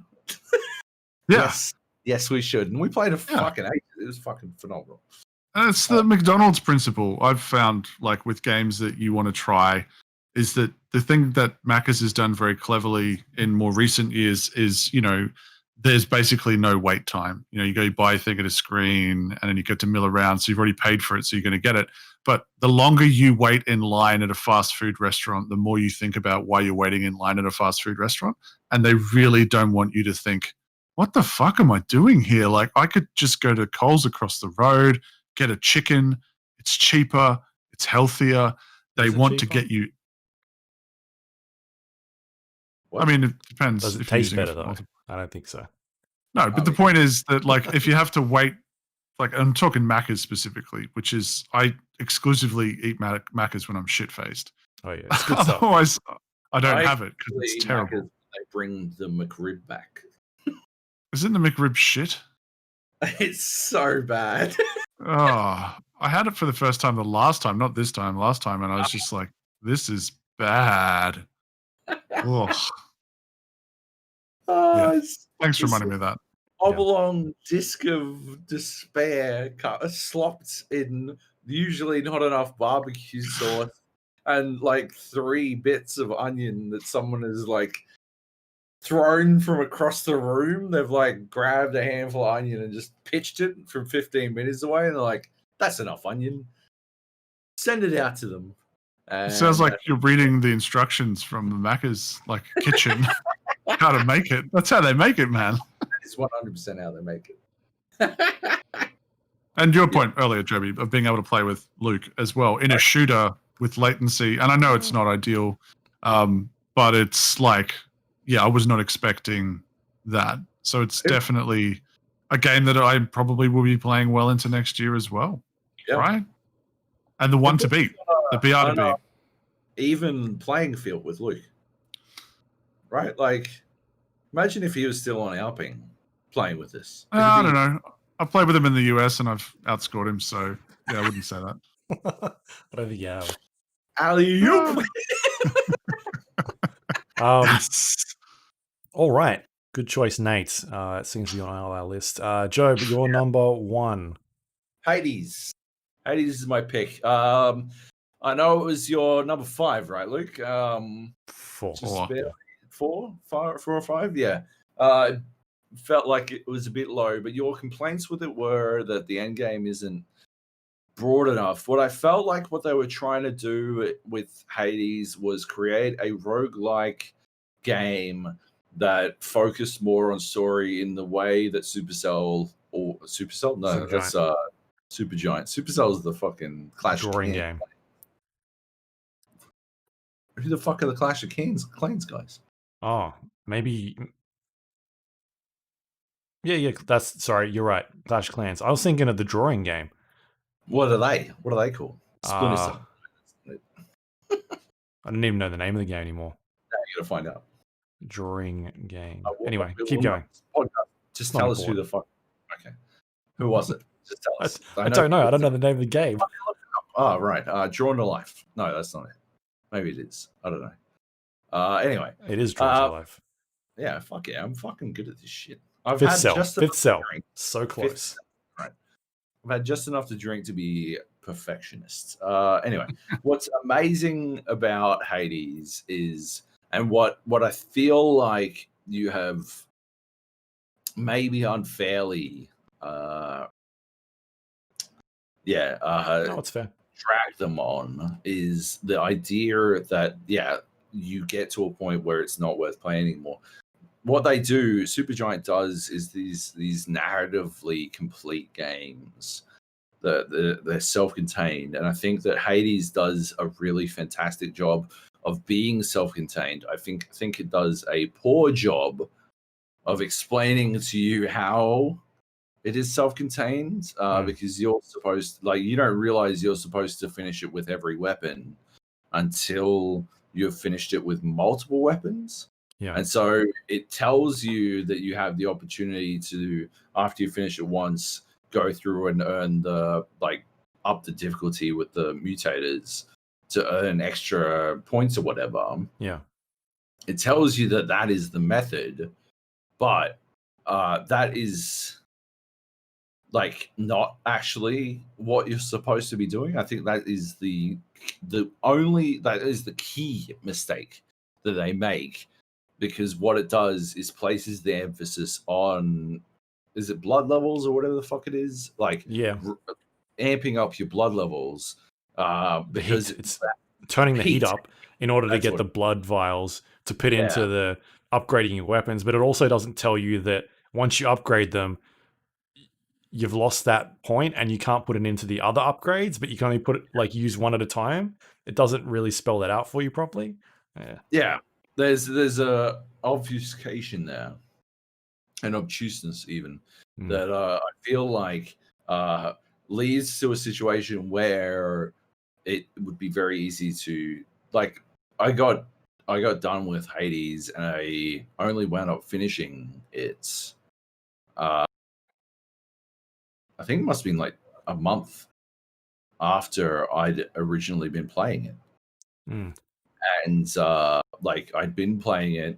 I think I said on the podcast, I'm like, I just don't know that I have it in me to go through. Like, what I've done is I've finished the game. I've beaten the last boss multiple times. At that point, I'd beaten it like maybe 8 times. But I'd beaten it like over and over again with with one weapon. I had my shield that I fucking loved, and I kept jacking up the fucking heat on it to earn more and more fucking blood vials. And then I switched weapons. So I must have beaten it with the shield like 5 times at higher and higher heat. And then I beat it with a different weapon. I'm like, and the story evolved. I'm like, for fuck's sake. Like, I would have done it with the different weapons earlier if I had known And so I beat it with I think the spear, and then I want to say the sword. And I didn't want to go back into the bow or the whatever the fuck the other thing is, the fists. I didn't want to go back into the fists or the bow because I didn't like them as weapons. And so then I'm like in this situation where I don't know if I can finish this game because I've played it out accidentally, but I've played it out. I've now left the two weapons I don't like using to last. I can't upgrade them into a form that I might enjoy. And so I don't know what I'm supposed to do.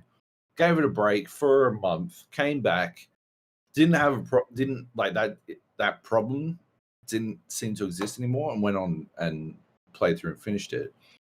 And yeah, that game fucking rules. They did such a good job with it, but it is self-contained, and that heat system is a fucking misdirect, I think.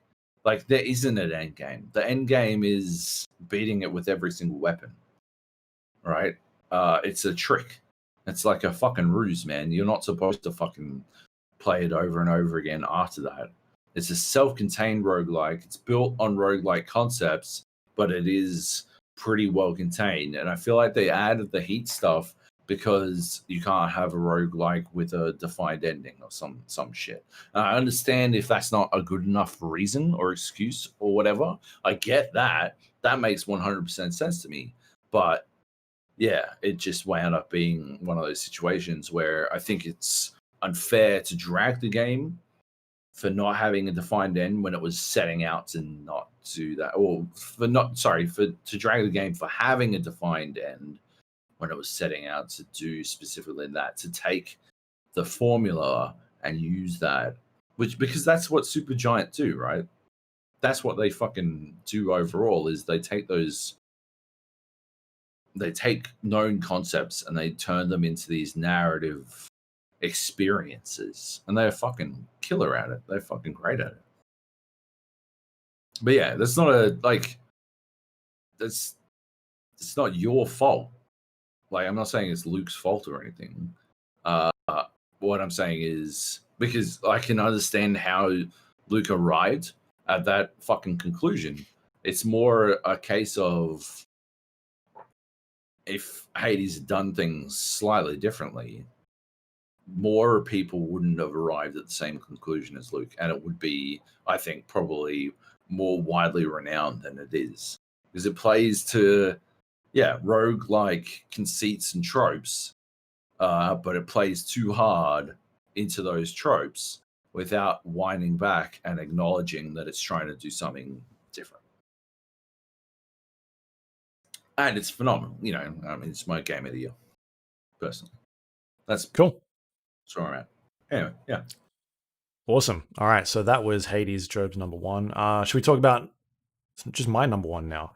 Of course, yeah. To give you a bit of a description, it is set in a dystopian world in the near future where you witness the death of your best friend and go on a crazy revenge. It's not Cyberpunk 2077. It's The Last of Us Part 2. For me, but those two games are pretty close in terms of story, which is pretty wild. Brief story, yeah. Yeah. Yeah. Story, yeah. Yeah, man, Last of Us Part 2. Fantastic game. For me, the thing that didn't land was the end, the story, how it sort of panned out. But after having a lot of time to think about it and then replaying a lot more of that game for a second time, I don't know, like the dynamics between what happens with Ellie and Abby in that game, sort of seeing where Abby came from and how she got to where she is. Because I guess the whole thing is like, how could I ever like this person when they've just done these horrific things? But at the same time, you flash back to seeing Abby's backstory and learning about, well, she's done that because Joel killed her dad, like that sort of stuff. I enjoyed the journey up until the end because I purely wouldn't have made the same decision that Ellie did. And I don't, for me personally, well, I guess for all three of us, it didn't pan out the way we thought it was. But I know a lot of people it resonated more with them. And at the end of the day, I think that's still interesting storytelling. Like it didn't land with us, but it made us think about we would have done it differently or thought it should have played out differently because she should have died or something like that. But that's probably my main gripe with that game. Otherwise, I think it's like phenomenal game. Like the stuff they do with the world and the gameplay mechanics and just the look of that game. It's easily the best looking game on last gen. It's the art direction. Holy shit, man! yeah, What a the photos you can take in that game and just like this is insane. This looks dumb. It shouldn't look this good. Spectacular. Yeah. And just the stealth that game, it just plays so well. They've just learnt so much from that previous game that they did, just from basic things that I remember complaining about when we played those original games, like your side characters like Ellie being able to freely roam around in that world and not be seen by the infected, right? As like as a side character, like she could just roam around and like stand in front of them and nothing happened. Whereas in The Last of Us Part 2, they changed that and like they'll get detected and they'll try and move out of the way. And if they can't move out of the way, then they'll be seen. And just like little things that would take you out of that world that they've gone and thought about and said like, all right, how do we fix that? And how do we make that better?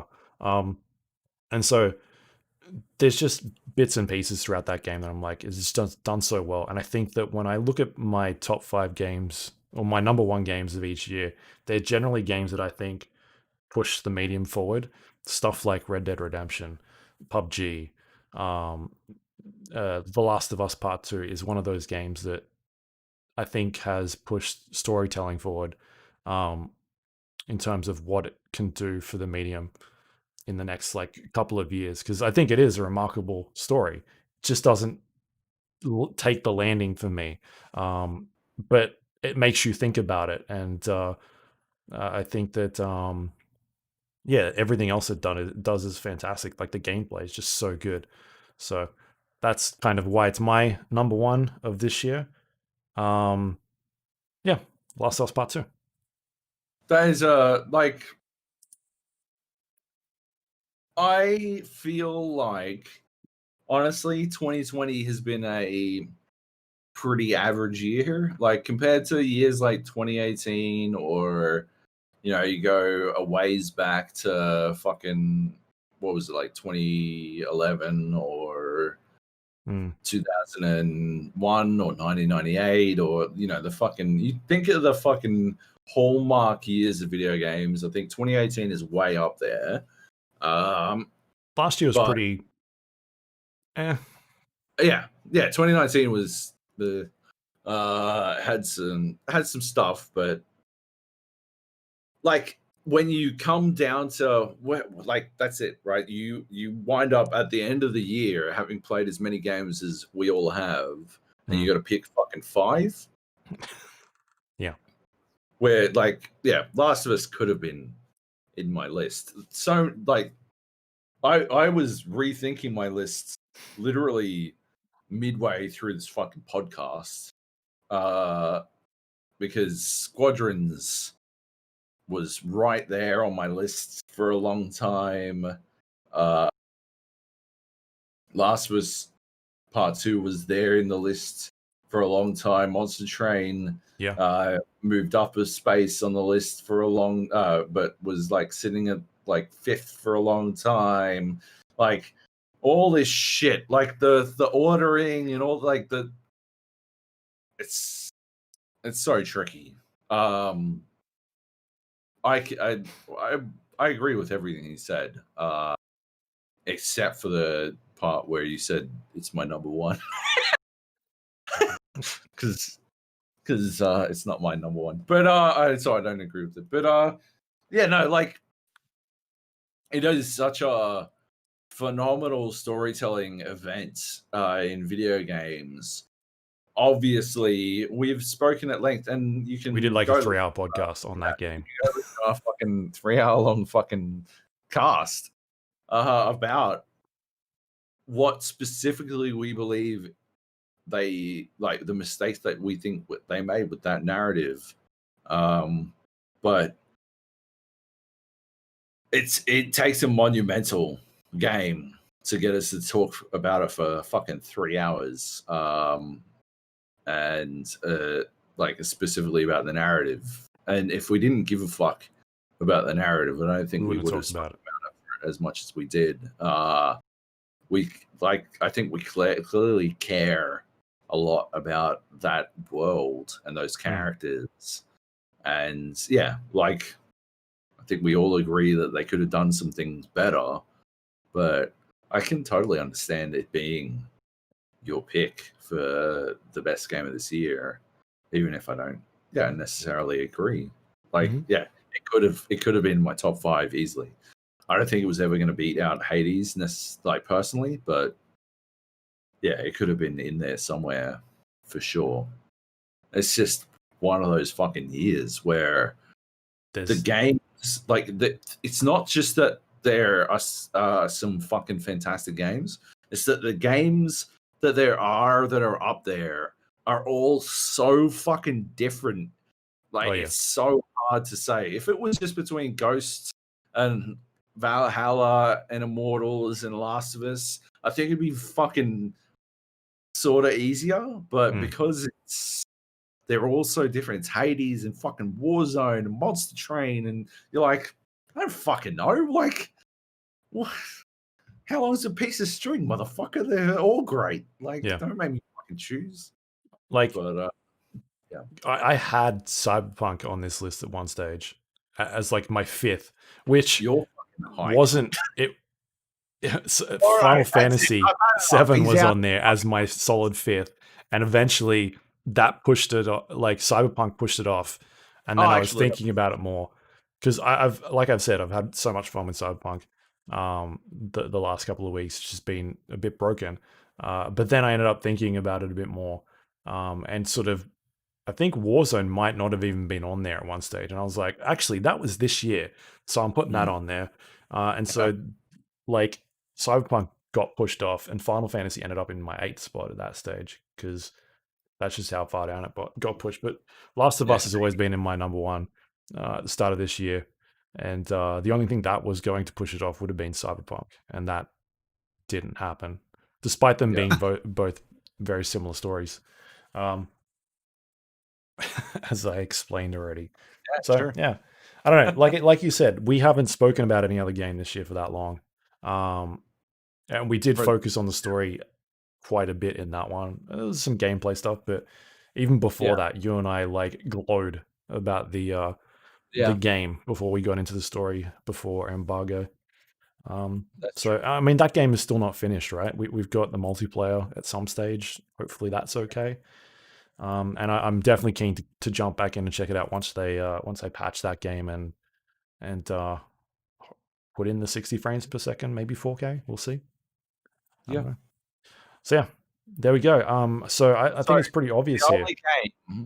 The only game that we have spoken about longer than The Last of Us 2 is Monster Train. We dedicated a 3-hour podcast to. The only game that we've spent more time talking about is our Game of the Year winner, which would be Call of Duty Warzone, which collectively speaking, we've spoken about for about, I don't know, 7,000 fucking hours this year. Yeah. I don't fucking like about that. I don't know. We just keep talking about it every fucking year. Yeah. I'm always disappointed. I feel like a fucking sellout to give. That's such a like white boy. No, I'm proud of us for that reason, because of the diversity of the games that were mentioned, and you know, some of the back and forths and stuff. And I was doing my top 5 like a professional just before, and I'm like, well, where do I put Warzone? I'm like, well, it's got to be number 1. It's the game I play the most consistently. And even if I have 2 or 3 weeks off, which is probably the most I've had in a while, 3 weeks recently, because they fucked up a patch and the frame rate went to shit. It's like Siege of old. I'll keep it installed. I'll wait for it to be updated. I'll be back in. And I know that other people are of the same opinion as well. That's the thing as well. Like, you know, for a long time I've played Battlefield games, and I tend to play them by myself for a bit whenever I get sick of it. And then there's a resurgence, and I con people to come back. But this, I don't ever think that I'm going to have to play solo. I don't really ever play solo. Yeah. Because it's not as fun. It's a different game. It's a very tense game, but it's a very campy game. I mean, shit, like, to go back to yesterday, I was like, oh, yeah, Warzone time at fucking, I don't know, 1 o'clock in the afternoon or something because I'm on holidays. And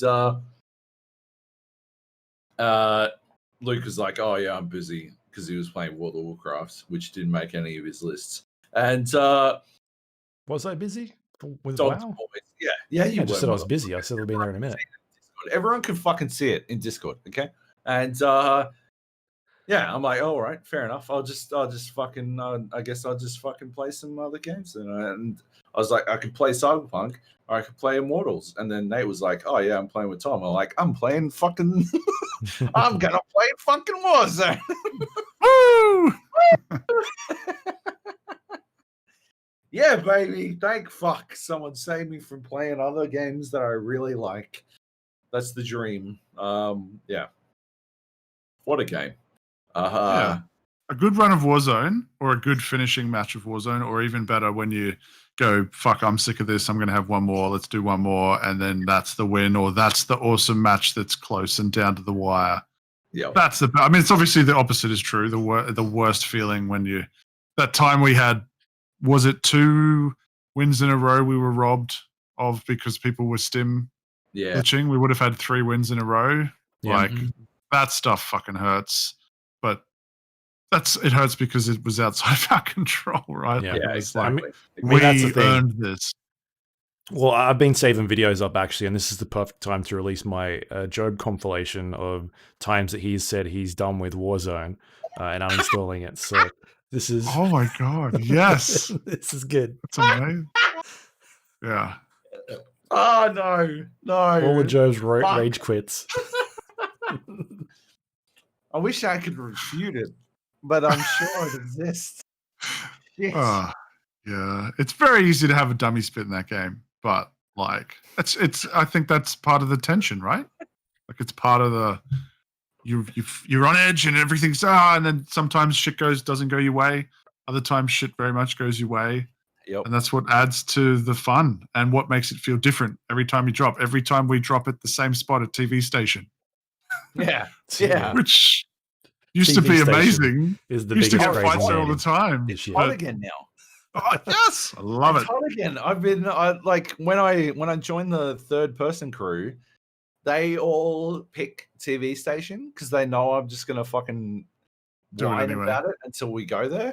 And yes, good. You're training them well. Fuck yeah, I am. Like they're like, oh well, there's only one place we can drop. Their alternative, by the way, okay, if they're listening to this, their alternative is docks. And what? The one time that I fucking allowed them to force us to go there, I'm like, oh, so where's good to drop at docks? And they're like, oh, everywhere is good at docks. I'm like, yeah, if you don't want loot, everywhere's great at docks. just tell me one place to drop at docks and I will go there. And they're like, oh, anywhere you like. And so I landed on nothing. In the water. And I got nothing for fucking ages. You didn't get shot at though, so. No, I did. It was fucking hot. That's the high thing. Docks is hot. There's like this. There were 3 fucking teams there. I had to kill a dude with a pistol because I'm like, well, I still don't have anything because the loot spawns at fucking docks. There's one every 100 fucking meters for some reason, but I guess we're all at docks. That's cool. Idiot shit. Anyway, fuck docks. TV station for life, baby. All day, every day. Well, what is it? TV station, prison, or superstore? Yeah. And then whenever someone else recommends something else, I'm like, what? Where? Superstore's dead. Superstore's dead. What? Not with the new shotguns. They're idiotic. It doesn't What if you get one? No, it still doesn't matter. Although I did, we did with the third person crew, did a fucking superstore drop. 2 of our boys dropped and got a truck. Not the ideal drop. Okay. got a truck and drove over, and the other two of us like floated in like sane people and landed. My man Frod died, and I team wiped the entire team that came into Superstore.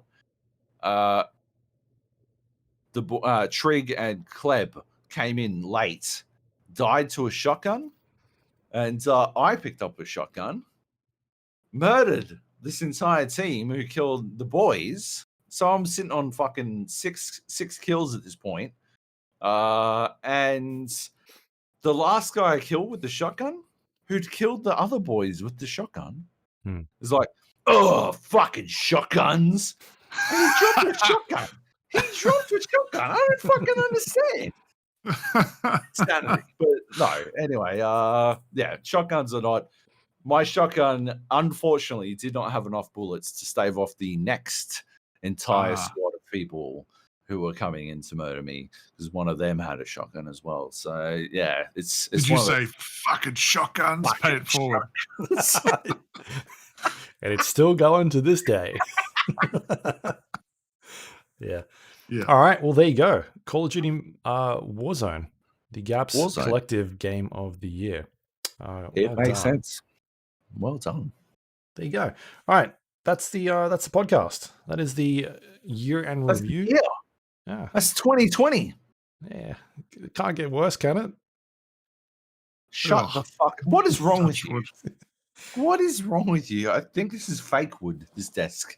I think it's plastic. It's from IKEA. I'm worried.